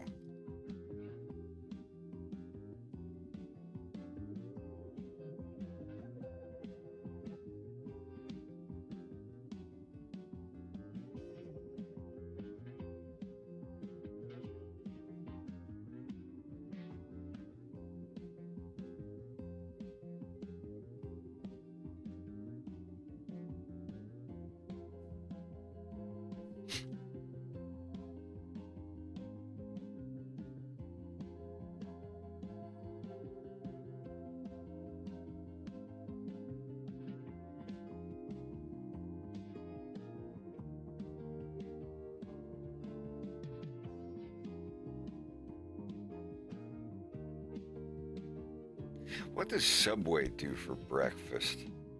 They do breakfast, right?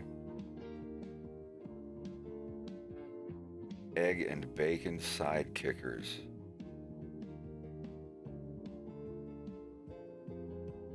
I'd rather have a biscuit than an English muffin. Foot-long egg and bacon subs. I'll just wait. I'll just walk down to Tim Hortons and get a bagel belt. A BELT.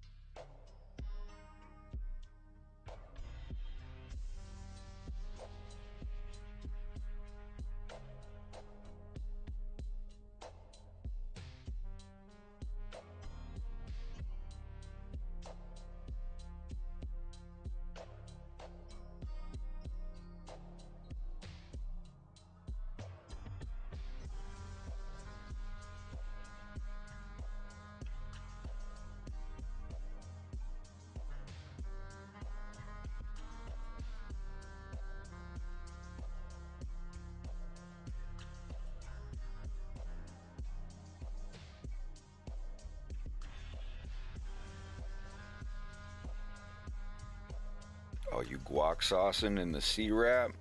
Shit, I never thought about that. Guac sauce.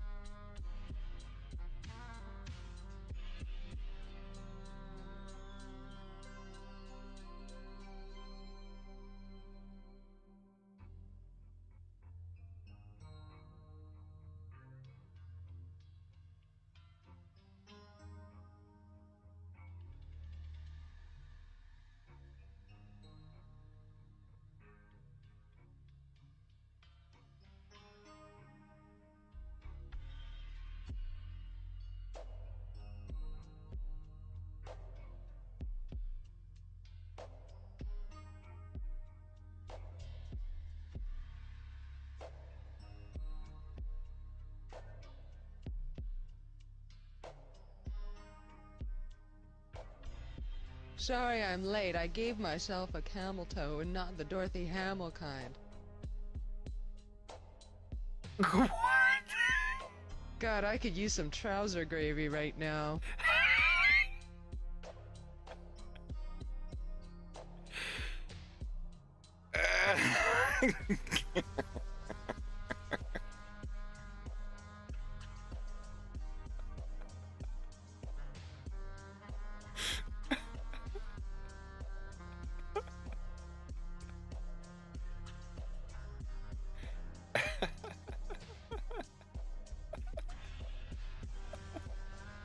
Well, hello, amorous Congress stick. You know what's good in my mouth? This carrot. I never met a carrot I didn't like.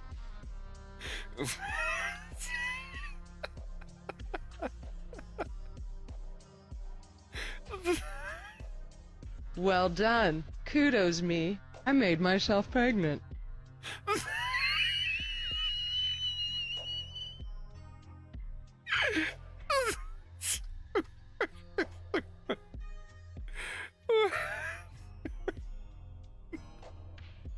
Remember, when you eat, you're just a vacuum with nipples.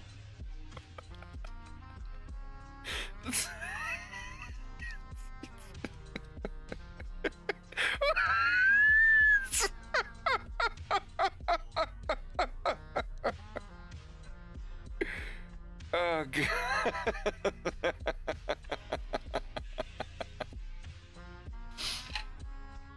I don't deserve this.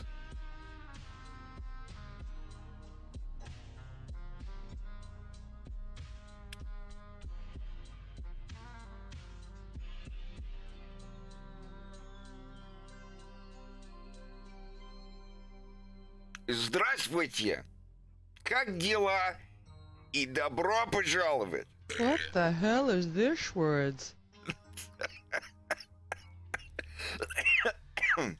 Excuse me. Чего, блядь?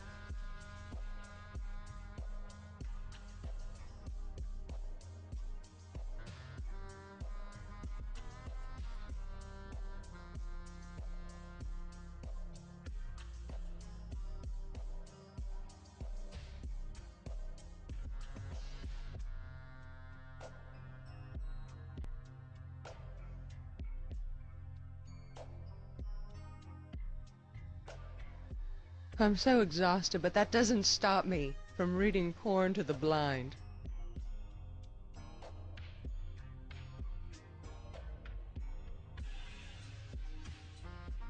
Well, let me ask you this. Who hasn't traded a little quick sex in a toilet cubicle for a sawbuck before?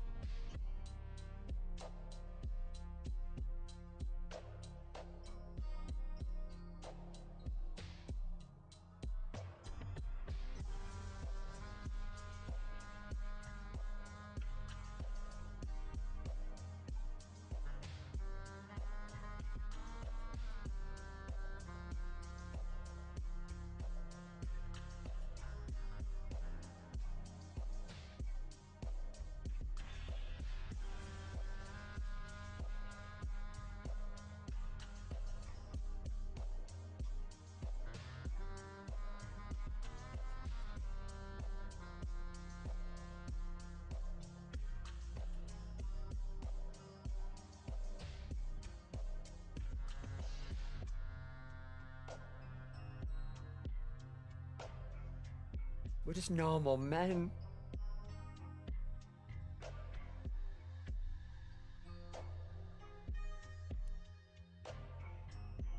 We're just innocent men. That's interesting. When did they add this shit? It pastes your frame onto the frames you have selected. So if I don't have any selected and I paste, it puts them on this frame them on. They're not, it's there. But if I select all of these and hit paste, it puts them here, but not there. The hell? Or did I find a bug? So I paste, they're here, and it's these two frames. But when I have these selected and I hit paste, it puts them there too. Why?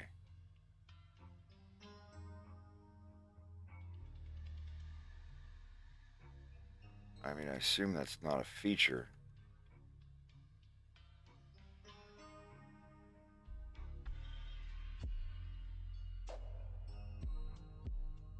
All right.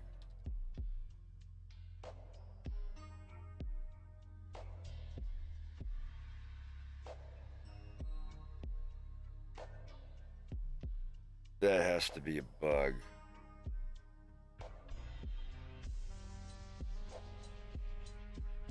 That has to, yep. Let me, 'cause I'm not in multi-frame mode. It's my duty to report this.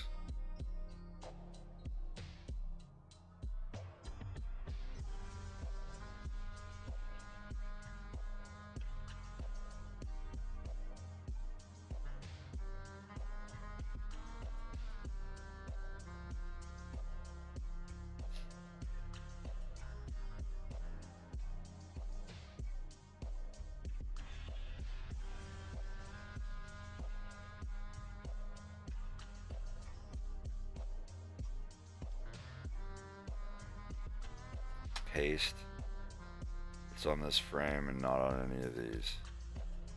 Alright, I have this one selected, and I hit paste. It's on this frame. It's on this frame. Yeah. The fuck? Ooh, I've got something to report.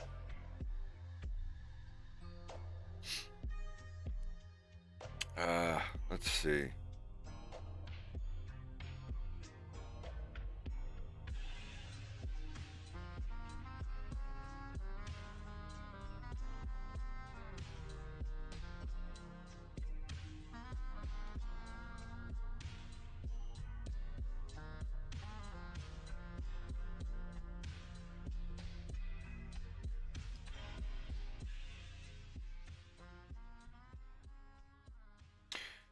No, I've already reported like 20 something bugs to them. I just have to make a little recording really quick. You can see me report a bug live. Let's see if I can do this good enough.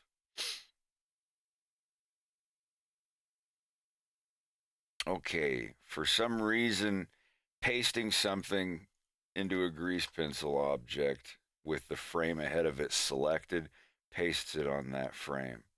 I'm pretty sure this is a bug. So we're going to go in, bring up grease pencil on here. On the lines frame, I'm just going to duplicate these every 2 frames. Unselect everything. And I'm going to write something on the stroke layer, test. And I'm going to go to edit mode and select it all and copy it and delete it. And so now whenever I go to a frame and hit paste, it puts it on that frame. Like I pasted it to 7, it's there, deleting it again. So if I'm on frame 7 and I paste it to frame 7, Control V, paste strokes, it just puts it there like it should. But if I'm on frame 7 and I have these frames selected ahead of it, the one ahead, and I hit paste, it pastes it on this frame and this frame as well, but not any of the others or not any behind.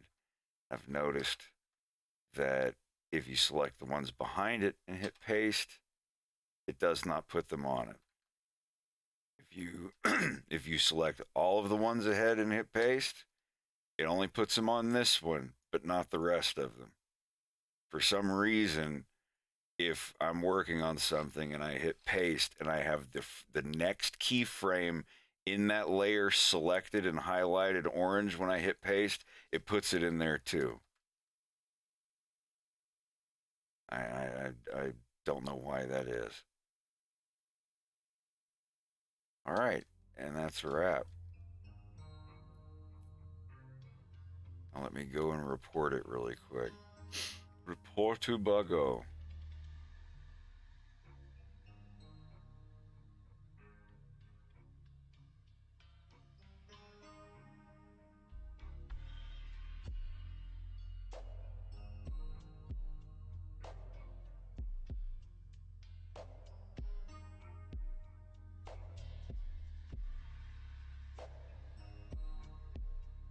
Oh man, if you guys did that, I would have been so mad. I would have been so mad. I would have laughed and started over. But thank you for not. I probably would have just left it in and said, don't mind that.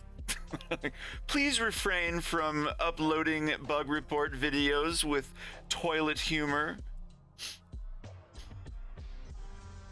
in your future bug reports. Okay, anyway. New issue. God, this screen is killing me. Alright. File a bug report. Pasting grease pencil strokes. Duplicate pastes to the next keyframe if it is highlighted. Operating system Win 10, RTX 3070, Founders Edition. Broken in 3.5, release candidate worked, I don't know when, NA. I have to upload this to YouTube. That's the next step, I have to actually upload the video. The VOD is coming. 10,000 years in the cuboidal punishment. Cubilical.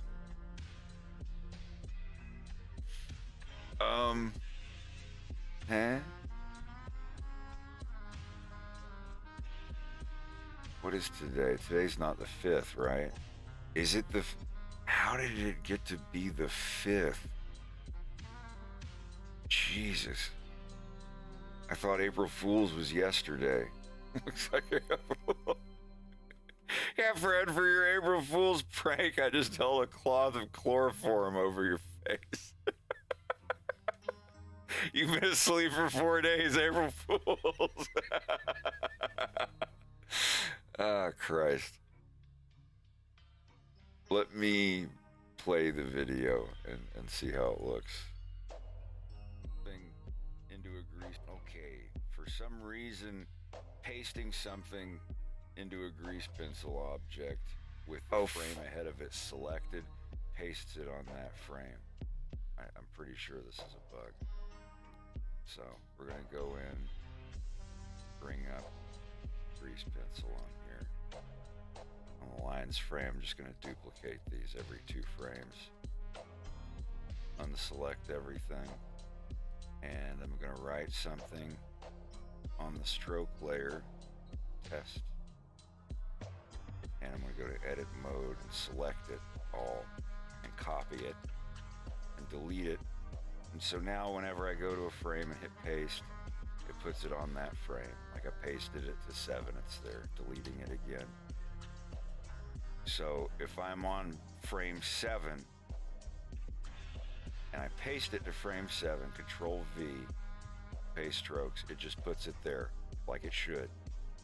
But if I'm on frame 7 and I have these frames selected ahead of it, the one ahead, and I hit paste, it pastes it on this frame and this frame as well, but not any of the others or not any behind. I've noticed that if you select the ones behind it and hit paste, it does not put them on it. If you select all of the ones ahead and hit paste, it only puts them on this one, but not the rest of them. For some reason, if I'm working on something and I hit paste, that seems like that explains it good enough. And that layer selected and highlighted orange when I hit paste, it puts it in there too. I don't know why that is.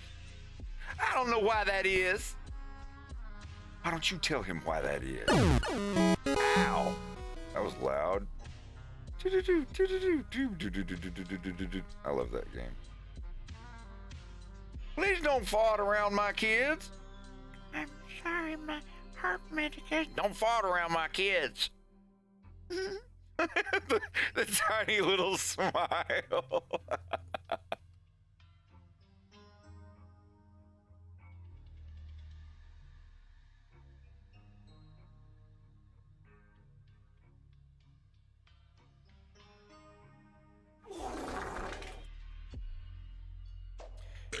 Pasting grease pencil strokes.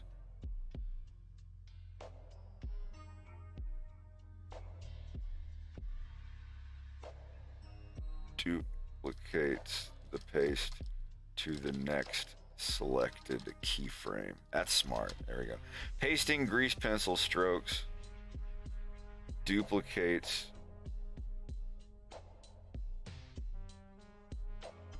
by pasting a grease pencil stroke duplicates the paste to the next selected keyframe.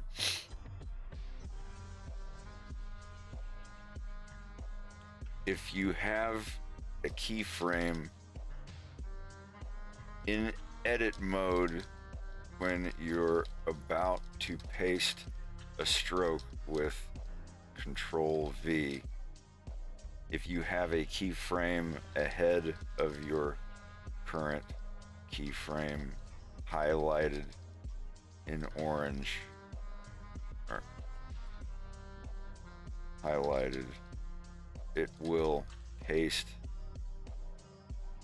a copy of your stroke to that keyframe as well. Only ever the keyframe ahead. No further ahead selected keyframes or any keyframes selected before your current keyframe. See video for details.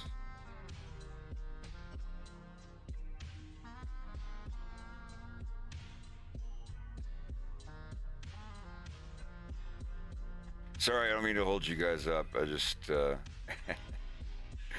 anytime I see a bug like this that is going to affect my work or anyone else's work, I have to stop and do this. It's an oath.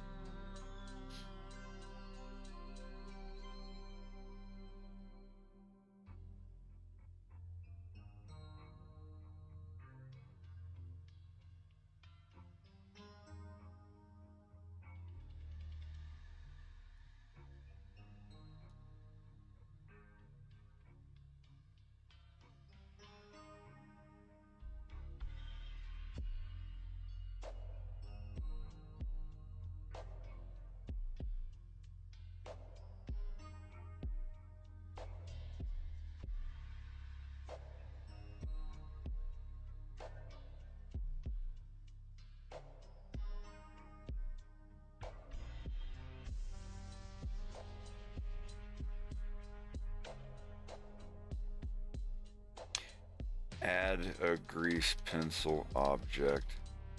Make several keyframes.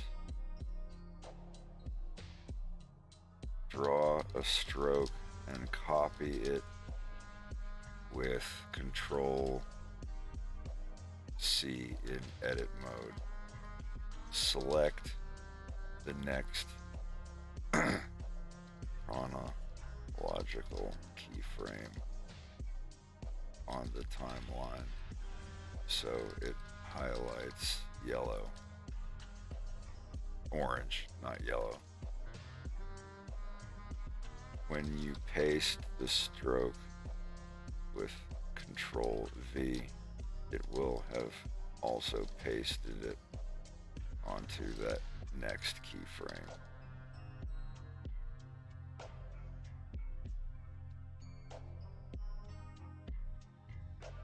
You have to add steps and everything.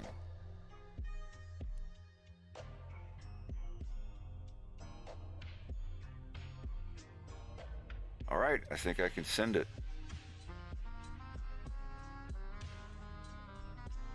Monetization off. Unlisted. Save. There. Okay.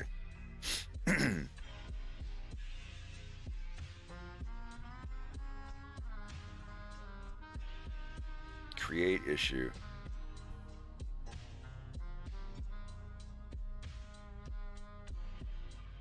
I'm just always afraid of posting this and then they message me back saying like this is actually a feature, not a bug. And that happened once and I got super embarrassed. They immediately told me how to fix my problem too. No one sounded mad or anything like that, but I still felt embarrassed.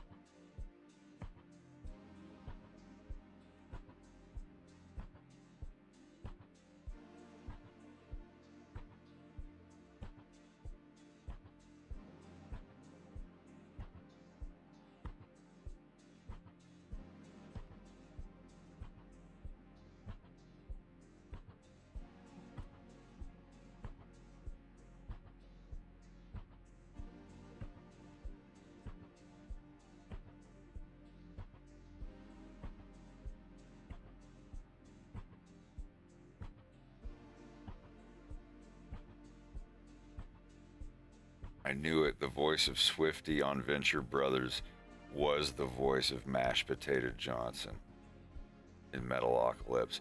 I've been trying to figure this out for over 12 years, and I finally did.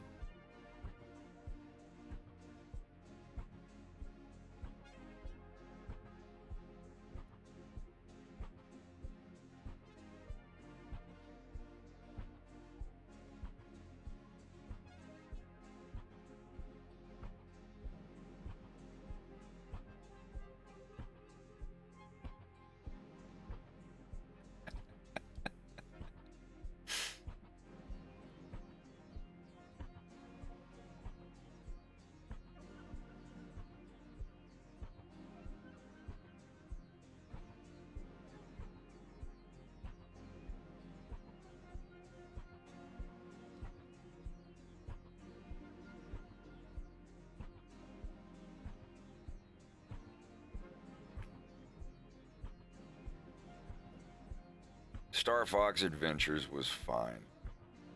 It really just felt like Ocarina of Time with a flying mini game in it. But it was a good game.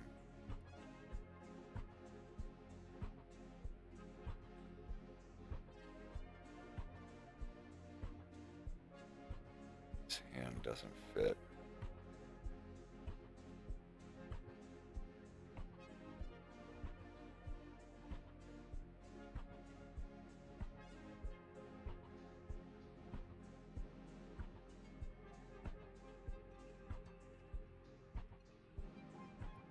Better.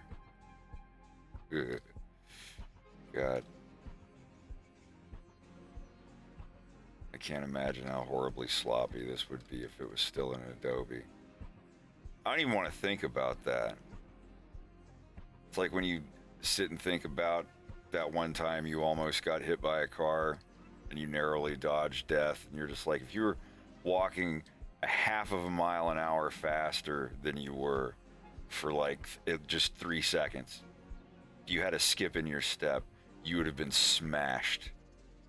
You would have been completely eradicated. And things like that that make you toss and turn.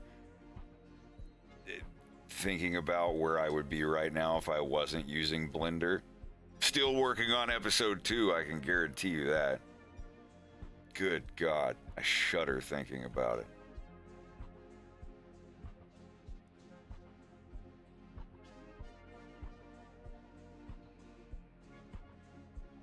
Sorry, I giggle sometimes when I figure out a neat trick in Blender that saves me a lot of time. That 1 month that I took off of animating last year and just started learning fucking Python and building my own tools in Blender. That's all I did for an entire month. I got in one of those things where you get so mad that you're getting tired because you have to go to sleep and forward time 8 hours before you can get back to work. Is the Jesus thing not working?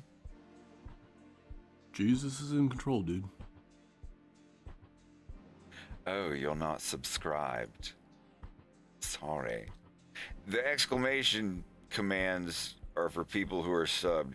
If you're not subbed, use some of the channel points. Some of them take a little while to Jesus is fill in control, up. dude.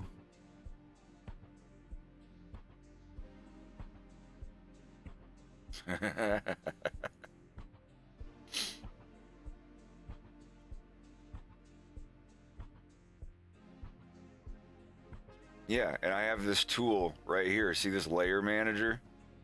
You can just click these buttons. It This guy's automatically fucking annoying. it automatically sets you to the layer that you want to work on, like body layer, background layer, head, eyes.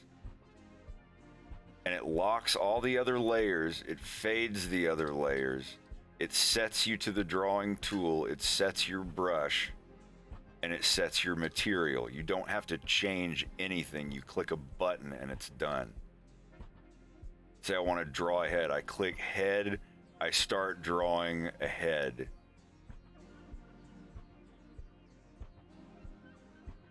If I want to draw the eyes, I click the eye button.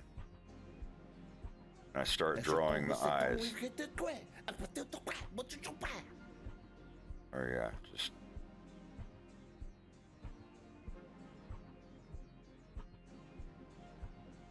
go back to the mouth layer here and draw a mouth layer. Click the mouth mask layer and fill it in. Just click it. And now I can go to the upper teeth layer and draw the teeth in here. And they're masked, sorry. And then you go to the lower teeth and you can draw the lower teeth on a different layer. And behind them you can put that on the lower layer like a throat thing. And then you can do just sculpt the mouth layer like this. This is with a tool I've got where, let me unfade the layers. That's just layer fade turned on. It's just so you can see which layer I'm on. You know, you want to go back to the head layer and let's fill the head layer in. You just go to the head layer, click fills, and it'll set you to the fill layer, the fill tool, and it'll ask you which material you want to use. So it's the head layer. Let's just, you know, pick a body color and click here. And then you can hit the 4 key and change your material. And if you don't even remember that, you can still just click head fill and it'll bring it up. But yeah, for me, it's the 4 key. By default, it's the U key. But then, you know, pick another color, click here. And let's say we want to, and if you try to fill in the eyes, see, you're still on this layer. If you want to fill in the eyes, you go to the eyes here and click on fills. And you pick the whites of the eyes here and click and fill them in, and it'll fill in. If you try to click out here, it's going to sit and think and be like, I can't find anything. That's one bad thing, is if you click somewhere where there's a gap and it has nothing to fill and it gets an error, it takes a long time to think because it's checking everything on your screen. Let's say you want to click the eyes fills and just go up to the black color and click in the middle. See? And if you wanted to sculpt them, you go to the eyes thing here and click both layers and then hold the Alt key down and they turn fade off and you can see. You can just do it by individual layers. You want to just sculpt on the head layers, click the both button and you can move everything around.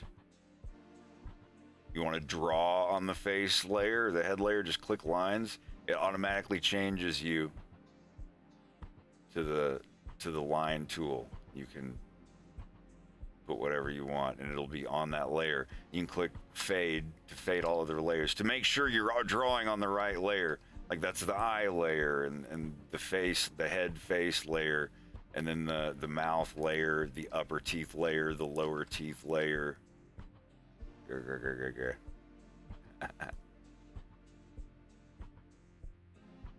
This is all, I made this tool. I'm still making this tool here. And anybody can have it. It's just an add-on. It's a text file. You load it when you load Blender. Got this here, I think. Yeah, now I have it just created from code a grease pencil object of Fox McCloud. See, I can just, it's probably gonna have some errors. I didn't finish it, but it created a grease pencil object named GPFox1 with the data AnimFox1 with all of these predefined material colors. So you can see here, that's all, like, these are his fur colors and his uniform and shoes and handkerchief thing around his neck and all that. Eyes, teeth, tongue, throat, iris color, if I want to use his iris's color. Highlights, shadow. All of this is from code I wrote. Like this wasn't an object I copy pasted in here. I literally clicked this button and it makes this object in the program.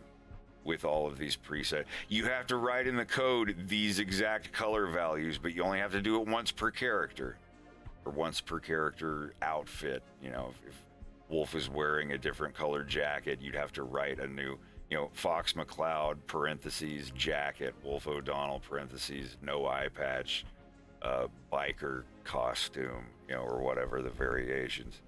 But I'm gonna program it for the violence. For Fox in Space, I might mess around with it, and if there's a bunch of recurring characters. But there's so many different ones. It's easier for me to just make a copy of a character and then rename everything in that and go through and rename, and duplicate all these materials. It's just easier for me to do it rather than sit for several days and type up code. And then every time I have a new character, I've got to go in and write new things to put in. I could probably get it to write code to print out the colors I'm using on a character. I don't know. Having to do it for every single character, even extras, it would be a large pain in the ass.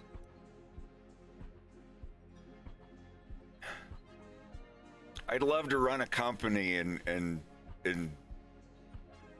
direct people to do all of this stuff. It would be pretty cool, but, you know.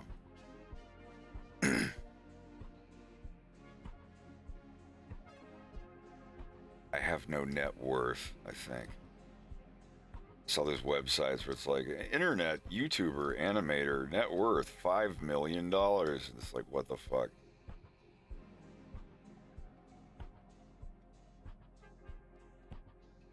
You look up any random YouTuber on there, it's like, their net worth is $400,000 or $8 million. And they're like people that have 100 subscribers. I think it's just weird AI generated stuff with jacked statistics. I could be wrong.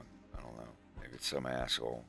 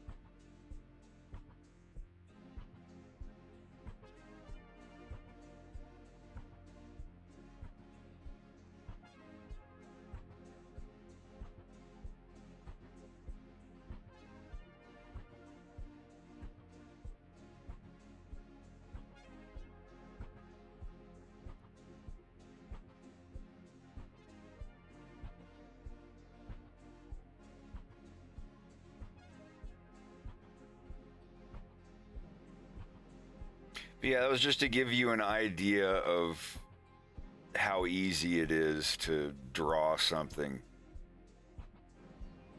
Like, even if you've never used Blender before, if you have this, I would have it accompanied with a file to where you just click a play button down here and it runs the script when you open it. You don't even have to install anything. You can just click the play button when you open it, and it'll load this into your menu up here. It'll just say Fred.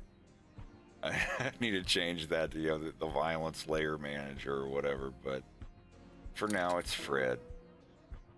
And this is everything that you need to switch between your layers without having to open up the tools and go to draw mode and all fill mode and materials and locking and unlocking layers and all that. It's magnificent.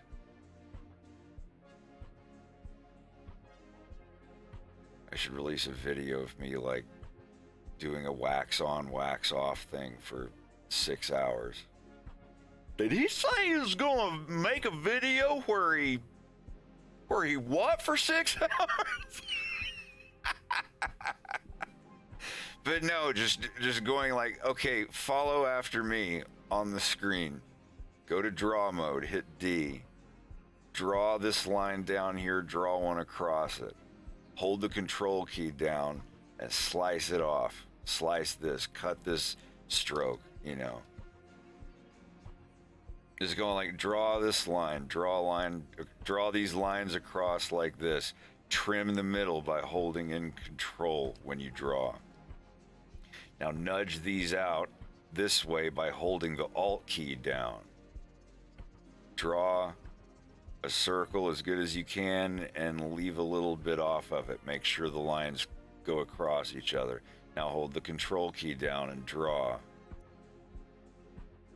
Go to extra fills and click this color and fill in the circle in the middle. You know, just a series of commands to get you into the muscle memory of everything.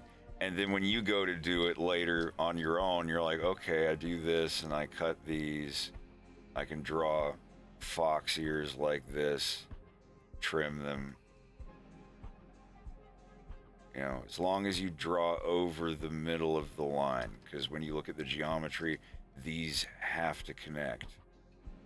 You can set something to go off the thickness, but if you change the thickness of the lines later, there'll be gaps around the edges of your fill, and it'll suck. But, you know, you can get it just close enough. That's it. I've just been drawing this whole time, just in the draw tool. I haven't clicked any menus over here or anything. You want to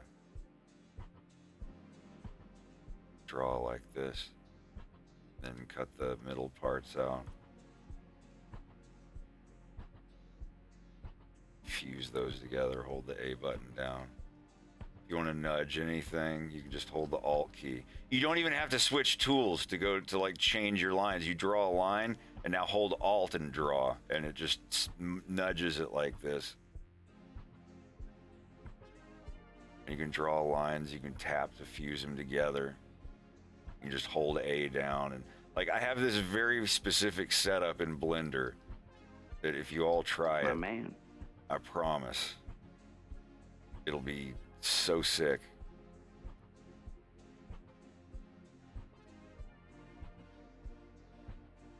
There's some stuff you can't be taught. You just have to do it. You have to grind and get it into muscle memory and keep doing it over and over until it becomes like Osu. It really is. It's like you draw this, cut, cut, draw this, cut, cut. You know, zoom in, cut, tab, grab, edit, rotate, down, cut.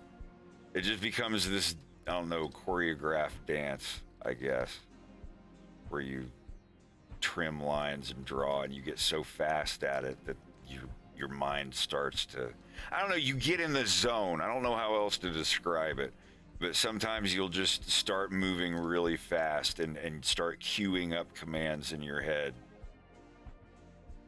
And the second you start thinking about it, the second you go, holy shit, I'm in the zone, you've lost it. It's gone. But if you just let it happen and don't say anything to yourself, don't be the guy that's like, you got a no going. just relax and let it take you where it's gonna go. Anybody can tell you about that that's set and drawn something, and you've ever just zoned out and you just This nail guy's fucking all of your annoying. fucking in-betweens. You're in between the red and the blue lines perfectly. Wow, rude. But it feels really, really good. But the second you think about it, you crash into the mountain. So I'll sit here and just nail fucking in-betweens over and over again and just not think about it and be like, I don't even have to adjust my lines. I'm doing really good. And then the second that I say that to myself, I can't do it. It's like I'm drawing with two left feet.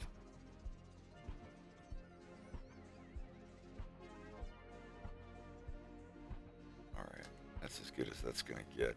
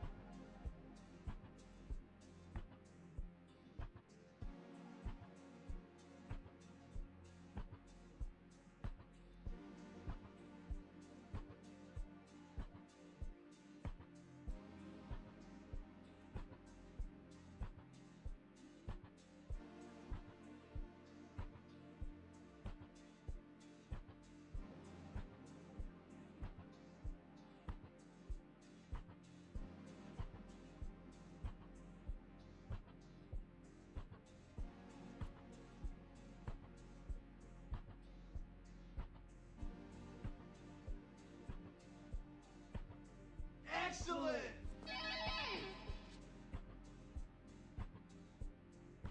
Oh, thank you for gifting a tier 1 sub to Ollie Dog. If you want a pizza sometime in the next few days.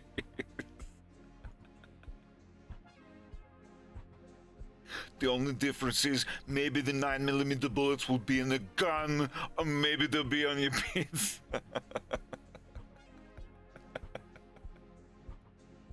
What in the hell is broccoli anyway? Shut up with the broccoli. What are you doing with broccoli? Go do some sit-ups.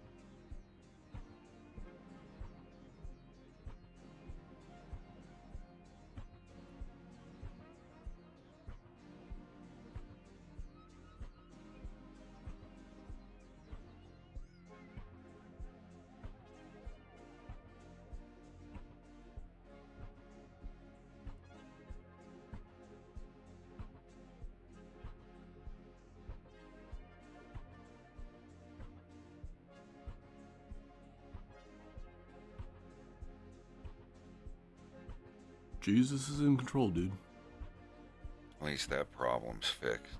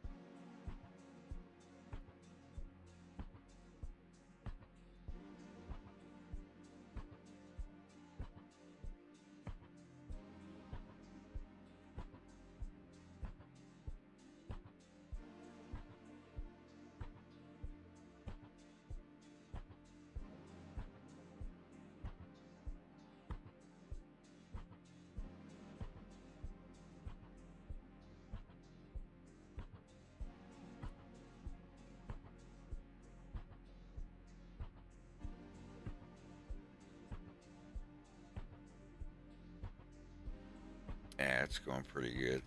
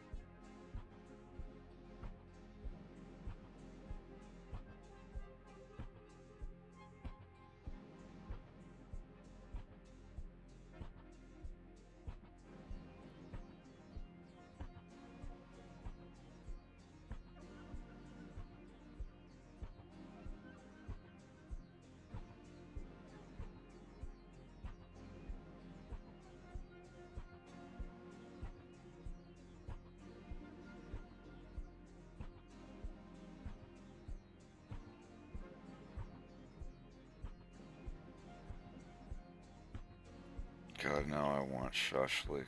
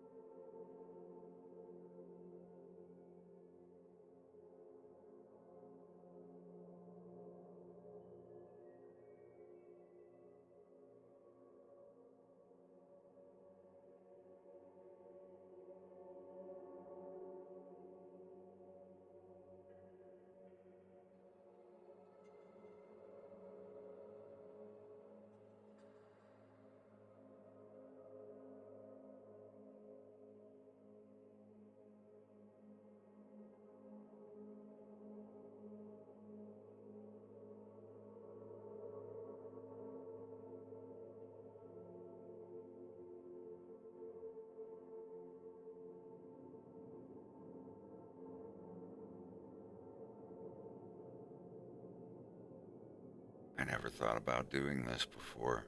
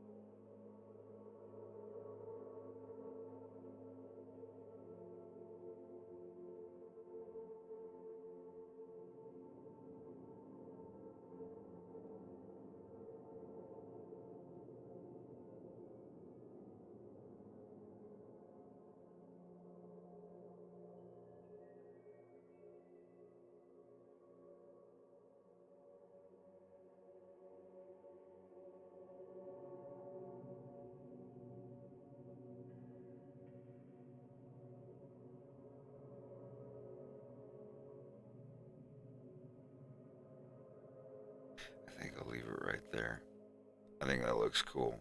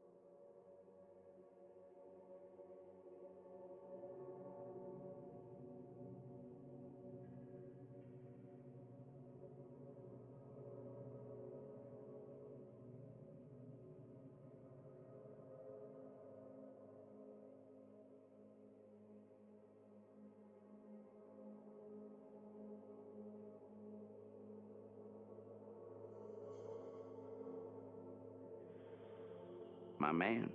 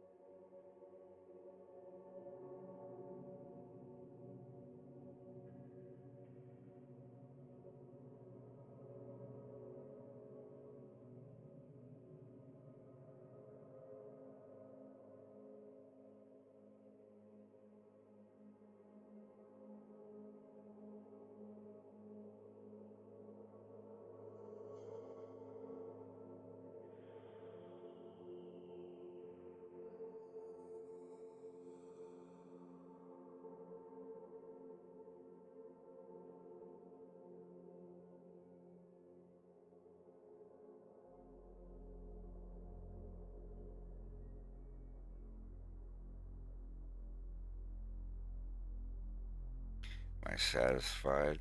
Yeah, sure. My stuff's always a slow burn. Looking at the analytics for episode 1, it had a peak on like the first week, and then after that, it just kind of has just constantly, steadily been going up in views. I expect the second one to do the same. It took a while for the first one to get 1 million. Like a month or two, I think. I can't remember.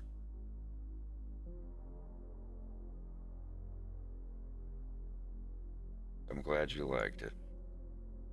It was a bumpy road. There's some quality jumps where I learned Blender and all that, but it was necessary.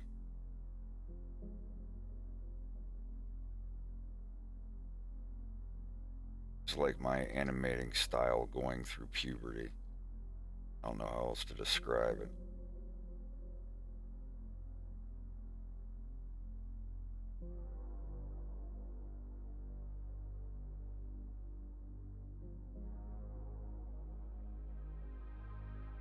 There will be a Starlink Wolf O'Donnell quote in this scene.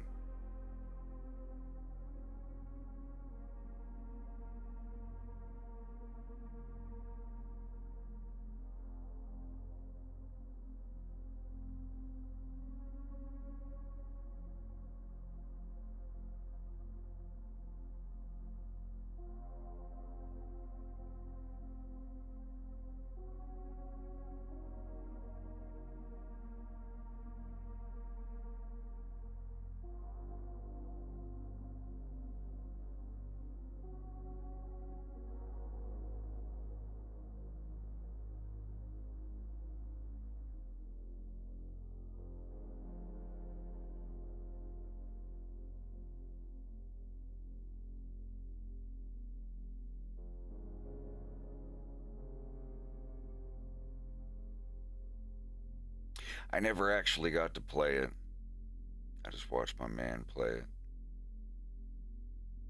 A little bit. I got the controller as like a collector's item thing, but it looked cool.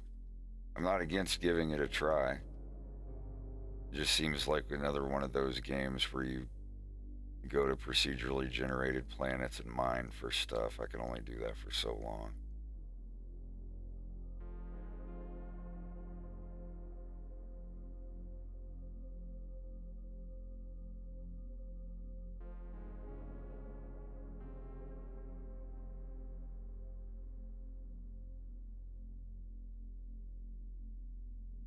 Yeah, back to Blender. Oh my god. I don't know what to do without it.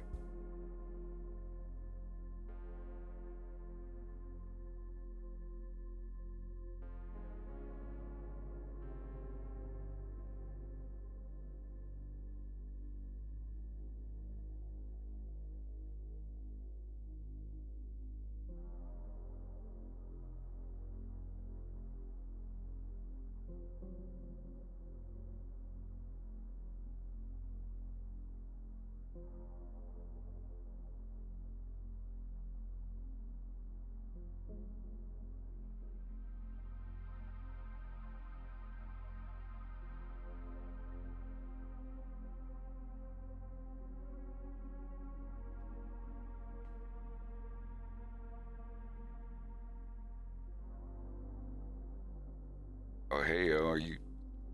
How you doing? I'm all right.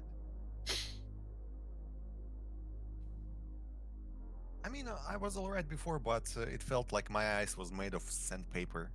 Hmm. I know how that goes.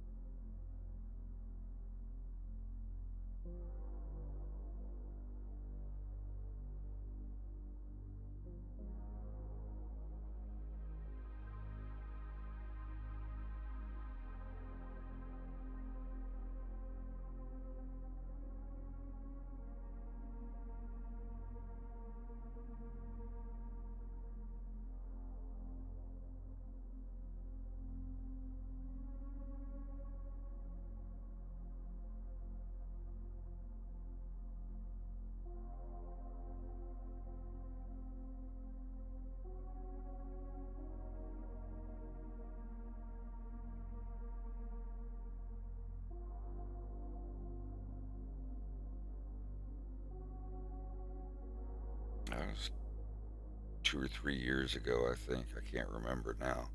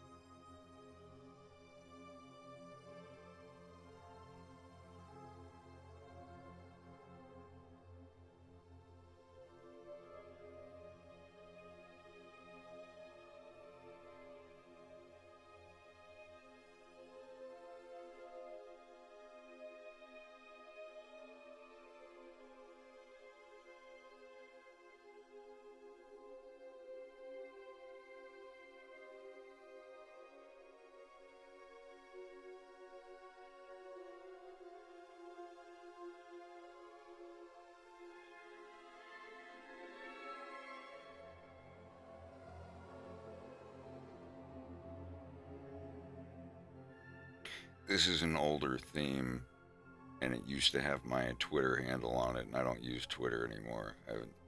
You can tell I haven't used this theme in like 3 years at least.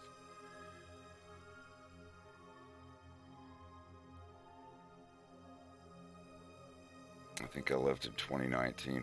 I know it was before the pandemic. I was never on Twitter when COVID happened. I was already gone. Thank Christ.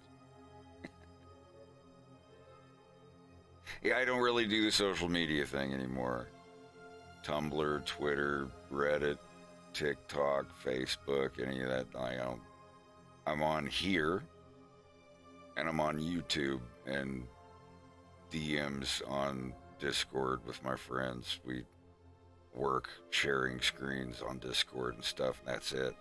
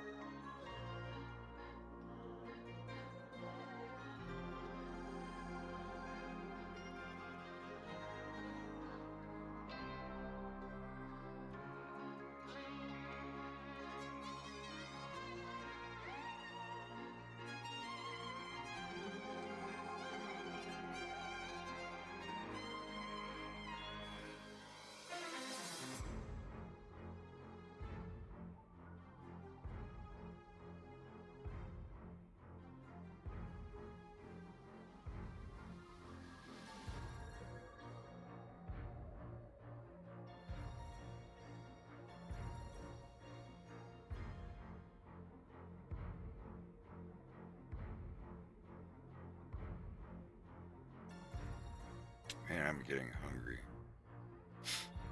Gonna have to eat something soon.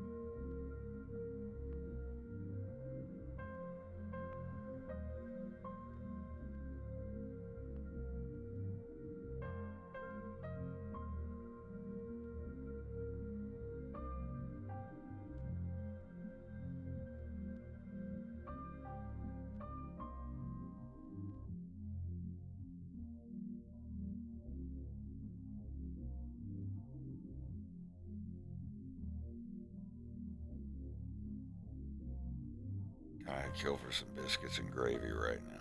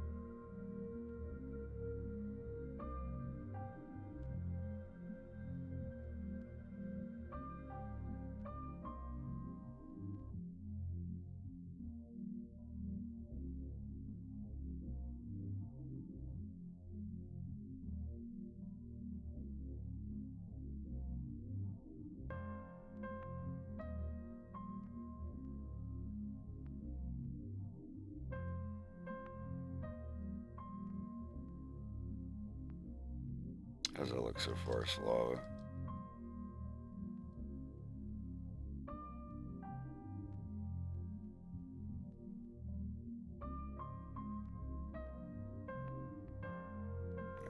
I don't know if you're there or not. I think he might be away from his computer. It's looking good so far. For something that's going to be this big on the screen.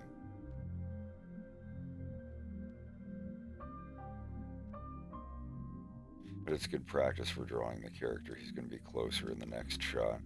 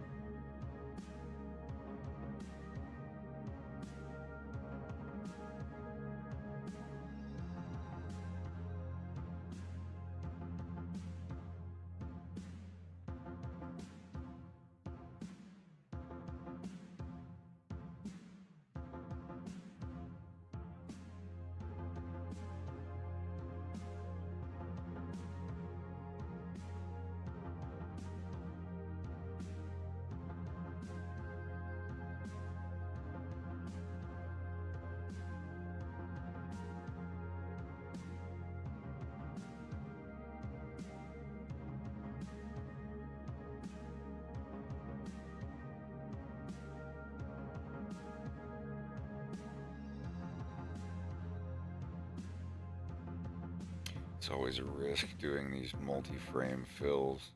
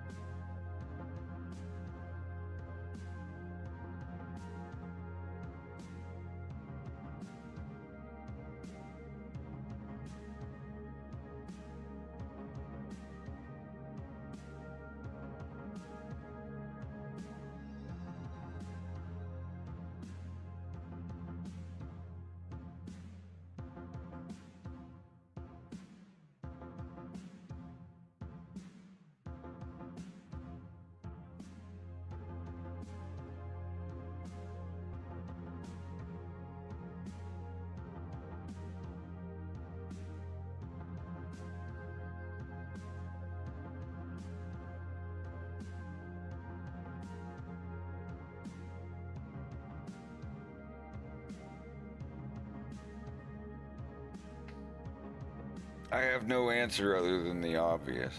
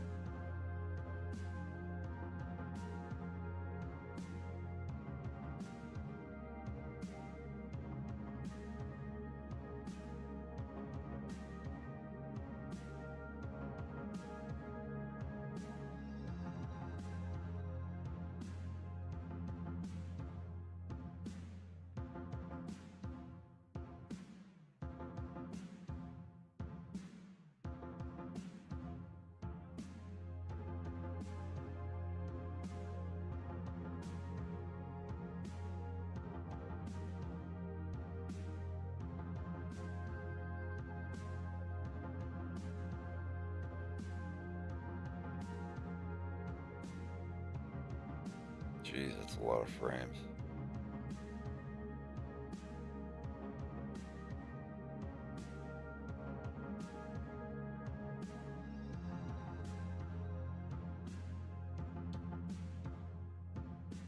Look at all them vertices.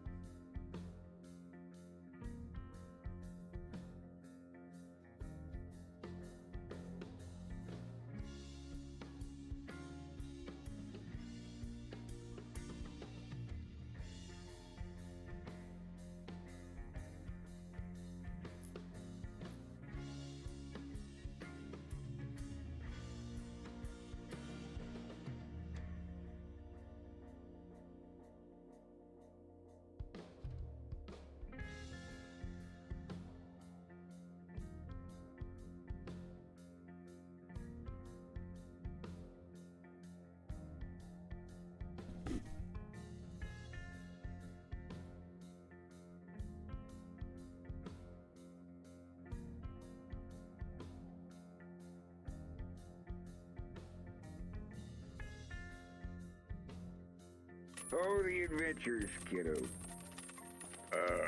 Thank you, Chirp. I They'll appreciate drive you it. into some nasty habits. I do need to get some breakfast soon.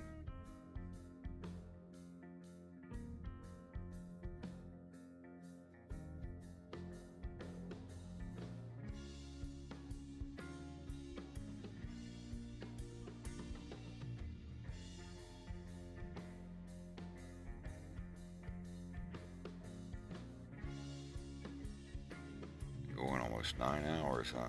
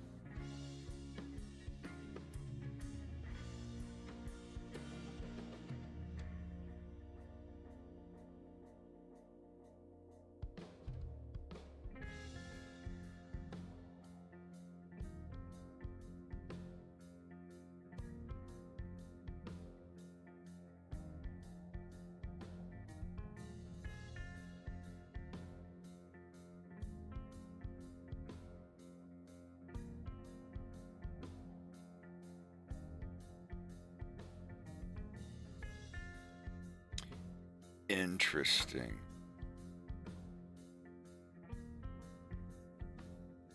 Very interesting. Okay.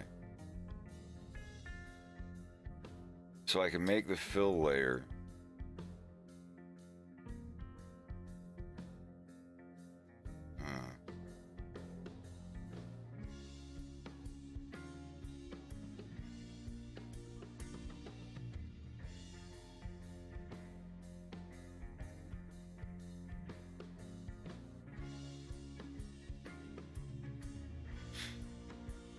Sorry, I'm just trying some new stuff in Blender.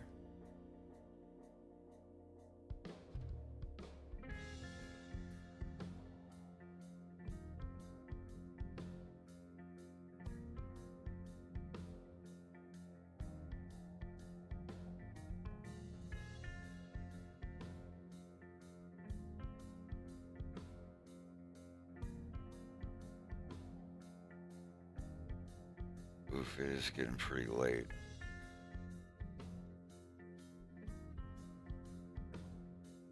Early. Oh well.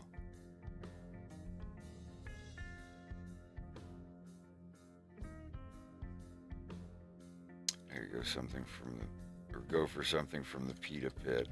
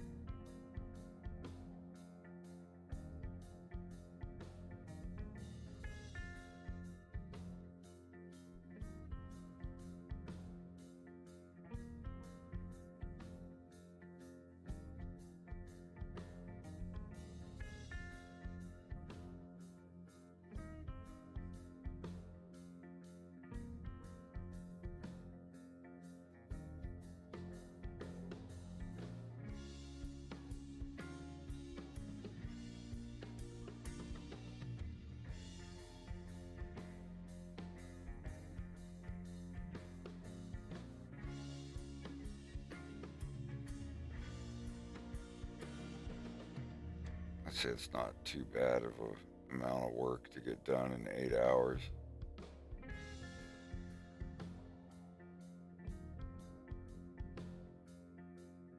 It's really nice.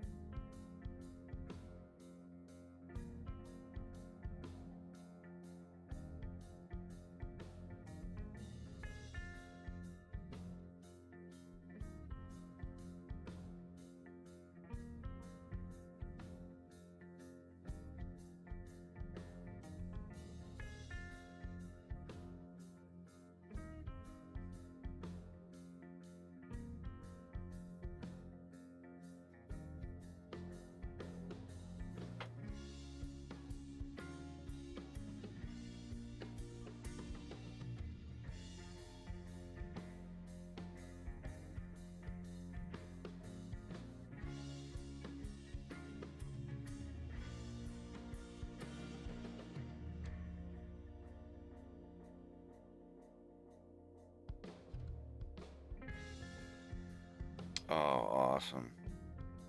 Okay. I figured out a good way to do my fill layers and just not worry about them later. Or until later. So, if I start filling them in now, this, like, I have a rule where I don't start filling in, hold on a minute. Oh boy.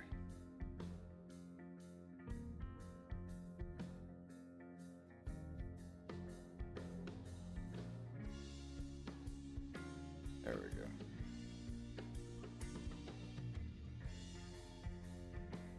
I have a rule where I don't usually start filling in colors until the whole animation is done, but for some things I just kind of want to.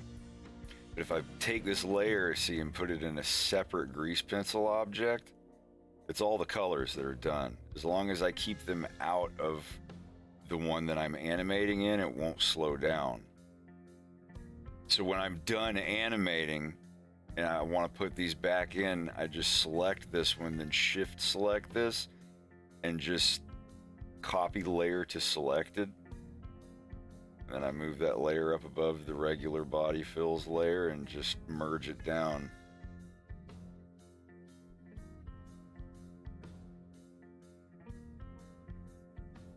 And it's right back in there where it was. It's great.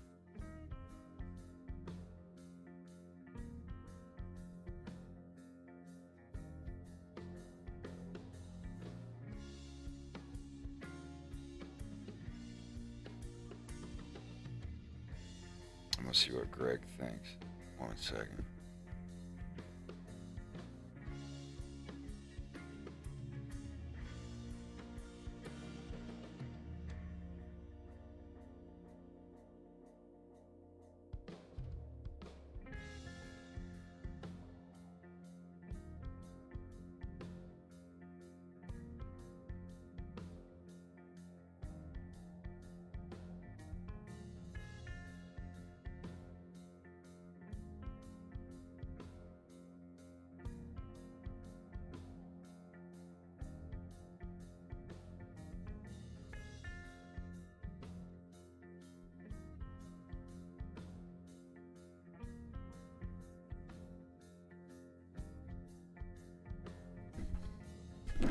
Yeah, if I gave this guy to someone to animate, that would definitely be this would definitely be considered 2 days of work.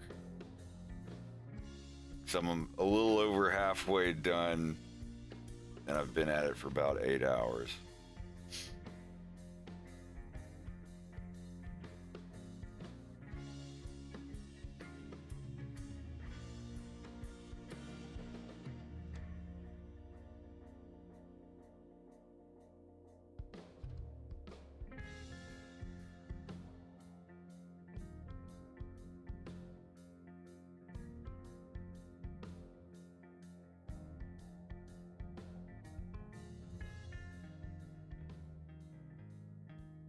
It's getting there.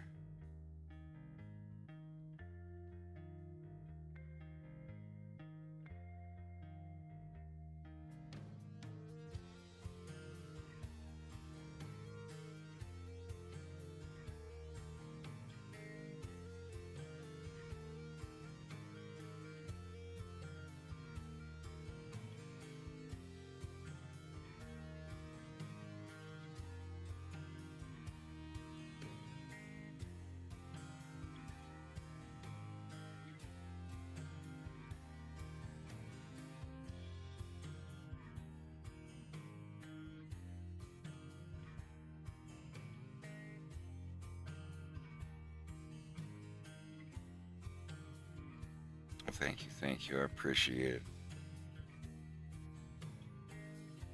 It's all I ever do.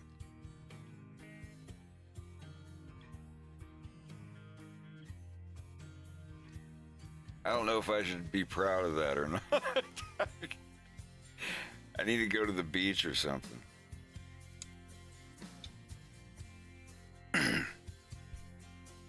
The only way you're going to get me to go on vacation is if I can bring stuff with me that lets me work on my cartoon.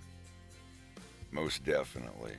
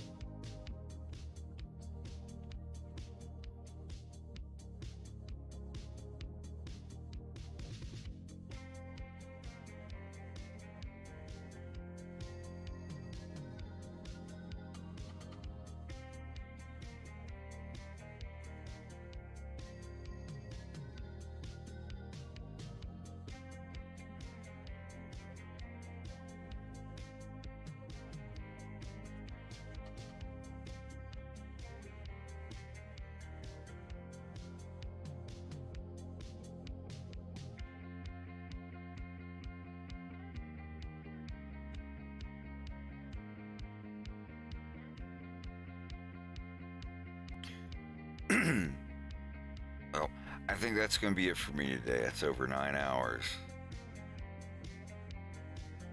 I'll be back on tomorrow. So, thanks everybody for coming out, and I'll see you in the next one. Have a wonderful afternoon. I want to go get some sleep.